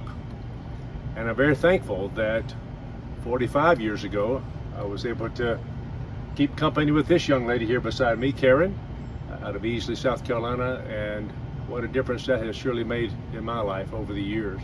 We're also very thankful that 35 years ago, the Lord let us start Pettyjohn's Cleaning and Restoration here in North Carolina in Wake Forest. We're very thankful for that because over the years, Karen, we have now got almost 7,000 customers. Isn't that incredible? That's wild. That's great. My goodness, that's just amazing. And the reason for that is, and we started out cleaning carpets and upholstery and water damage restoration and all that because we were doing this for the health of our precious customers. Fortunately, we had the ability to sit under Dr. Michael Berry at the Research Triangle Institute there not too far away from us. And he impressed upon us the importance of cleaning for health, not just to preserve your investment or not just for appearance. And thankfully now we are cleaning Oriental rugs and have been for the last 35 almost years now. And we have the finest Oriental rug washing plant in the state of North Carolina, almost in the southeast, I'm sure of that. And we've got that reputation because we have kept good company. One of the companies we've kept with is an organization called the National Organization of Remediators and Microbial Inspectors, also known as NORMI. This group is a perfect fit for us and for anybody that cleans for health because of the importance that they stress on us doing every single thing to improve the indoor air quality of our precious customers. As a result, I've kind of branched off and become an indoor air quality assessor and teach mold remediation and assessing throughout the Southeast, and I'm very, very thankful for that. But the reason that's important to us is because of the fact that we're keeping good company. NORMI is a good company to keep. And I'm thankful to be associated with them, as I'm sure they're thankful to be associated with Pettyjohn's. We clean for health.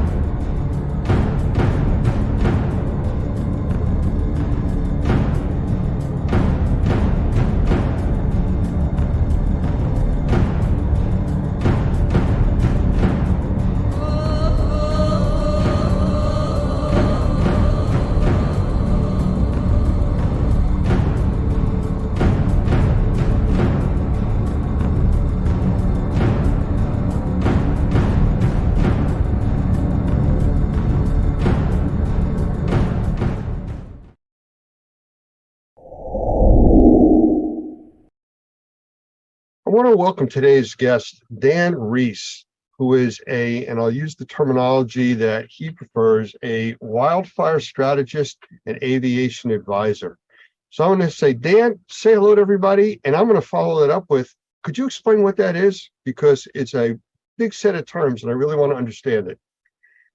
Sure, got it. Well, thank you for having me here today, Lance. So in my career, I finished out mostly in tactical air operations for wildfire events. And after I left, I started a consulting firm, International Wildfire Consulting Group. And that was shortly after I finished running Global Supertanker Services, which ran the 747 Global Supertanker, which was an air tanker, aerial firefighter with a 747. So I help people who call me engage with questions regarding wildfire. Oftentimes it's technology, or it's chemicals, or it's process. It might be, something along the lines of NASA presentations for people who want to engage with NASA, or new equipment like, say, a fire nozzle. People who want to understand what it takes to engage in the wildfire community is pretty much what I do. Well, it's interesting. I actually, before we went live here, did a quick research on you with LinkedIn and a few other sources. And just what you're mentioning, it's kind of interesting, where I saw an article that you were involved with for water conservation and firefighting, just by changing the shape of the nozzle and the stream of the water flow. It cuts it like in a third. So, I mean, that's kind of interesting stuff. I'll tell you what, though, some really sharp images and photos of those big planes dropping the fire retardant, on the site. So it's pretty impressive. Anybody watching this, you may want to take a look and find him on LinkedIn. Pretty interesting stuff out there. But before we started today, we were talking a little bit about the difference between the central part of the U.S. and the East Coast and California, which is where you're from. Now, California's been dealing with wildfires forever. Correct. The new phenomenon that's affected us on the East Coast, and I'm in New Jersey, is smoke from Canada, hundreds and hundreds of miles away, causing this choking of the air quality, not just outside, but inside of our homes. So what do you see what we're facing now compared to what you normally deal with in California? Well, it's clear and beautiful and a really moderate temperature here, this summer with the weather patterns, which is really nice. I think that El Nino probably has something to do with that. As I watch the news sources and the science research with the polar vortex, collapsing somewhat and changing the airflow and the cooler weather, it's really nice here in California. And we've not had the fires, this year that we've had in the last several years, and the air's been clear. So it's been really nice. A little agonizing to see what's happening on the East Coast and the Eastern Seaboard and in Canada, where we don't typically see that. And ironically, we see a lot of fire on the West Coast and it's highly publicized, but in the Southeast of the United States, there's a huge number of fires there that occur typically annually. Although I don't think in scope and size of what we see here with the integration of the population in what we call the wildland urban interface. But the smoke conditions definitely will get people's attention. And when we start seeing entire towns, being razed like Paradise and Greenville and the towns up in Oregon and now Canada, it definitely starts to get people's attention. Well, I've seen a big change in, I don't want to say weather patterns, but just because of the way we've been for the last, I'd say 3-4 weeks here in the Northeast, we haven't had rain. I mean, everything's extremely dry. Now, normally for us, June, we usually run that week or 2 or 3 of, we'll run those 85, 90 plus degree temperatures, and they start calling it the heat wave and everything else. We haven't had that, which I'm not complaining about. But the point I'm trying to get to is when these fires produced this smoke that came down on the New York, New Jersey area, we actually got a glimpse of almost the start of what a nuclear winter would look like. And yes, it sounds very dramatic to say that, but we were barely getting to 70 degrees when the normal temperatures are 80, 85 for us here in New Jersey this time of the year. And we were told by the Weather Channel and all the other officials that are talking about it, that there is so much smoke in the air, it's blocking the sun from its normal thermal heating during the day. I mean, I have solar panels on my house, and I see my production was down, at ground level. It was horrible. So this is what you deal with out in California. We're only getting a glimpse of it now.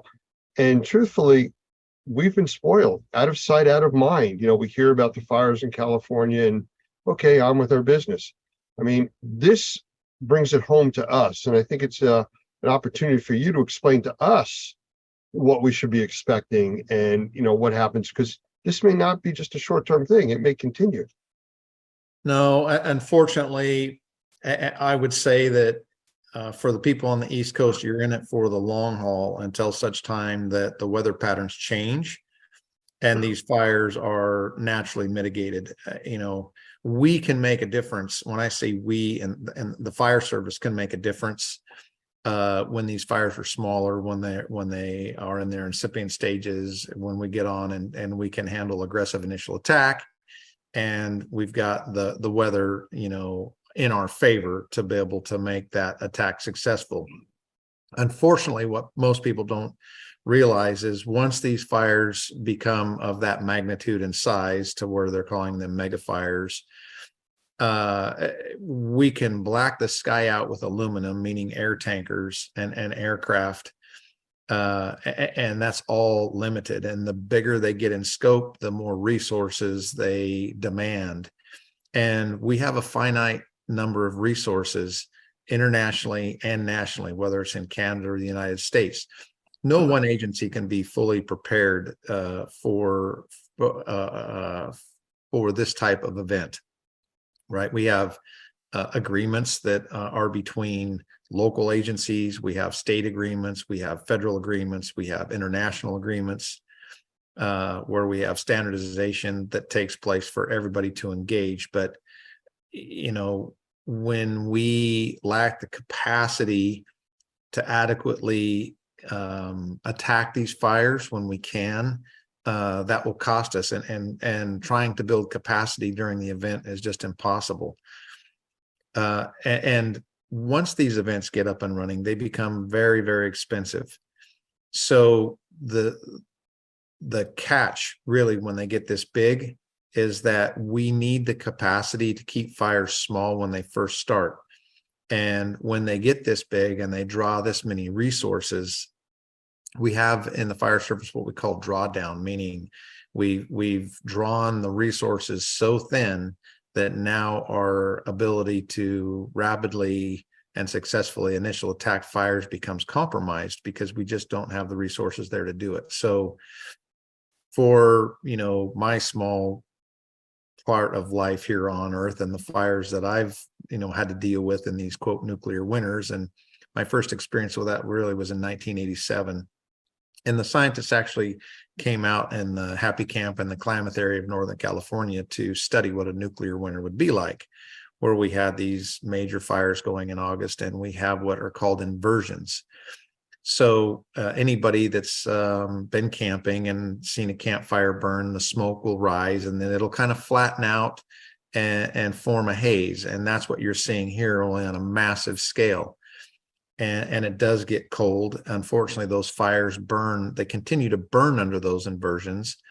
And then when the inversion gets hot enough, we have what we call an inversion break, where all of a sudden the air will escape up through the inversion and the fire takes off madly for several hours under the inversion. But once they get to that point, it makes it very difficult for aviation resources to be successful to even get in to help the people on the ground, because it's just so smoky. We can't safely operate those aircraft in those spaces. So unfortunately, I think right now it's going to be enduring, right? The population that's being impacted there on the East Coast and the central United States and Canada are at a point, unfortunately, where they're going to have to endure until Mother Nature changes her mind.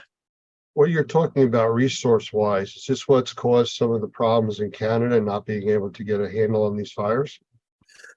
Well, I think it's important to put a couple of things in perspective. Fires traditionally need to burn. I mean, that's one way that Mother Nature, takes care of dead and dying material, beetle kill. There's a lot of reasons for fire to burn that's good. Managing fire during peak burning conditions is almost virtually impossible. It only takes a few degrees of relative humidity, meaning the moisture in the air, or a change in wind to really affect what a fire does. So when we talk about resources and capacity, it becomes part of a matter of perspective. It's kind of like insurance, right? Do we want to spend money to build capacity so that when these events happen, we can really go after them? Or do we bet on the come that it's not going to happen? And unfortunately, when we listen to climatologists and scientists around the world and we experience what we're experiencing, where we see years and years and years of dry weather, where we see reservoirs drying up, where we see millions of trees dying, that just all adds to the fuel, no pun intended, for these fires to really take hold and go. And there's two ways fires are put out. A, Mother Nature lets them die out naturally, or B, there are firefighters on the ground that actually go dig those fires out and around to make them go away. So capacity, I think in Canada right now, you're seeing probably firefighters from around the world responding. I know that aviation resources and hundreds of firefighters from the United States are battling those blazes. And I'm sure that there are people from Australia and probably many other countries engaging to help, Canada. And it's not just a regional North American problem right now. We're having this problem. We don't see it, in Siberia, in Asia, in Europe, where you see fires, burning in Germany, where they don't typically burn. And when that doesn't happen, people don't think that they need to get prepared because they don't think it's going to impact them. And unfortunately, for those on the eastern seaboard here in the United States, that they don't really realize the impact that they are contributing to, say, tax-wise, right? We have realized and unrealized costs of fire suppression in this country.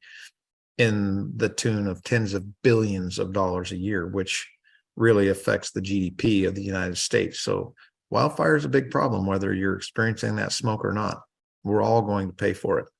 Yeah, you're absolutely right. And to bring it down to a level where people watching this will have something in common with, recently we had the heavy smoke conditions. And that's what I'm going to call the smoke conditions. And they were telling people, stay inside, avoid going outside. Now, we know from the indoor air quality side of our industry that the inside air is normally up to 10 times more polluted than the outside air. So we're already now telling people to stay in an environment that we know is more polluted than the normal outside air for them breathing. We have sensitized individuals. There's a whole class of people that suffer because of that, but also because of the building codes. Commercial buildings, public apartment complexes need to bring in fresh air on their heating and air conditioning. So now the systems that are ventilating the inside of their buildings are bringing in this air from outside, which is all smoke, VOC laden with chemistries. And that's a whole nother side that nobody's prepared for, because you still have to breathe. You can't hold your breath for 5-6 days. You know, that doesn't happen. And we use an example in some of our teachings about the importance of breathing. And we say some people are able to go 20, 30, 40 days without eating, 3, 5, 7 days without water, 4 to 6 minutes without air. Correct. You know, so it's not like you can avoid breathing. So you have to do things that are going to help. And that comes back to your point before about preparing ahead of time. We don't spend the money on the resources. I've been involved with the government world for many, many years from my background, and money was not usually spent on preparedness.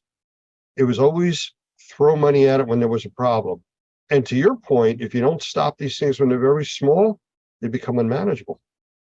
Correct. Capacity is it's a big deal, right? Being prepared both nationally and internationally is extremely important.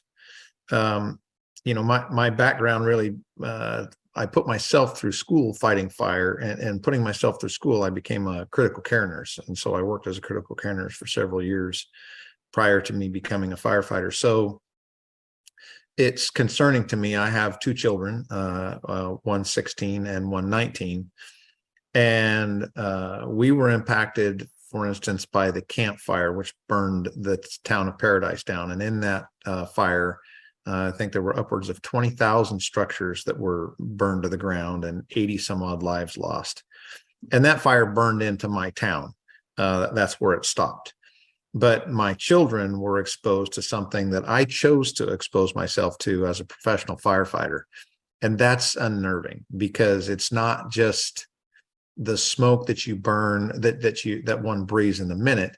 It's the side effects many years down the road that impact, you know, firefighters. And firefighters are notoriously prone to all different kinds of cancers, and they're called assumptive conditions that, you know, the government pays for when we get it. And oftentimes our lives are cut short. So that's what goes through my mind. And personally, you know, when we were inundated with that kind of smoke, I did limit my children going out, because the air, like it or not, was worse outside. I did ensure that they were wearing N95 masks, similar to what, you know, people did, and I'm sure have in their possession as a result of COVID. Anything to be able to catch that particulate, changing out the filters, you know, regularly in my home. Those were all things that were, you know, top on my mind, just from my medical background and being conscientious of my firefighters when I was in the station, as it related to, you know, diesel exhaust fumes and the bays when we were pulling engines out or pulling engines in, right? That wasn't a place to idle, because we just didn't want to be breathing that. Same for the public. You know, there's an educational component that is missing in many industries. And in our industry, again, out of sight, out of mind, because you don't see the microscopic particulate and organisms and everything else that you inhale, people don't think about it. But when you're dealing with the fires, again, when it's in California, here on the East Coast, we don't think about it. We don't see it. It's not affecting us on a daily basis. But the submicron particles that are in these smoke plumes that are going out, they go straight into your lungs and they pass right into your blood system and all the chemistries that are associated with them. And there's that's thousands. What's that? There's thousands of these, even just from a burning pine tree. Well, and I've heard people even talk about, well, it's a campfire or it's a fire pit. We do this all the time. Well, that's true. But the factory up the street that burned with ethyl methyl nasty stuff in it, that's now aerosolized in the flames, that's the stuff that's involved in what you're breathing because of the homes that burn, the factories that burn, and all the things that are inside of it, just the glues that are in the furniture, you know, that you're sitting on, is all poisonous to inhale. And again, to me, it's an educational piece that people don't understand about emergency medical services, about law enforcement, about firefighting, that I look at this as an opportunity to provide awareness. Something as simple as a firefighter coming out of a burning building, the last thing you would want to do is cool him down by hosing off his turnout gear while he's wearing it. Or give him a hug. Or her. give him a hug. That Right, jacket yeah. could be 300, 400, 500 degrees. As soon as you hose it down with water, you've created instant steam and you've scalded that individual. Well, the technology has changed drastically, you know, from the time when I was a young firefighter. Nomex was just coming out, and that's the protective clothing that wildland firefighters wear. And my first several years of fighting fire, I did not wear Nomex. And then when I was in the structure world, in the municipal world, I had one set of turnouts, and those turnouts were by my bed, by my bunk. You know, when the bell rang, I would jump into them and go to a call and come back and peel them down, put them right next to my bunk, and go to bed. That's just not the case anymore with what science has shown us and the medical world. Now, firefighters typically have two sets of turnouts, and they rotate them through structure fires, and they go right to the extraction machine, and they have to go out and be professionally extracted if you're following an FPA every now and then.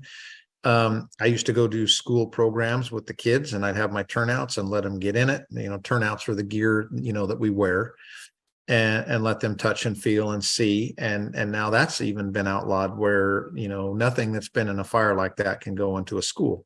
It's new turnouts that have never been exposed to smoke. A lot of changes environmentally in our profession, which, you know, I think it's important for the public to understand the reasons for that. And it's important for the public to protect themselves as well, you know, such as the things we just talked about: changing filters, not going outside, you know, having your kids wear a mask. I mean, if I have 2 masks and I'm going out with, you know, 2 kids, well, the kids are going to wear the mask, not me. I'm going to endure that change. But, you know, it's a matter of perspective and doing what you can to research on your own. You know, read about the effects of smoke and what science is showing. Read about the cost of fires and what's causing it. And it's a very complex, wildfire is very complex, simply because there are those fires that need to burn, and there are those fires that probably should be put out. From your experience in California, your years firefighting, and from dealing with the smoke out in the California area, what would you say to the people in the middle part of the country and the East Coast that have experienced this? And the wind could shift tomorrow, and the fires that are still burning could cause this to come down on us again. What would you recommend them doing as far as indoor and outdoor air quality, and what things to be aware of odor-wise and things like that? Well, wildfire smoke has, in my experience, 2 different kind of smells. There's a smell when a fire is going through a residential community, for instance, when we have many homes burning and it smells like a structure fire, or if anyone's thrown, you know, plastic garbage and things into a campfire, you kind of have that acrid smell. And that's the nasty stuff that you don't want to see burning, and you definitely don't want your children burning. as firefighters, sometimes we can't get out of those situations where my firefighters could put on a self-contained breathing apparatus. We call them SCBAs. Until that smoke was clear, that's what they did, and their turnouts were washed. So for those in the public, it really is limiting your exposure outside when you're listening to the environmental air pollution control advisories. Those people that are susceptible to lung issues and problems, I would speak to your doctor. I would see what kind of HEPA filtration systems that could be put into your homes, to help filter that smoke in your homes. And once again, my children, I put them into masks, no different than when they were in COVID, when they were walking around out there, when they had to be out. Otherwise, I kept them indoors. Yeah, just to a point that you just made about wearing masks, the N95 masks, N100 masks, whatever you're able to get, they work great for particulates, but they don't do anything for the VOCs, the volatile organic compounds, which is the gases and the chemistry in the air. Right. That you need scuba gear, like you're talking about, self-contained breathing apparatus. And the public isn't going to wear that. No. So staying inside, it's really your best bet, at this point, and try to avoid these situations if possible. Agreed. All right. Well, I really appreciate your time. This is all about a public education and awareness that we're trying to push out there. There's many other segments that we will be playing following this. And I really wanted to set the stage, which is, I feel we've done that, as to the problem that's out there. It's not going away. It wasn't the 3 or 4 days that we had here, and the problem's never going to come back. It's things that we need to be aware of. Correct. And I really appreciate your time and help with that. Absolutely. Thank you for having me today, Lance. Appreciate it. Be safe, and good luck with your new adventures out there. And I look forward to seeing some more of those interesting images and videos of all these firefighting planes and stuff you got out there on your site. Yeah, there's some amazing pilots and people. Yep. Thank you. Thank you. All right.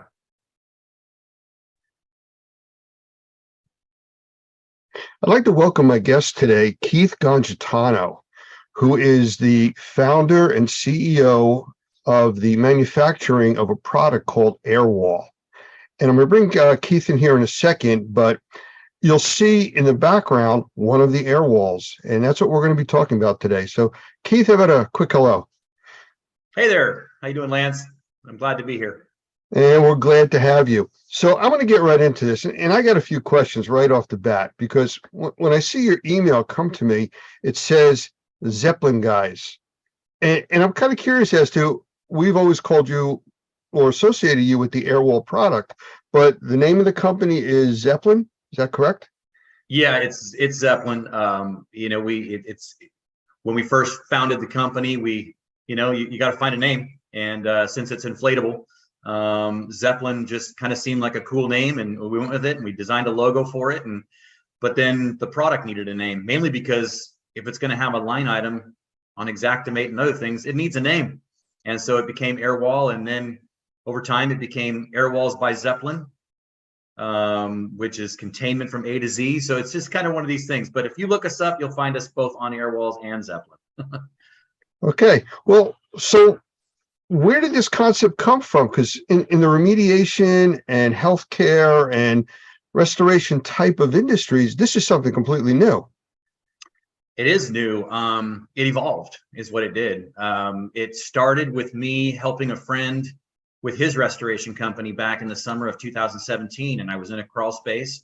It was a miserable experience. I spent 3 hours trying to build a chamber so that we could get the subfloor dry. And among other things, I got bit by a spider and bruised and battered, and managed to only build marginal containment, a chamber. It was terrible. And so I invented the crawl space tool. It was just kind of one of those fully formed ideas in my head. I just knew how it had to work. Convinced a friend who's now a part of the company, and pretty much has been since the beginning, because without him, a lot of this stuff wouldn't exist, just because he's the one that knew how to build it. His name is Cole, and I convinced him to build our first prototype for crawl spaces. And one thing led to another. We started thinking, what about a doorway? I wonder if we could use this very tool in the doorway. And so I repurposed it, and it was very ugly. And we thought, well, the concept works. It's just not going to work, you know, in the sense that it's really gross and ugly looking. So we designed something for that. And then we moved on to windows. And then we realized at some point that because we met a fine gentleman by the name of Mark Cornelius, he's among other things, he's a member of the board on the IICRC. He's a trainer for years. He's been in the industry for almost 40 years. And he loved our product and just asked me a very simple question. That he was looking at the doorway unit, our X, and he said, so how do you get out? And I looked at him with a very kind of lost look, and he goes, how do you get out? Where's your doffing chamber? You know, when you're doing a mold job, you got to have a doffing chamber. And it just never occurred to me. And so that's, you know, kind of what started my wheels spinning. And we went round and round and round. And the other question was always about power failure as well. What do you do about a power failure? Because the crawl space unit and the Airwall X, which is built for doorways, and the window units as well, they're all constant air kind of appliances. They require air from your air movers or your HEPA filters and things like that. And if the power goes out, well, then they deflate and they stop functioning. And so we went around for a long time before we settled on what we ended up with. And you'll actually see that behind me. You can actually see that's the full system. That's 2 Airwall Nexus on either side of me, and behind me is the front of the. Let me interrupt you real quick, yeah. Because we'll talk about all the different types of configurations and products and stuff that you've come up with, because Yeah. I know your mind just works continuously It on does. this stuff. But I mean, the simple question is, how do these work? I mean, Air. air. Okay. Yeah, they inflate. You know, and you're right. I tend to get, you know, I love my stuff and I think about it all the time, so I go fast. The 2 that I talked about first, they require constant air. You connect them to your air movers, your negative air machine, and you do what we call pre-cycle the air. You capture the air coming out of the machine directly, and then you take that air and do what you want with it, whether it's to exhaust it from the structure and create negative pressure, or to create a manifold where you're actually directing the air to a subfloor or maybe the perimeter of the building. But these are different. This is different. That's behind you now, right? Yeah. So this is the latest. This is very different. In fact, what you'll notice again to either side of me is the Nexus, and the Nexus consists of 5 separate inflatable air bladders. And if you look at the bottom, you'll see those little round. Those are valves. And so you inflate each of these chambers separately. The idea being that if there is a power failure, first of all, these are inflated and they don't require any more air. But if there was any kind of damage done to one of those bladders, although we did a lot to design them so that they're very durable, but if something did happen, that even the loss of an entire or even 2 chambers would still maintain your containment. So that's the design we came up with, and yeah, they're very different, but they both work on air and they both work on pressure. The whole reason that they function as negative air containment and as a chamber is because they're pushing against the surfaces of the building, up and down and then sideways, so that they seal up. Okay, so now I did cut you short before. I just want to get back to, you were starting to talk about the different types of products. Yeah. I just wanted our viewers to understand at least how these things work. Yeah. What else have you designed? I mean, this is for, it looks like you got a chamber behind you and a whole wall, but I know there's problems with, you know, different heights, different types of ceilings and floors. How does that all work, or do you have special products for that? So we wanted simplicity was the key. We didn't want a bazillion parts and things that could get lost, broken, misplaced, or just adding complexity. What you see behind me essentially is 4 things. It's a Nexus on one side, a Nexus on the other, the dust curtain that joins them, and the doffing chamber that zips to the dust curtain, in a nutshell. So it's really, really simple. If this room that we're looking at were 8 feet tall, or 9 feet tall, this is an 8-foot configuration, that were 9 or 10 feet, you would simply add a 12-inch extension to the very top of that wall. And because the air bladders inside are actually 10 feet long, then you're not doing anything else. Those air bladders simply roll out the next 12 inches and then stop. They stop because there's a piece on the top that makes them stop. And then if you had to go to 10, you do the same thing, add another 12 inches, and then those bladders go up the next. So, so it's very simple. That conversion can be done in just a couple of minutes. Very simple. Interesting. So how about like width, or if you're dealing with different heights, like it's a slanted ceiling or something like that? Sure. So for width, not a problem. These walls that you see to my sides are 5 feet nominally. And again, 8, 9, or 10 feet. They can be adjusted. Well, let's talk about width first. So you can put as many together as you want. You can zip these things together. They join to each other. It's all modular. Everything goes together and connects. So you can put 4 or 5 of these together, or 2. If you happen to be in a space that, again, these would be 10 feet joined. If you were in an 8-foot space, you could do a couple different things. You could just simply change the shape of the wall into a curve. Think Hoover Dam. You could do something like that. You could also run them straight across the room, and then when you get to the wall, you simply underinflate whichever bladder would be at the bend, right?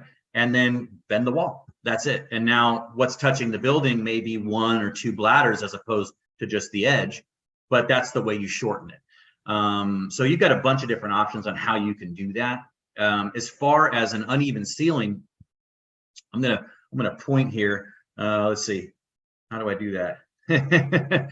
These right here, these little black dots, those allow you to actually put straps that also attach to the very top of the wall, and you can actually change the pitch of the wall if you need to. You can actually slope it to a certain extent, and you can also adjust it.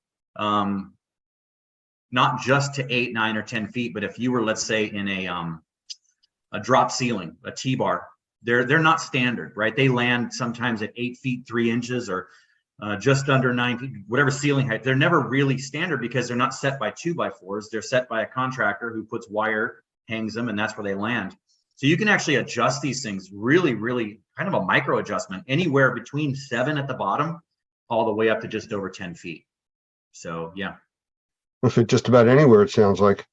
It will. The only thing I don't think we're ever going to really do, and that kind of brings up another one of our thought processes here. We're probably never going to do like the vaulted ceiling scenario.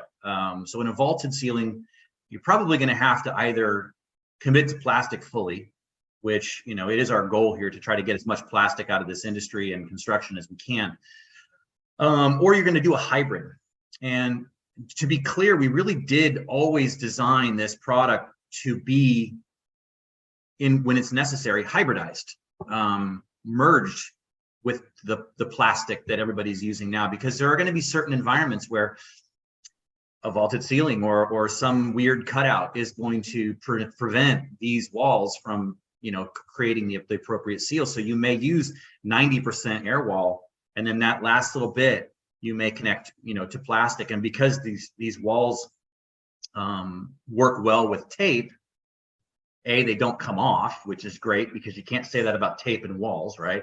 When walls have, water literally dripping down them, or years of cooking grease or whatever, they don't stick, right? That's why a lot of failure happens with traditional containment. But these walls are designed to work with tape and not leave residue. So you can tape plastic to it for as long as the job takes, and then peel it off, and you won't have to worry about it leaving stuff behind. And certainly, whenever possible, you want our walls to be, or the air walls to be, touching the surfaces of the building, because that's going to create the superior seal without the problems of damage like peeling paint or whatever else that comes with using tape. Well, I know that with some of the normie training that we do, we've actually incorporated some of the air wall technology into some of the types of hands-on training that we do, especially like when we go to the experience trade shows, where people are able to touch and work through all the new different technologies and products. And they fit into structures that we basically build on site. So we're able to adjust them, in real time to fit into these structures. And it works out very well for us, because we're able to put those up with plastic, show the differences, and, how you can make changes and everything else. So it does work. And it's adjustable, like you were talking about, to whatever structure we build at the time. Right, right. And it brings me joy to hear that, Lance. Because, you know, I had this awakening. It was kind of late in coming. I've been doing this for 5 years, but I had this awakening about 5 days ago where I realized when I made my first shipment to Australia that these things exist without me, you know, in different time zones and on different continents, and people are interacting with them, and what I spent years thinking about and designing has to work, and I can't be there to help them. I can't, So, you know. so you sent your children off to school for the first time, basically. That's what it sounds like, right? Absolutely. That's what it felt like. Put them on the bus to Australia. Exactly. So let's go a little bit further into this. As far as like vertical markets and stuff, I mean, I could see it in the remediation industry, restoration, asbestos. How about like medical or all of the above? Yeah, absolutely. That's actually one of the most exciting things about what's behind me here is that when this came, all of a sudden, exactly what you're talking about just changed totally. So medical, if you have someone who has who's a burn victim or is receiving cancer treatments or is in some other way significantly immunocompromised, positive pressure environments are how you deal with that. And a hospital environment can create that, but that's very expensive. This can do that very, very easily, very simply, and doesn't require any permanent modifications to a building. On the flip side, we're all very familiar with negative air pressure because of the pandemic that we're all emerging from now, and the need for negative airspace, which is the exact opposite of what I just described. Instead of pumping clean, fresh air into an environment with people who have no immune system, you're instead drawing air in so that the bad boogies can't get out. So that's medical. But even more so, there's really, really strict enforcement when you're in a hospital environment because of, you know, generally who's in a hospital. People are sick when they're in a hospital. So if any kind of building modifications have to take place in a hospital, they have to do things to prevent dust and everything else from getting to people who might be unwell. And so it's not even just the direct medical application, but medical facilities, and because maintenance has to happen and modifications must occur, this can actually be a very, you know, a significant improvement to what they're doing now, which is putting up plastic. It takes sometimes hours or even a day to set up the containment to move a machine from one room to another, simply because of the restrictions on a hospital and what can and can't be done without containment. So that's a big deal. And then, you know, just I've been told mining. In fact, the folks in Australia, because mining is a big part of Australia's economy, mining is one. High tech, both chip manufacturing and also in like server farms, things like that, where very sensitive equipment is very, you know, can't be exposed to dust. So that's another big opportunity. All the construction trades could benefit from it. Basically, and then there's also, of course, you know, the potential need for first responders and militaries, you know, around the world. What if there's a, you know, some kind of an outbreak, some kind of maybe a terrorist attack, a biological terrorist attack, and you know, first responders and military have to show up and contain it best they can. This stuff, I mean, this what you see behind me fits into basically 3 duffel bags, you know, so that's the kind of thing that a military could really benefit from. So yeah. Well, while you were talking, I jotted down 3 quick questions, and you were just starting to touch on one. So let me ask it to you. But instead of 3 questions, I'll just do it as 1 question now. What I wrote down here was portable, durable, and cleanable. Yeah. Especially you started talking about mining and then, you know, bacteria outbreaks and viruses and stuff like that. So as far as it being portable, I mean, they're pretty big. I mean, easy to move, you know, and, you know, cleanable. And how durable are they? All 3. You got 3 questions there. Okay, so let's start with portable. You already started on that. Yeah. Basically, it's a gym bag. One of these walls fits in a gym bag. Of course, each one comes with said gym bag, and it's very, very easy to lift. I mean, the Nexus, fully loaded Nexus, is 25 pounds. That's it. right? So it's well below the lifting weight of any of the trades. I mean, most equipment is that or a lot more. So very, very portable, small, compact, lightweight, easy to use. It looks huge right now, but it fits into an itty bitty space, right? So that's really good. As far as cleanable goes, we were very intentional on that. And in fact, along the way, we had it pointed out. In fact, a well-known person in the restoration industry, Rachel Adams, had pointed out in 21 that she thought it needed to be a little more cleanable. And so I said, okay, let's do that. So we just simply reversed the fabric that we're using so that what you see on the outside is actually a urethane. So it's much, much smoother and much easier to clean. The stuff before was also very cleanable, but it had texture.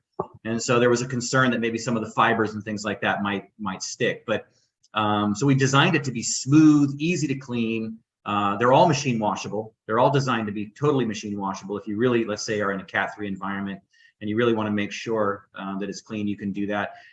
All the biocides, no problem. Antimicrobials, no issues there whatsoever. You can spray away and it'll be just fine. So yeah, so cleanable. And then durable. And I say durable for the end because durable, I mean, all this stuff is important, super important, but durable, because we're claiming to be better than plastic, we better deliver, right? Because this stuff isn't cheap, right? You know, it takes 3 to 5 uses to pay off the investment in an air wall, which is really fast because they last for years. But, you know, if I'm going to say I'm better and I cost more, then I better be better. And so durability was huge. We made sure that the outer shell, you know, in the case of this one here, anything that's getting constant air, you could stab it with a knife and it wouldn't matter. I mean, we designed them with big open holes. So they're pumping out air all the time and they still work. Not so with this, right? If this gets a leak, you know, there could be an issue. So the outer shell is very, very durable. It's resistant to snags and punctures and things like that and cuts and all the rest. And then the inner bladders, we actually spent a lot of time finding the ideal material for those bladders. They had to be lightweight. They had to be inherently fire resistant because these are going into a built environment. They cannot burn. They had to be as puncture and tear and cut resistant as possible while maintaining lightweight and portability, right? I mean, you know, all those things are in direct conflict with each other, right? Lightweight usually means flimsy. So we were actually very blessed, I believe, in the discovery of this particular material that we've used, and it makes this product extremely resilient.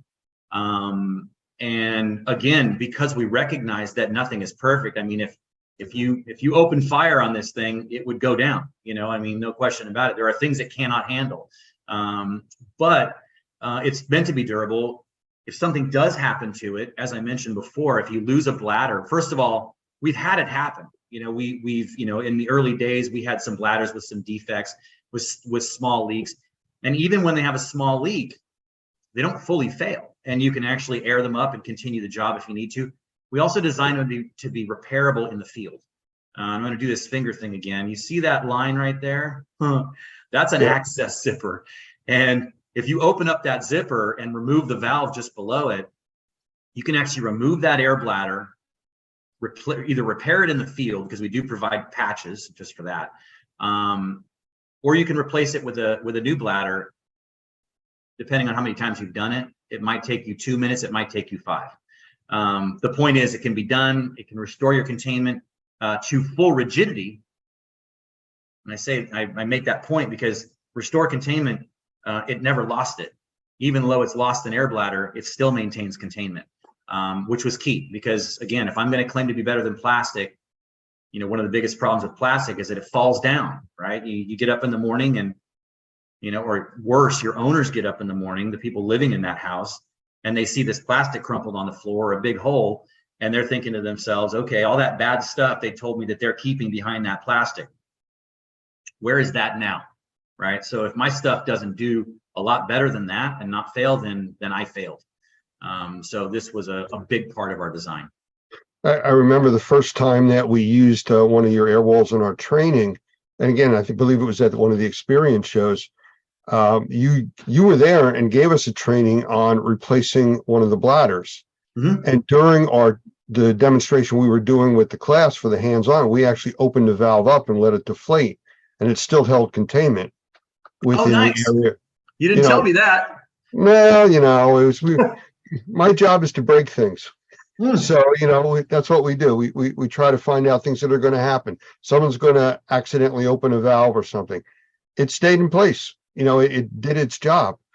So, when you mentioned before about replacing plastic, or poly, I see the value in that. I'm just curious. I'm not holding you to it. Have you done any kind of cost analysis as to how much poly you can actually replace by one of these over the longevity of the type of system?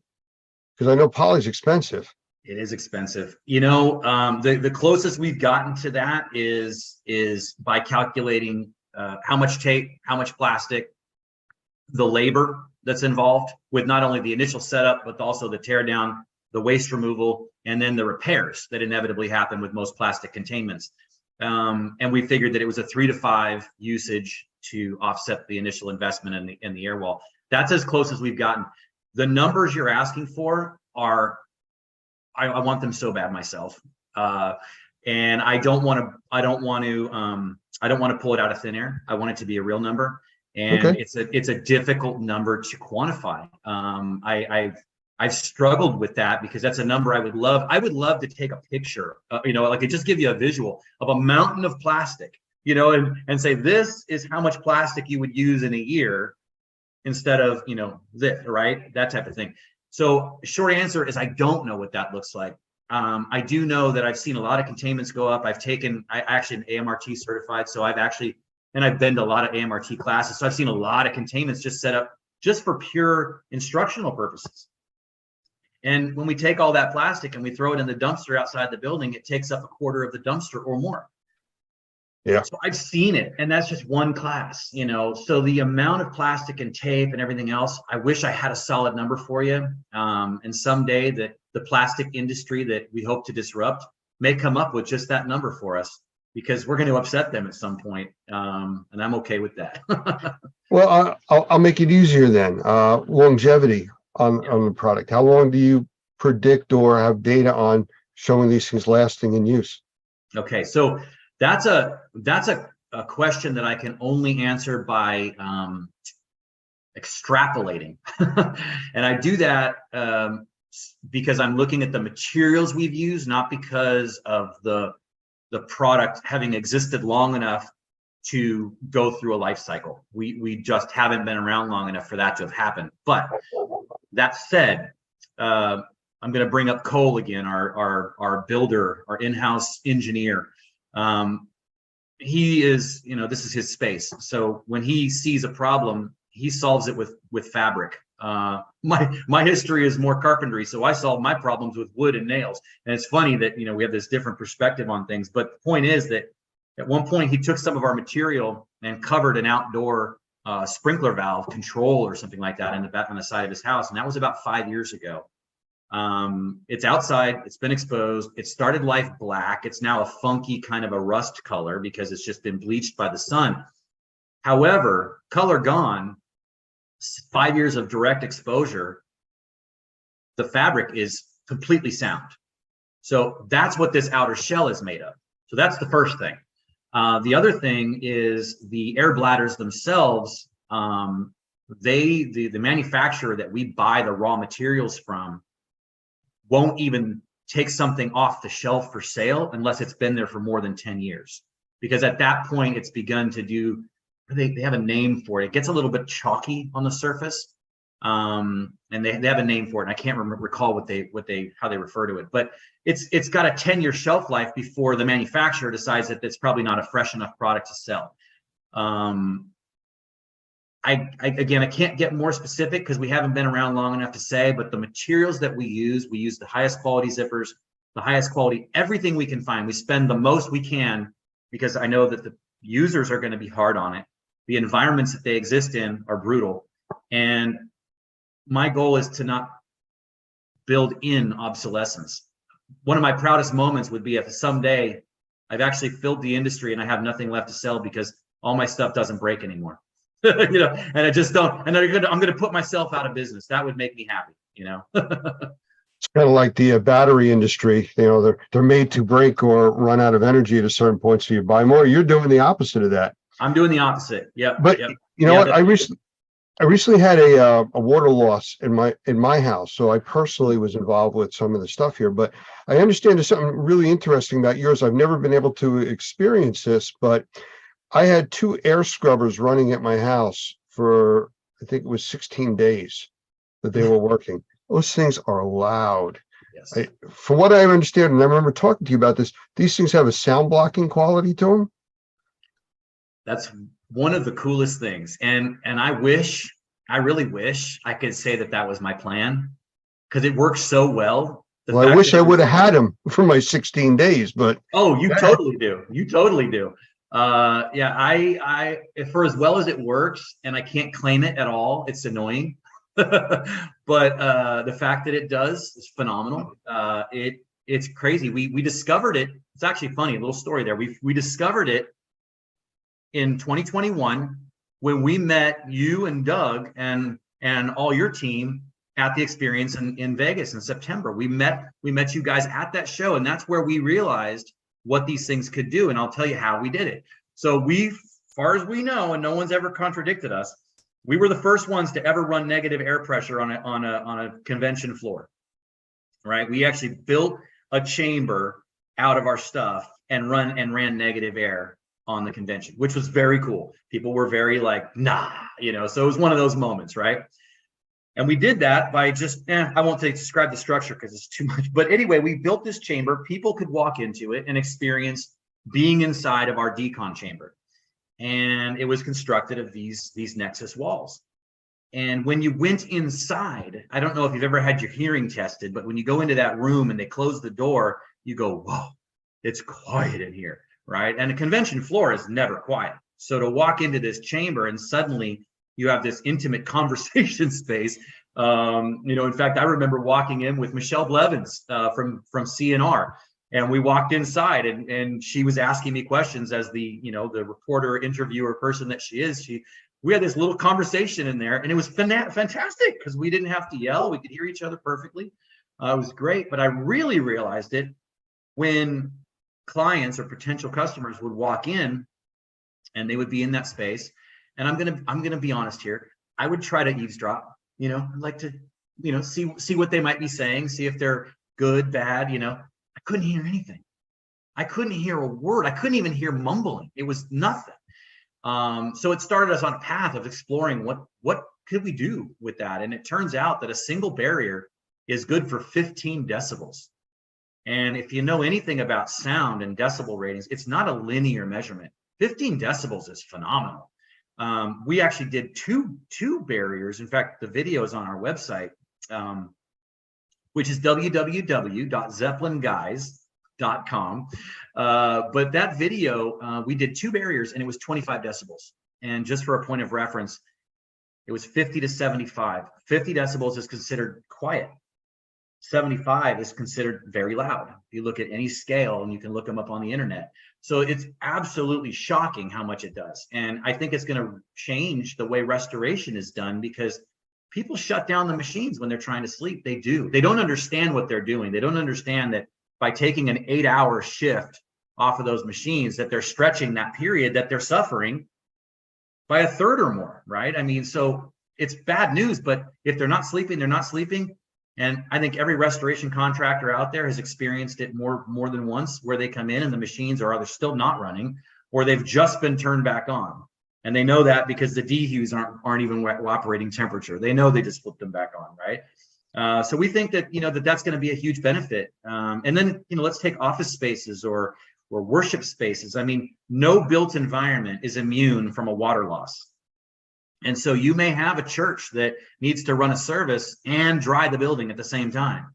And if you have something that can block that sound and allow the service to continue at the same time the drying is happening, then you've done something, and in an office that needs to be able to operate and still deal with the water loss. That's a huge deal.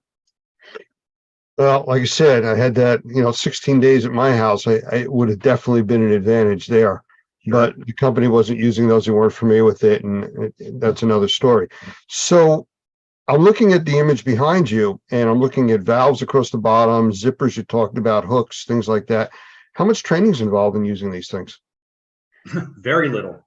You could probably attest better to that because you've actually monkeyed around with them and you didn't build them. So, this is that thing. I let my child go and someone else had to figure it out.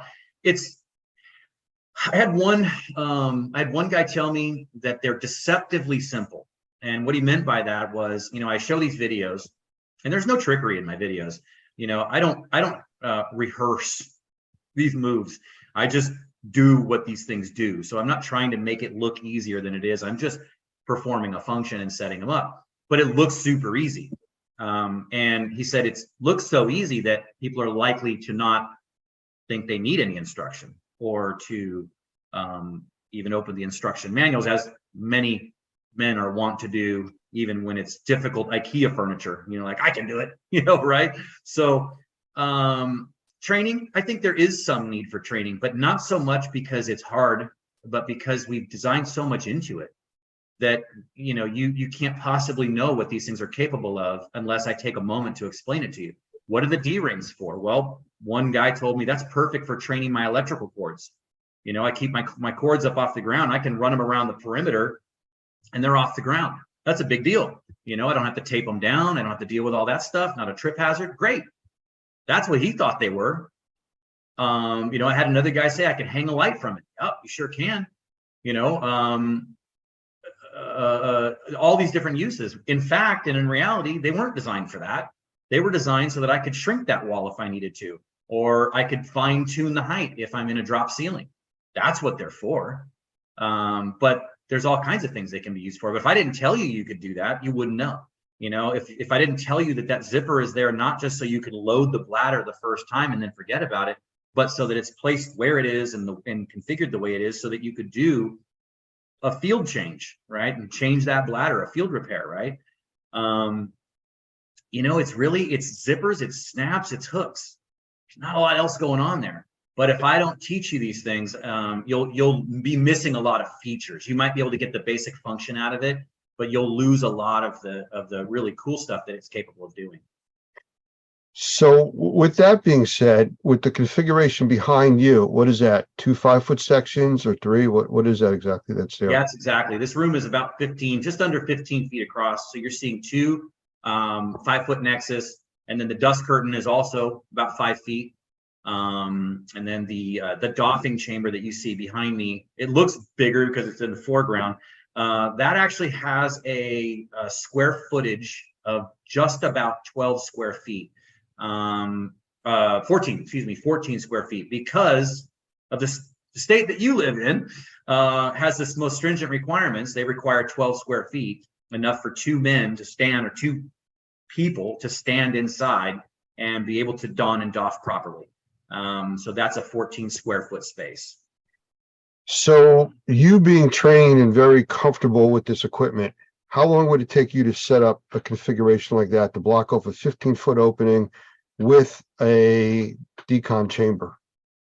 What you see behind me takes about 20 minutes, roughly. One person? Yeah, one person. Yep, one person. You need a little ladder a little step ladder to connect the dust curtain. But yeah, no, one person can set that up.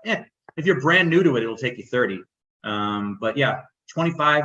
I've done it so many times, I'm down to about 20 minutes. And that's no damage to any of the walls, ceilings, floors. It's just held in place. And it doesn't move under positive or negative pressure, you said, right? That's right. Yeah, no, the surfaces, in fact, what you're seeing behind us has actually changed somewhat, very small stuff. Basically what we have now is that we have all the edges are black. And it kind of clearly defines the edges, but it also, it's filled with this very soft, your couch pillows, that's called polyfill or Dacron. We fill those things up with that. So it's very, very soft. So when it touches the building, it's like putting a pillow against the wall, which means that it can adapt to irregularities in the surface, which is important, but also not put anything rigid or hard on the wall or the ceiling, so that we are preventing any damage. In fact, you'll notice in this room, there's crown molding, right? You see that up in the corners. Well, the edge seals, which are on the edges of these walls, they're the black things that you can barely see there. Those are actually longer than they need to be, so you can actually pull out a little bit out of the top and protect, things like crown molding and things like that. And then you asked about the negative pressure and can it hold. I just want to tell you one little story short. We did a comparison. We were invited to a flood house. Jeff Cuthbertson in Chattanooga, Tennessee, invited us to his flood house, very generously opened it up to us and said, whatever people or equipment you need, let us know. It was fantastic. We were there for about 4 days. You and Doug actually got on the call with us while we were there and were advising us on some of our containment techniques so we could show how to build containment for people with high sensitivity to mold. Because what we did was we built a 2x4 compression to 2x4 containment, right? As well as a steel stud version as well. But this 2x4 version, we put it under negative pressure just to make sure it was working. And of course it was. And then we had this fun idea. If anybody's familiar with the movie Myth or the show Mythbusters, where they just ramp things up until things just break. We like to break things too, Lance, not just you. So we all had the idea, let's break it. Let's see how much negative pressure it takes to break it. And keep in mind, what we built was the gold standard of containment. I mean, I don't know how many times a year someone builds compression timber containment. It isn't often. It's going to be in schools and hospitals mainly, and everything else is going to be zip pulls if you're lucky. So this was good containment. And it failed at negative 41 Pascal. That's when it failed. And when I mean failed, I'm talking, we had 9-foot 2x4s about to fall on us. So it was coming down, and it was coming down fast. So it was a big failure. We put mine up and we said, well, we got to do the same thing. And so we ran up the negative pressure, and it basically maxed out our 500 CFM NAM. Couldn't do it. So we had to call up another piece of equipment from the warehouse, got another 500 CFM unit up there and turned it on. And only then did we get failure. And the failure was only that the doffing chamber that you see behind me started to get sucked into the chamber. The walls themselves weren't falling. It was just that the doffing chamber was too light and it and its internal frame were being sucked inside. The number was 57.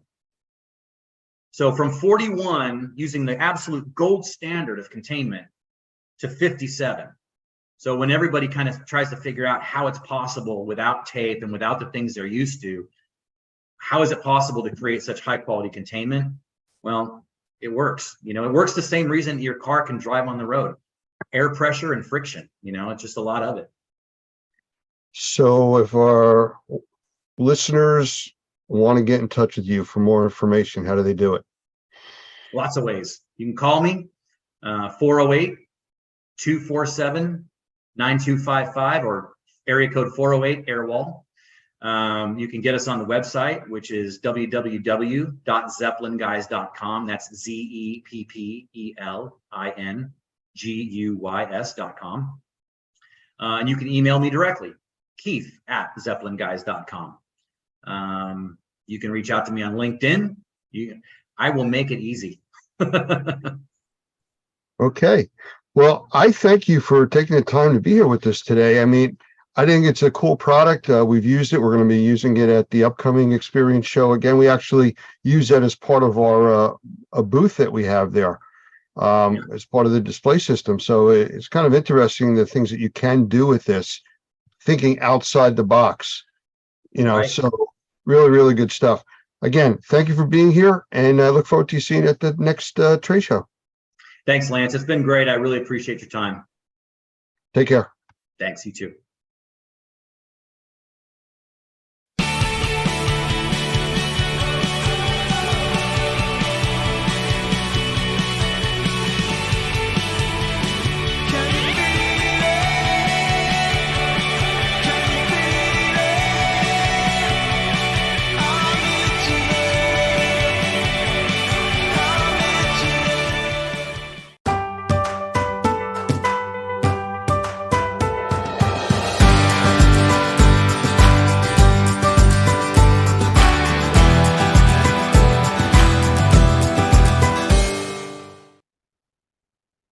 My name is Sandy Lazarovich. My company is Mastering the Art of Living Indoors, where I'm your indoor air doctor. I'm here to talk to you about an organization called NORMI, the National Organization of Remediators and Mold Inspectors. They help take my business from a mere air purification technology provider to providing a holistic solution to your indoor air quality issues by defining and diagnosing indoor air quality problem, developing a range of solutions, and deploying and monitoring the effectiveness of those solutions, both short-term and long-term. Now, benefits to business owners of NORMI is expanded my business offering from just technology to holistic solutions, bolster my presence among competitors, enhance my training and knowledge, develop me a network of diverse support throughout the IAQ industry, leverage my presence far beyond the size of my actual company, increase my sales volume and quality of sales, improve the value of my client offerings, and increase my profits. So if you're a business owner in the indoor air quality arena or sanitization, you need to join NORMI now. Go to normi.org and check it out. If you're a person business with indoor air quality issues, give the doctor a call at Mastering the Art of Living. And I'm located in Cleveland, Ohio, but I'm not restricted by mere location. I can help you remotely. So remember, if you have issues with indoor air quality, call the doctor, Sandy Lazarovich at Mastering the Art of Living Indoors. If you have a business that you want to grow and expand to be limits you couldn't believe of a few years ago, go to normi.org.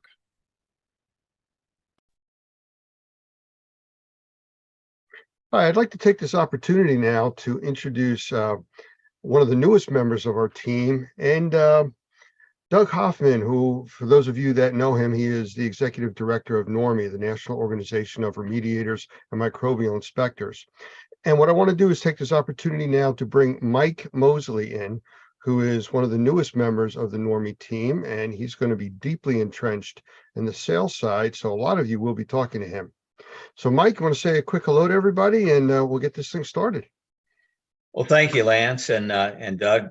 I just want to say how excited I am to be a part of the team at NORMI. I've gotten to know you all for the last couple of years while I was doing my previous role with another company, and I'm just thrilled to be a part of what NORMI does and helping a lot of people out there really live healthier lives. Well, Mike, it's exciting to have you on the team. I mean, I've been working with you now for about a week and a half, 2 weeks. And just hearing about your extensive sales background is something I want to talk about in a moment. But Doug, if you want to jump in here real quick, give Mike the official welcome. I do. I've been so excited to have Mike on board. He's been with us actually for about a week and a half, and he's getting up to his eyeballs in training on all the different companies and how they work together, and what he can actually be doing in terms of helping not only our membership, but also helping to get some of our products out there with Best Living Systems. So I'll just be the one to say that I'm so excited to have him. His official title is Vice President of Business Development. And although that may say a lot about what he does, I look forward to us talking a little bit tonight about where he's going to be specifically in supporting our members and also getting those great products out into the hands of people who need them. So welcome aboard, Mike. Thank you, Doug. I'm very, very happy to be here. So Mike, let me ask you a question. I was looking through some of the background on you, and I know you're out there on a lot of the social media pages where people are able to look you up and find out more information about you. But after reading it, I realized that we only have 24 hours in a day to cover some of the things that you've done. So we're going to have to cut this down to a little synopsis of, your background. And from what I see, sales has been a tremendous part of what you do. I'm guessing you like doing that. I love it. I love it. I love people. I like showing people how they can better their lives. There are a lot of products out there, some good, some bad. I like to think that I've chosen the good ones, and it's a way to help people live better lives, actually. I like what I do. We spoke the other day, and I threw the thing out there about do the right thing because it's the right thing to do. Yes. And I saw your face light up with that because it's exactly what you were talking about. Same thing with the products, doing right with the products because of the right product to use, and they work. And you seem to have a passion for that. I do. Well, I tell you, talking about his people person skills too, I'll just say some of you probably know what his role was in the previous company that he worked with. And it was really to be in charge of direct contact with the distributors of those products, and which meant that they needed to have somebody that they felt comfortable they could talk to, that he would actually pick up the phone, that he would have the answers and the skills to be able to help them. And I think that's one aspect of what he's going to be able to do for us, Lance, that is going to be really exciting, something that we wanted for a long time. In some ways, I always use this phrase, membership mentor, but I think in a lot of ways, that's what he's going to be able to, that's the role that he's going to be able to supply, is being able to talk to these guys and help them work through all of the details and navigate through a lot of the details that we deal with every day. We got to take a lot of that information for granted, but as he said, there's a lot of stuff out there that we've got that we need to share with our members and help them be better at what they do. Yes. Well, one of the big things, Mike, and I don't want to embarrass you with this or anything, but you come to us with a bunch of industry knowledge, and the market, the people and the players that are in it, and that's something that's very difficult to teach somebody coming in, even if they have a big sales background. So for you to be able to pick up the phone and talk to a contractor or an end user customer calling in, you understand the industry, you understand their needs. And I really think that's a tremendous asset to the Normie team. I really do have a lot of experience in those areas, from retail to commercial products and programs. As a matter of fact, I worked with and for Zig Ziglar for a couple of years. Some of the listeners out there might know a little bit about Zig, and he always taught us that you help everyone else get what they get, and you'll always get what you get. And boy, believe me, that is so true. So from retail, commercial products, the one component that's there no matter what you're selling or where you go are the people. So if you know how to work with people, you know that you're sincere and you like what you do, the rest is easy. So I'm going to spin off that for a second, if I could. I wanted to talk about, because he mentioned the commercial side of it. I think that's an aspect that he's really going to be able to bring to the table for us. We have a lot of members that are very interested in commercial work, not only on our monitoring program, but also on the sale of commercial products. And I think Mike's going to really be able to help us in that side of the industry as well. Well, I think the knowledge base gives him confidence, Doug. I think that's the biggest thing, knowing the industry and you have confidence. And then when a consumer or somebody searching for information reaches out, when you talk to somebody and you can sense that confidence, it makes it much easier. The person's found, let's say, a home to go for that support. And that's really what we're all about. Yeah, absolutely. I don't know that Mike knows this story. I know some of our members do, but we had recently, over the last several years, been called out to do an assessment in a huge commercial environment. And they wanted us to do an assessment, and they actually had a couple of IHs, industrial hygienists, on staff. And anyway, they accepted our proposal. We flew to Kentucky, spent several days doing that assessment, and flew back. And while I was out there, I was curious. I asked the decision maker, why is it that you selected us? You have industrial hygienists on staff. They called apparently a lot of people to try to find out who should do it. And we were a little more expensive than anyone else. He said, well, I'll tell you, he said, I could tell from the first time I talked to you that you had a solution, and you said you could solve the problem. And he said, that's what I needed to hear. So I think you're exactly right, giving our members the confidence with the way we back them up and the way we support them, but giving them the training and the confidence that they need, that they can get into the marketplace and solve the problems that people are dealing with. Having somebody like Mike on the team just enhances that asset. Absolutely. And Mike, again, it goes back to me, the importance is the confidence and the comfort zone that the end user or our members actually will get when they talk to you.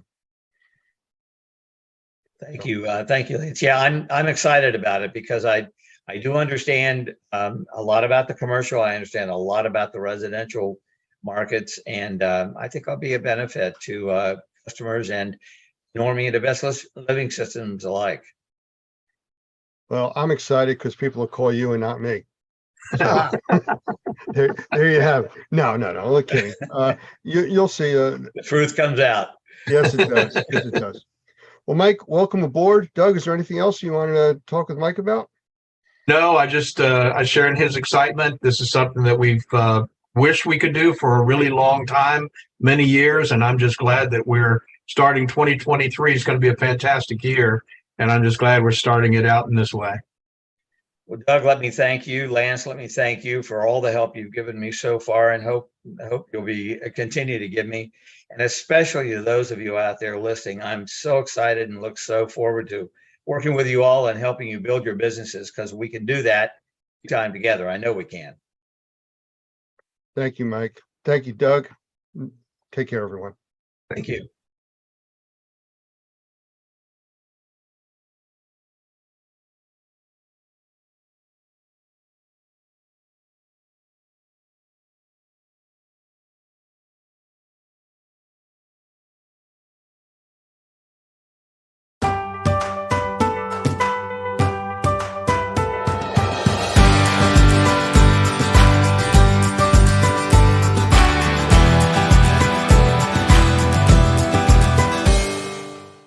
Hi, my name is Chris, and I'm from Air Quality Solutions in New Jersey. In a world where our indoor air is becoming increasingly polluted, it's crucial to take action and prioritize our health and well-being.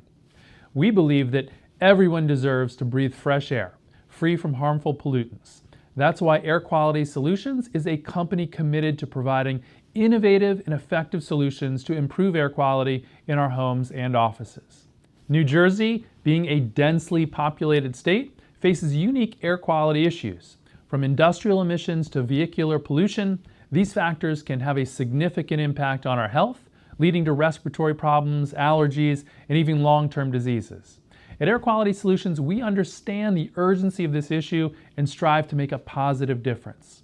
Our team specializes in assessing, analyzing, and implementing solutions tailored to your specific needs.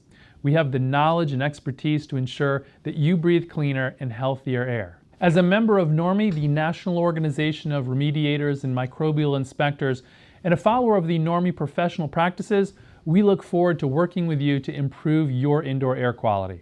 Our goal is to provide healthier, safer, and cleaner indoor environments.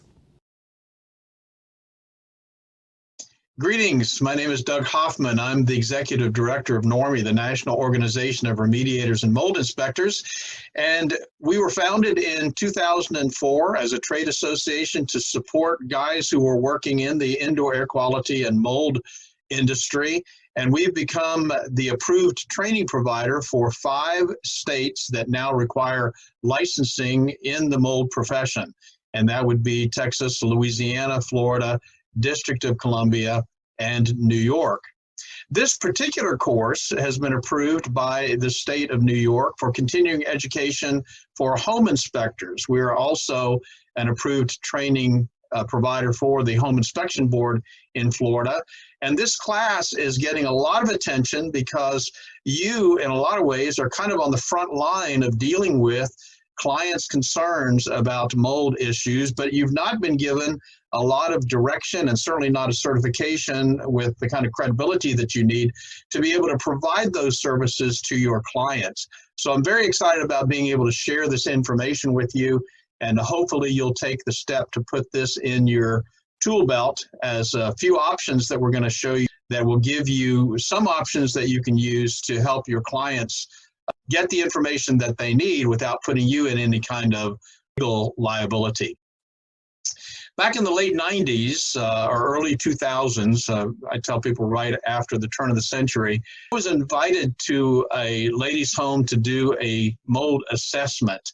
And I was doing very much what we're going to talk about you are doing today, taking a couple of samples, offering a solution. And what was interesting was when I went to her house and started talking with her, she had 4 children. 3 of them had been to the allergist every single month. And the 4th, that was just about 6 or 7 months old, they had scheduled for sinus surgery. Now, remember, this was in the late 90s, early 2000s, and so there was not a lot of information about mold and health concerns and the connection between the two. I felt like we knew something about what some of those issues might be and some of the results of mold allergens, whether it's airborne or actually growing on the surface or producing mycotoxins, which again, we'll talk about in a little bit. But the point was that there wasn't a lot of information out there. And so we did our assessment and we recommended some solutions, which was at that time called the sanitization protocol.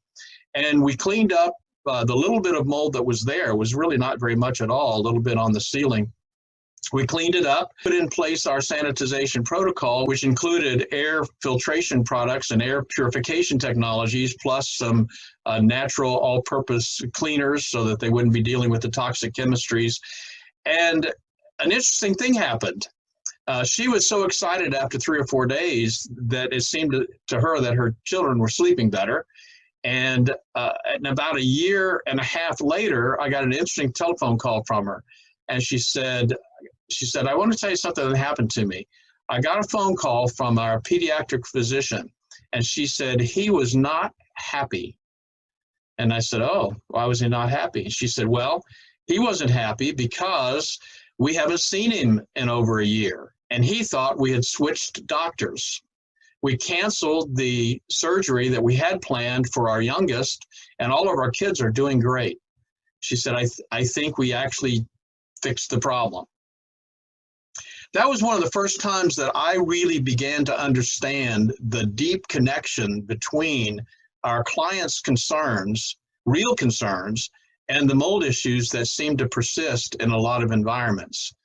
And again, I think in some ways you as home inspectors are on the front line of this, because many times when you do home inspections, someone's going to ask you, hey, it looks like that's mold. What do you think it is? And of course, you've been trained to be very careful about what you say and maybe not even take any samples or not even talk much about it at all, maybe refer it to someone else.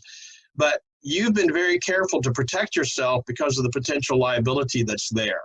And I certainly understand that. We understand that.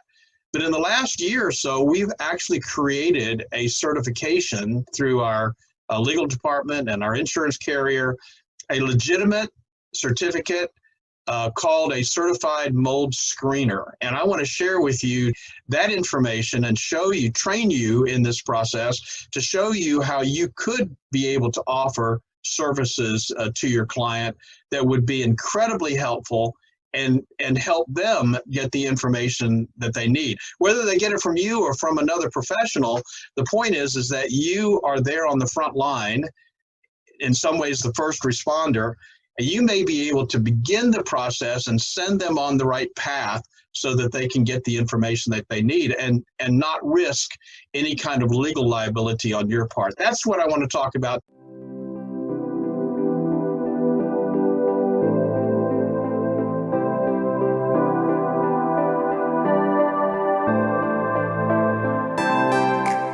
So let me share with you this new training, the Normie Certified Mold Screener.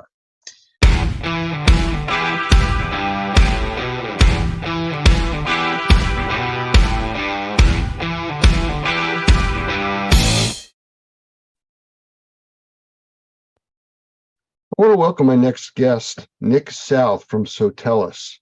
And it's an interesting name. And I think the easiest way for us to find out what Sotellus really is to ask Nick. So Nick, say hello. And what is Sotellus? Hey, hello, everybody. Glad to be here. So what Sotellus is we're an online review capturing, marketing, and referral system. Basically a one-stop shop for all online needs, as far as communication with clients, chat boxes, marketing, and online reputation management. So if we step back for a minute and let's look at you for a second, how'd you get involved with this? I mean, this is a very niche type of a thing. How'd you stumble into this or wind up there? So, actually, a long time ago, I used to run an Amazon FBA business. If you've ever done anything with Amazon, you know that reviews are everything with them. So, if you want people finding your products and people seeing you more often online, you need reviews. So, during that time, I just saw like a very niche and very important part of how online reputation affects a business. And then I end up running into somebody involved with Sotellus that, you know, I ended up meeting the owners. I loved what they were doing. I love that their mission is to help empower the small businesses, to give them the same marketing material, and power that, you know, these large franchises have, who have 50K to, you know, burn a month, right? So it really attracted me over to doing that with them. Well, I've been doing a lot of the social media and marketing and stuff with Normie for many years, and it's kind of a education as you go, and then they change it. Once you understand it, everything changes again. The one thing that's constant though is the reviews. So, you know, if you look at it from a distance, you see all kinds of reviews, but why are they so important? You know, from your perspective, I mean, right. Private businesses, I understand, but from your perspective. Well, I always, so I mean, you can go the statistical route, you know, roughly about 90% of people will look at a business's reviews. 70% of people are going to Google and research a business before they even call in. But then just think about yourself. Like I always ask somebody, you know, everybody knows about Amazon. Everybody goes and buys stuff on Amazon. You know, when was the last time you bought a product and you didn't check out the reviews? You know, and I always use the example of if you see two products that are the exact same, but this product B is $10 cheaper than product A, but product A has 205 stars and product B has only 5. Almost everybody will choose product A and spend the extra $10 just to ensure that they're going to get a similar result or have a similar experience as those other happy people. So to me, it sounds more like a reputation kind of a thing based on what other people that have used your services say.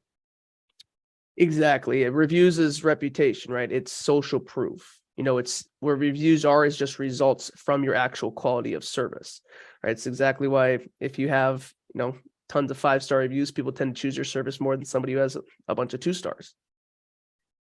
I've seen a lot of sites where you see, you know, like 300 5-star reviews. You know, is that like real, or is that something that, you know, everybody is perfect and that's the only people that do reviews? Right. So it just depends on that business. A lot of the times if they have that amount of reviews, right, and it's a lot of 5 stars, Google's very strict on finding out and flagging people if they end up having fake reviews, right? So we'll get this happen once in a great while. Somebody calls in wanting to buy reviews from us. We have to educate them and just let them know that we don't do that. That is illegal. You can get fined by the FTC. There's a lot of problems that can ensure with that. So most of the time they should be real, just because of the fact that Google's going to find out and flag them, because they'll search every profile. They'll see how many reviews those profiles have left on other places. And if they see that they're just all recently created and left 1 5-star, then they know they're not real. So let's say I want to show the public reviews about myself. I mean, I know I have reviews on Facebook and Google and who knows wherever else. How do I use the reviews to show the public who I am and what I do? So there's a bunch of different ways to market these reviews out and to get them in front of people, really. To get in front of people, one thing is, you know, take your listings, put them in your email signatures, take other reviews you have from different platforms and post them like on your social media.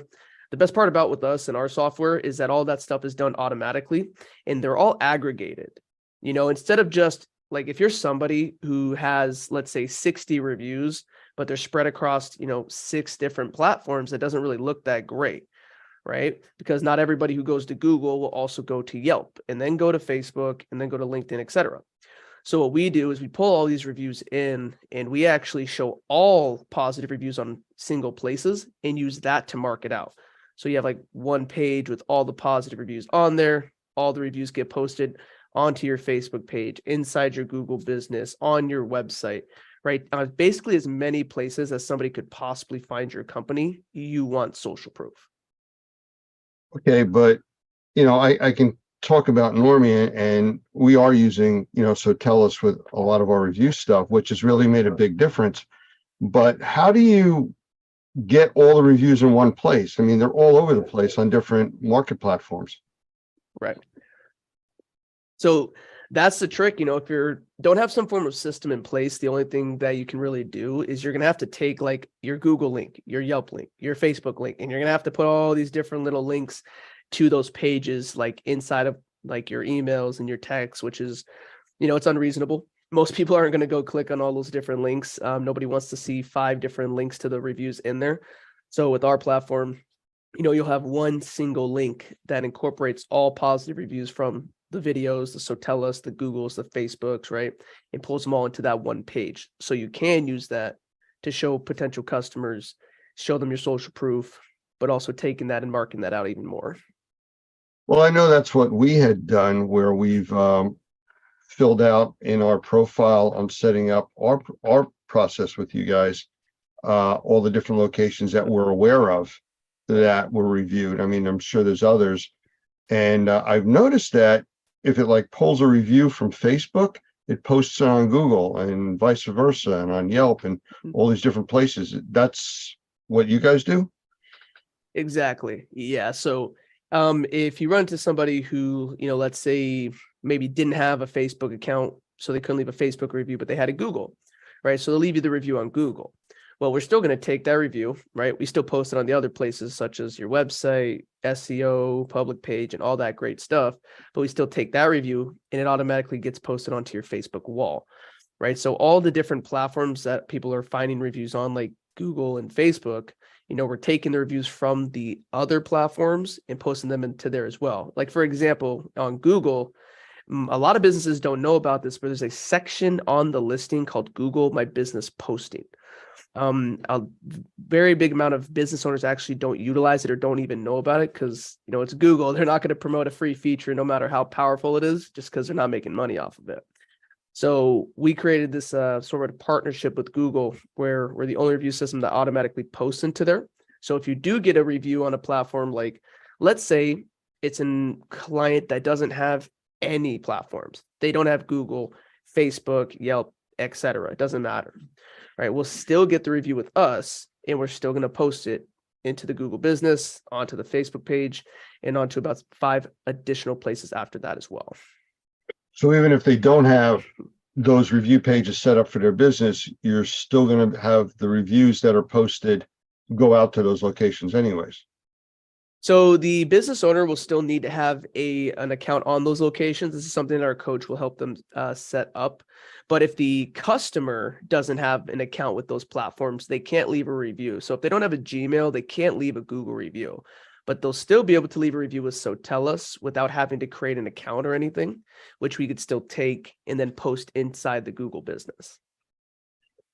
Okay, I remember from the trade show that we were at where we talked with you guys a lot, you had a specific app that would handle all that stuff right on the spot. Matter of fact, that was one of the things I liked most about your stuff, where not only can you do, typing, I like your stuff, it could be an audio or video review also.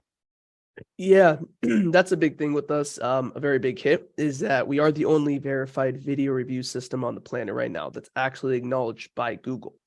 So because of that, there's a bunch of big things that come along with being the only video review system. Is that one, they're undoubtedly the most powerful, right? 80% of today's traffic online is video. Okay, so it's like everybody has seen a 5-star Google review that doesn't even have a review. It's just a rating, or they just said highly recommend. Right, but when you see a video of an actual customer that's been verified by another company, showing and proving that it's real, and that customer is just raving about how much they loved your service, they loved your product, the great business owner that you are, right? That becomes a lot more powerful and enticing for potential clients. And then on top of that, the great thing is that they're also the fastest ranking reviews because they're the only ones that are able to be played and watched more than one time. But yeah, and you're able to capture those on person with a patented mobile app that we have. So you just pull up your app, click a button, put the customer's name and number in, and get the review right then and there. And that way, that's why we have such a high capture rate, is because we figured out that just sending out invites is great, text and emails, of course, following up with them. It creates a higher conversion rate, if you follow up. But when you ask somebody in person, like right after the service is done, right at the height of their either excitement, their emotions, their gratitude, right? That is the best time to get a review, is write that in there on the spot. Because even the customers that want to leave reviews, not all the time, they don't always leave them just because something comes up, right? As soon as that service was done, they might have had to run out the house 2 minutes later to go grab the kids from school. You know, I work for a review company, and that's happened to me before. So that's why the mobile app is such a useful tool, because you can capture a review on the spot in under 30 seconds. Complicated to do. I've done those, but I haven't been out in the field recently doing that. And, you know, is it a changed process, or is it just really click one button? This is just click one button. You pull up the app.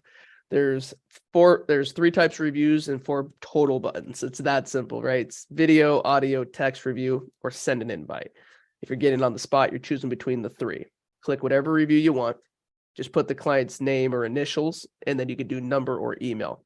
And then you just get the review right then and there. About as simple as it gets. Yeah, it could not be any easier to capture a review in person. One of the things that I noticed, and I had done this several times when I was out at trade shows and stuff. I've gotten video reviews, audio reviews from what I would call influencers. And, you know, the regular reviews powerful, but when you get somebody that's an influencer in that industry and they're giving you a video review on the spot, you can buy testimonials like that if you would want to. I mean, it's great. I totally agree with that. We actually have in my, I have a presentation that I like to show people just how I explain the system. And in there, we have a lady named Heidi Powell. There's probably going to be somebody who watches this who knows who that is. She's very big in like the fitness space. We got a video review of her because one of our clients actually did a DJ thing for her wedding or something around those lines. But because of that, you know, we got an awesome review of somebody who has like, I think over 500,000 following or more. Right. So, and then being able to also get that person to also share that on like their social media, which is what our system also does. I mean, you can't even buy that type of publicity. I know when we first introduced you guys to the Normie base, there was a lot of excitement about it, which there still is. But Doug Hoffman, our CEO, actually did a lot of personal video reviews for some of our members, especially our charter members and people that have really been around for a long time. And again, I consider him an influencer with the industry. That was a very powerful thing for a lot of these people. Yeah, 100%. Again, like having a figure in that industry giving you the review. We have a coach who does something similar. Her name's Krista Mayshore. Another online, she's pretty well known and influencer as well. But in the real estate industry, she's one of the largest well-known coaches. And all the people who go through her coaching program, a lot of the time they'll send, you know, her the invite to get their first video review, right? So when, you know, obviously getting somebody of that magnitude in that industry, right, it makes a huge deal, especially when people are going and checking out your service and trying to look at your social proof and if you're an established company. And those video reviews will also show up on all the different platforms that you're tied into for reviews? 100%. Yeah. It goes to the public page with all the other reviews, the website, Facebook, Google Business. Also, they get to share it on their Facebook as well in front of their friends and family, all with a call to action from the business as well. So it goes on about at least 6 to 7 different places minimum. That call to action you just mentioned, is that or considered the referral side of what this does, or is that different? Yeah. So there's a few things in there. We have a special offer and lead magnet program that's attached with a referral program. So every customer that gives our clients a review, that customer is going to be asked to share the review. They could share it with people directly, and they can also share it on Facebook by just clicking a button, right? When they share it on Facebook, we know the average person's got about 500 friends, right? So instead of just a one-to-one referral, we figured like, let's try to get one to many. Okay. Instead of just trying to capture 1 new customer per person, let's try to capture 10. So they get to share it on Facebook with an offer from the business. Now, if it's like a cleaning company or something, you can offer a discount off the service. But then we work with people who could be in like real estate who will give out like a free market analysis. So it's really just a call to action. It doesn't necessarily need to be an offer. It could be scheduling a consultation, things like that. but it's just a very easy way for a customer to refer as many people as they know instead of just referring one person that they know. Because most people can't think of somebody off the top of their head anyways. Any secrets on how to get more referrals? Yeah, so this is something that like our team will do in the training and the setup process, but I always tell the people that I work with, you should run some form of incentive program, and almost everybody can do this. There's a few industries where we do have exceptions that we have workarounds to, but a big thing is just an incentive program. Tell a customer like, hey, if you share this offer on Facebook and anybody who claims this offer from you, I'm going to give you a discount off your next service with me. So it could be a share one, get one. If you share this 10% and they claim it, you get 10%. But maybe if it's a one-time service, right? Maybe something you don't need consistently or on like a subscription, then you can just offer out some kind of, almost like rebate. Hey, if you share this and somebody claims it, I'll give you a $20 gift card to Starbucks. Right? That's a big one. People just giving out gift cards if they refer people into them. So to me, that sounds like a lead generating program. I mean, is there a way to capture the leads automatically, or do you have to manually go and look for them, or how's that work? So with the referral program, when it's on the customer's Facebook page, if one of their friends are interested, all they do is click a post, right? It's going to show off their friend's review with the offer there. Their friend's interested, they click it. It's going to pull their friend's review up, and then right there is going to be an offer form. As soon as they fill that out, the customer's immediately notified. It goes on their back end. It can automatically be sent into their CRM as well. And then the customer will receive an email too with the information on how to claim that offer. And then on top of that, with the special offer program, that one's a little bit different. We don't have to rely on just the referral process. So we take the special offer that the customer wants to give out. So maybe it's 10% off the service. Well, every single place that we market and post the reviews out, there's going to be that call to action there as well. So whether they go on the website, on the Google Business, on the Facebook, on their public page, if they go Google them in the Google search engine, they're going to see that business's 5-star reviews, and every single review will have that call to action there. So the whole purpose is just making sure that any possible place that a potential client could find the business, we want their reviews and the call to action there. Okay, so listening to this, and as one of our members listening to this, sounds a bit complicated, though it's automated too. So how do you simplify it? What we would have to do? So exactly how you said, it's all automated. The customers here don't have to do anything. The whole point, like automation is the new delegation, right? So the whole point is to make this whole thing run itself and make sure that's automated for the client. Because if we just threw our clients a system and said, have fun, go figure it out, you can get the reviews and then you're going to have to go post them all separately. Like we'd be out of business. So our whole system is automated. The only thing the clients do on their end is just capture the reviews, and that can even be automated as well. They can upload lists of their customers, and then we'll reach out for them, or we can integrate and use their CRM to automate their invites too. The customer doesn't even have to set this account up.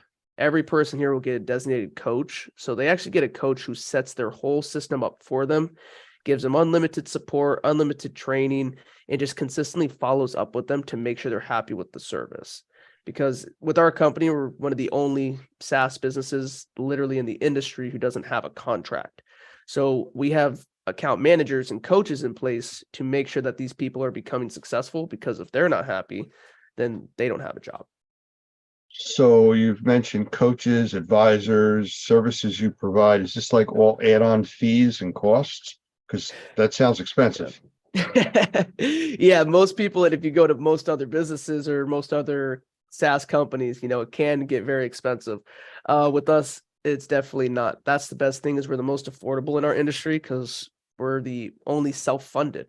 Every one of our competitors, that is public knowledge, and there's sites to look this up, but they've all taken investments. We've built this thing from the ground up ourselves, so we've never had to raise our prices in 7 years. During the pandemic, during this time of inflation, let's say, right?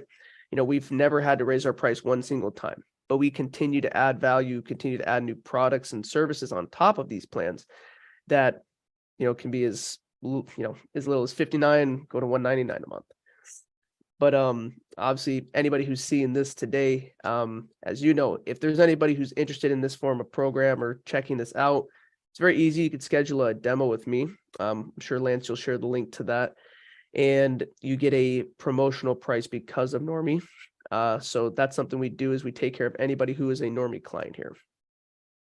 Well, yeah, and that's something that we've appreciated, and we've had quite a few of our members actually take advantage of that.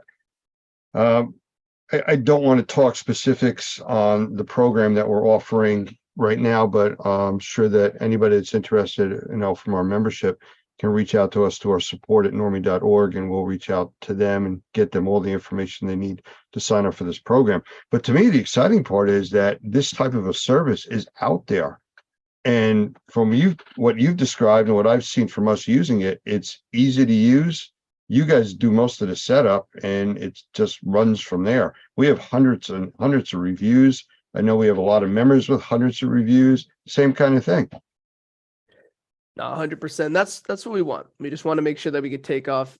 If you're paying for a service, you don't want to add extra time to that, to your client's plate. You don't need to take extra money from them and then make them have to do the work. So yeah, the whole thing here is taking care of the client, to the basically 99% of the work is done by us, from the setup to the implementation to the actual value of the product, and consistently making sure that it's getting reviews, getting you found, getting you customers, and it's all done for you. So is there anything new coming to the system that you can't tell us about yet that you're going to tell us about? So one thing we did just recently launch is like a chat box, and it's auto responsive. That's one of our newest features that I really do enjoy, just because we work with a lot of small business owners. Of course, some of them are owner operator. Some of them have teams from, 5 to 20 people. Well, our chat box gives people a chance to talk to a client that's on the website without having to be there to monitor the website, right? We send them out a text or an email letting them know somebody's there. But if they're not available, or if, it's outside of their business hours, then it just gets their information for them and sends that over to them. One thing too is one thing I will mention, probably should have, is our new dashboard we are launching. It's going to have just more analytics, even easier to navigate. And it's going to integrate with the app too. So those two things are going to be launching to be revamped, redone, and just give the customer a lot more access and make it just easier for them. Okay. Well, that is new stuff. So if our members wanted to reach out to you for more information, how would they contact you? The easiest way I would say would be to go to Sotellus.com and go to /Nick. So you just put Sotellus.com /Nick, N-I-C-K. It'll take you right to my calendar. You're just going to pick a time that works out best. I'm going to jump on a one-on-one meeting with you. I'll answer any questions that you have. I can break down the whole product and just show you how it all works. But to get the best price, they're going to have to let you know they're an active Normie member. 100%. You need to let us know that you're Normie, because you get a massive discount here when you come from Normie. So if you don't mention it, I'm just letting you know that if it's me, or if you end up talking to one of my other sales guys on my team, you're going to end up paying about double the amount if you don't mention Normie. Well, we appreciate that. Nick, I appreciate you spending time with us. Anything else in closing you think our members should know about? I think we're all good. Just, again, make sure to manage that reputation. Keep getting reviews, guys. Don't set a limit on that. A lot of people think once you get a certain amount of reviews, it's great. Just a statistic to remember, 85% of people will disregard reviews older than 3 months old. So if you don't have a system in place and an automated process to consistently get new reviews and build your reputation, eventually you fall by the wayside, right? Or your competitors start to outrank you and outshine you. So I just say, make sure, even if you're not using a system like us, you need to find a way to consistently get new reviews. Wait. So you just said something there about reviews older than 3 months kind of like fall away. I mean, I know I've gone on sites and you see people with reviews from 2006, 2010. I mean, they have some value, at least they show you've been in business, but right. What's the dynamic change for current reviews? So I don't mean the reviews fall by the wayside. What I was saying is that your listing does, though. Your listing stops ranking. Your listing will lose its ranking. It will continue to stay stagnant if you don't consistently capture reviews. So the reason behind this, just it's a very easy statistic to go Google. I actually have one that I can share with you that you could feel free to post, but it just shows that 85% of consumers, right, that's when they check out reviews, if they're older than 90 days old, they tend to disregard them, because the whole purpose is this. Maybe you had 200 reviews in the first 5 years of being open or something, right? Or you have 500 total reviews right now, but you haven't gotten a new review in the past 90 days. Well, what happens is people question that. What has now changed in that business in these last 3 months? You know, what is there a difference in quality? Did they sell it? Is there a new management? Did they people start to question, why are they not getting the same positive feedback over the last 90 days that they were getting prior? And I think that's and I don't disagree with them. I think that's a very valuable question for them to ask, is because if you were getting so much positive feedback before, why aren't you now? Well, that makes sense. And that clarifies my question, because I could see value in old reviews being on the site, showing a history, right? But it makes a lot of sense if you're not getting anything current. All right. I appreciate you spending the time with us. I want to thank you. I'd encourage everybody watching this to either reach out to us at support@normie.org or to contact Nick directly at sotellus.com/Nick. Yeah, /Nick. Make sure to put the /. All right. Thank you very much, Nick. Yeah, no problem, Lance. Thank you.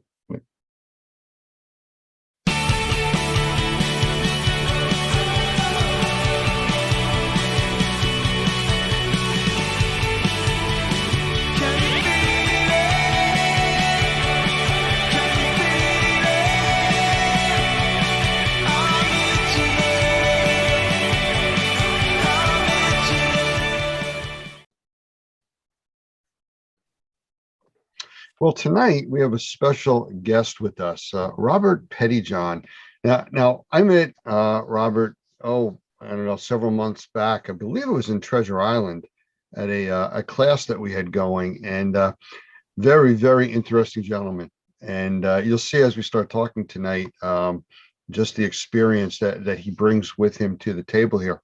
But I can't do him justice. I was actually reading through some of his I guess designations and certifications, and there's so many of them. I gave up trying to figure out what some of them even were. So I'm going to let him tell you a little bit about himself. But Robert, I just want to bring you into the room and say, just kind of let everybody know who you are and a little bit about your background, and we'll go from there. First of all, it's a real honor to be sitting with you on this phone call tonight. You have impressed me from the very first time we met. And of course, the whole Normie organization is so impressive, and I'm very thankful to be here.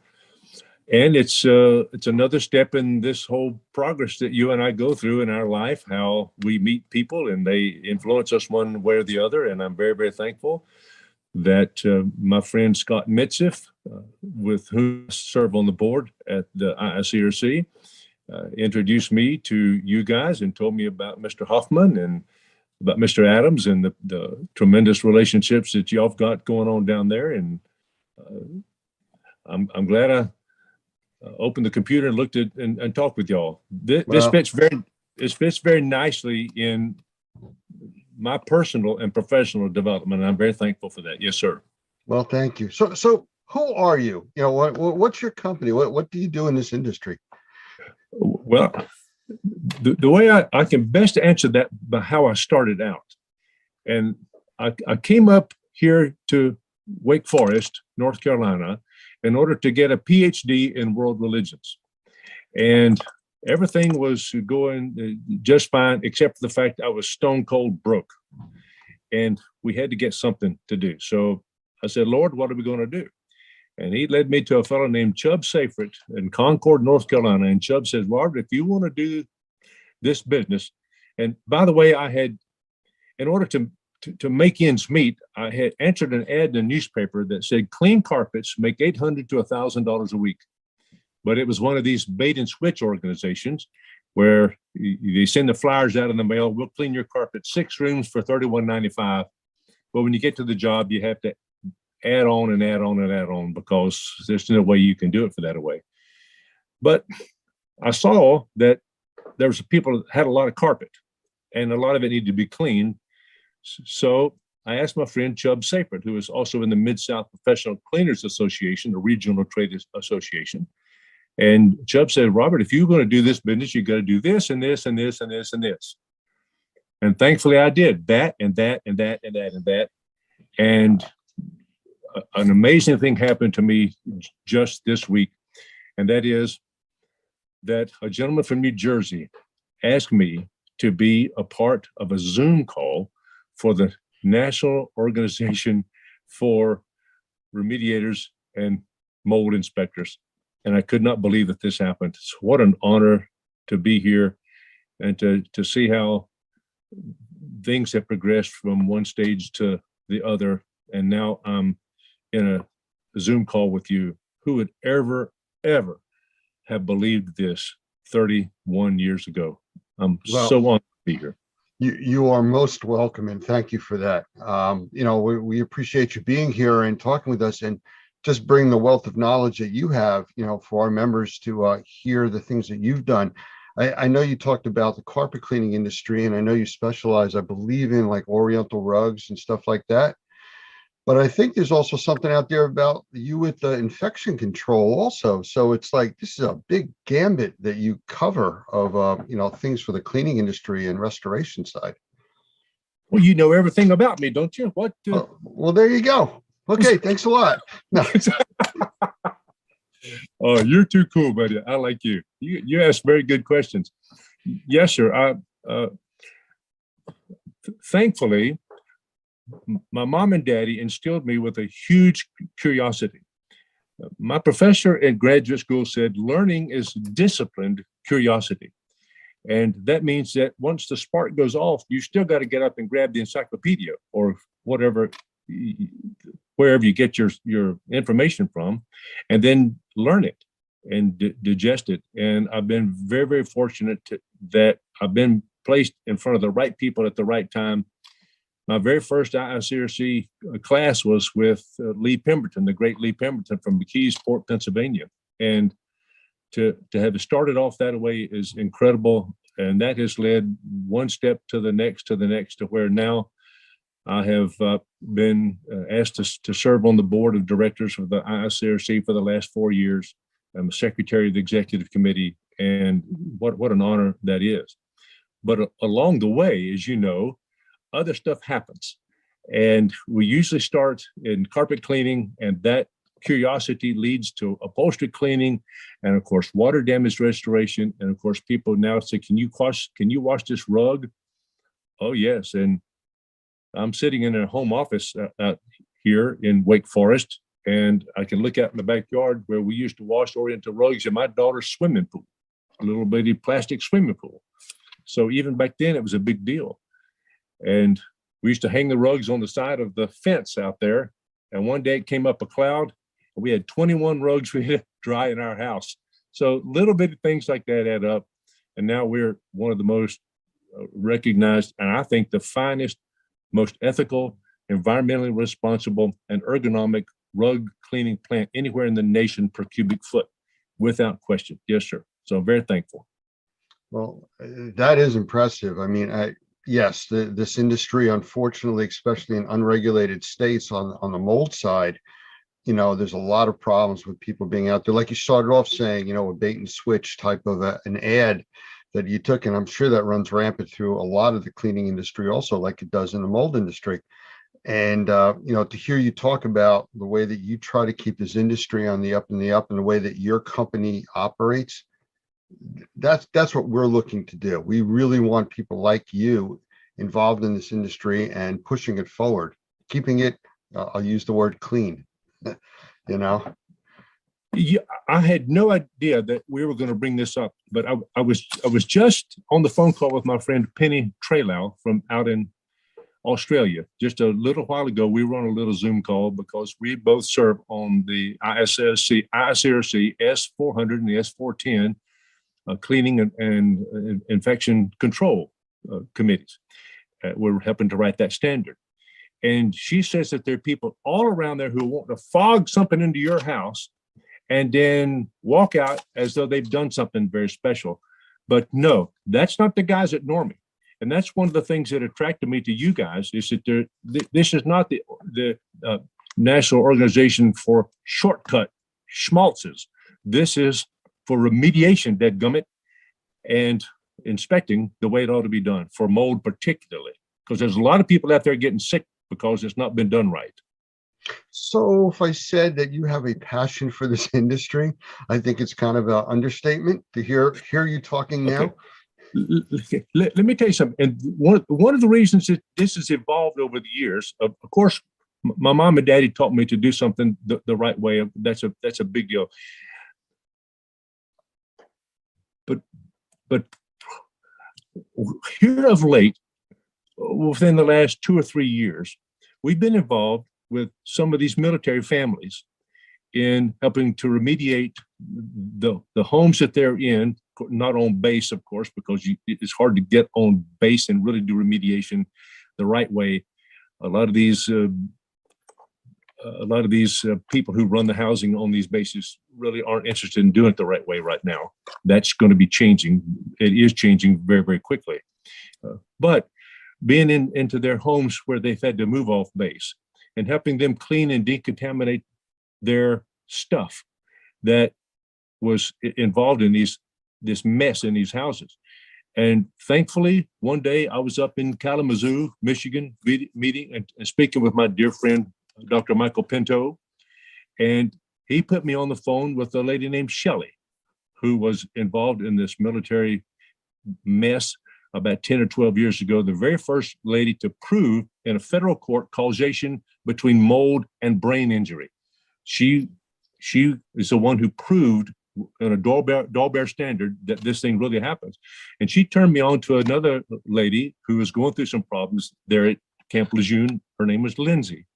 And I went down to see Lindsay and immediately saw the horrific circumstances her kids and her family had been placed in because of this mold business, and really became a passion of mine, because, goodness, these are folks who are defending our country. And her husband even told me he felt better in old nasty Iraq than he did in his own house. That's a deadgum shame. And we're working to correct that mess. You asked very insightful questions, by the way, and I appreciate that, Lance. You're amazing, son. I see it's kind of getting your dander up there a little bit, but it's questions that have to be asked. And we've done a lot of work on military bases also. We've done training on military bases. And we have our environmental task force, which is a nonprofit. We've actually donated equipment to people that live in really bad housing situations on those bases. So we've been involved with this for a while. So I understand what you're saying, but you said something very interesting there, and it's a little off track from where we were going, but you mentioned about causation of brain injuries. I was doing some research between last week and actually this weekend, and found there's some legislation and rules out there from the ADA, American Disabilities Act, that actually covers breathing and environmental conditions causing substantial breathing issues, which would qualify as a disability under the ADA. So, and again, I'm not an attorney and I'm just reading it for face value, but it's interesting that, all of these things are starting to come together as people are looking for multiple disciplines, if you want to call it. And everybody's starting to find the same thing, that, there's a lot of correlation between molds and bacteria and illnesses and in the environment that people used to ignore. Lance, you're right on, man. And thank you for your interest. My professor said that learning is discipline, curiosity, and you have that within you too. You go find the dadgum answer, and that's very impressive. But I've cried with these girls, man, at their home and watched their children undergoing these night terrors. when a lady gets mold going on in her brain, it causes some swelling in her brain, and that affects the pituitary gland that affects things that ladies go through on a regular basis. And for many ladies, it's caused them to where they can't have children. And that is a dadgum shame that that's going on. But yeah, thanks to organizations like Normie and the IICRC and the S520 and the standards that we produce, things are, there is good news ahead if people are willing to accept it. Absolutely. Well, in an effort to keep your blood pressure down a little bit, I'm going to change gears here a little, and let's go into another topic a little bit. Give you a little bit of a break there. Oh, you're too cool, buddy. I know you said you were introduced to Normie like through Scott out in, I guess he's out in Washington. He's in Yakima, Washington. Yeah, Yes. I know Scott. I've talked with him many times. A really nice guy. But as far as our courses, because I know you've really started to look in and you've taken a lot of training from all over the place. What do you think is one of the most important things that we do as far as teaching a course? What kind of courses, do you find of interest, especially with your background? Well, the most important thing, the most amazing thing about Normie is not your courses and all that stuff. It's the people that are there.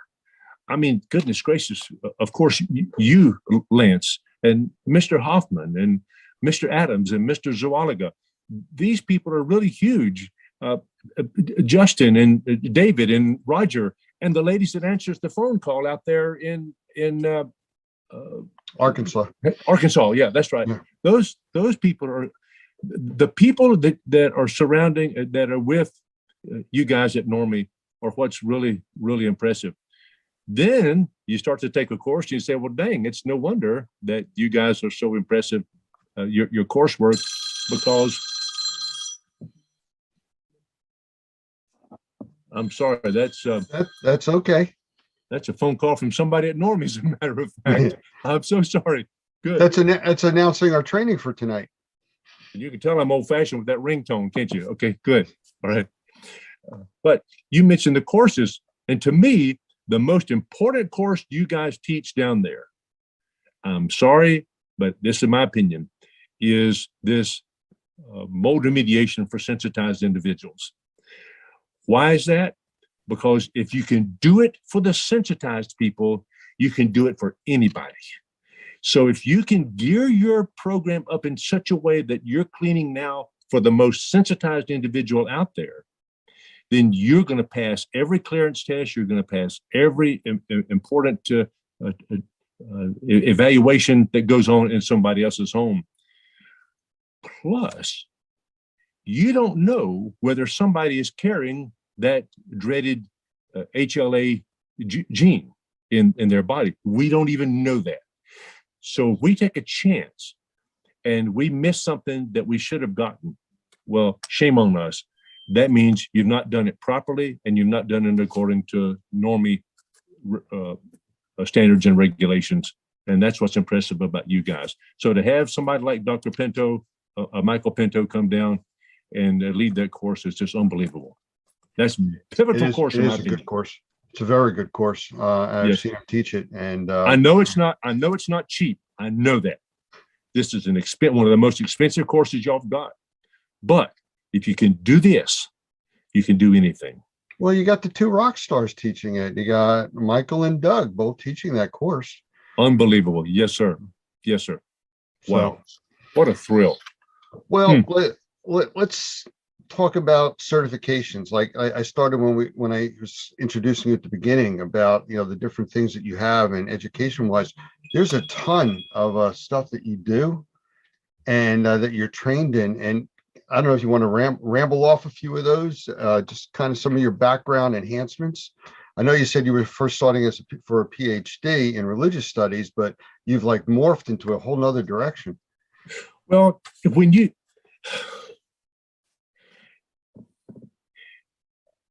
as you would that men should do to you, do you even so unto them, for this is the law and the prophets. That was written in another standard that we are familiar with. Jesus said that in their Sermon on the Mount. But when you look 2,000 or 3,000 years earlier than that, what Moses was involved with in Leviticus chapter 14 about the mold remediation, it's been in there since almost the beginning of time and recorded religious history anyway. So this is a huge deal. And thankfully, I've got a proper background for this mold business in our cleaning. Of course, we're certified triple master cleaner at the ISRC, but that's a big deal. I'm also a certified rug specialist. We're the only certified rug specialist in the state of North Carolina. We wash the governor's rugs and all that stuff. No, they're not his rugs, dadgummit. They're the citizens. They belong to the citizens of North Carolina. So I'm taking care of your rugs out there. Don't worry about that. We're also a certified water law specialist, one of about 125, 150 in the country of that. If you're gonna do a flood on water, you better know what you're doing. So getting involved with the Restoration Industry Association, Pete Consigli and these guys who taught this class the way it ought to be done. I mean, that was tantamount to a college level thesis we had to present to get our certified water law specialist. That was just really very, very huge. And the same way it is to become a certified master rug cleaner and certified rug specialist, CRS. That was a huge, huge thing to do. And now to be involved with Normie is just another.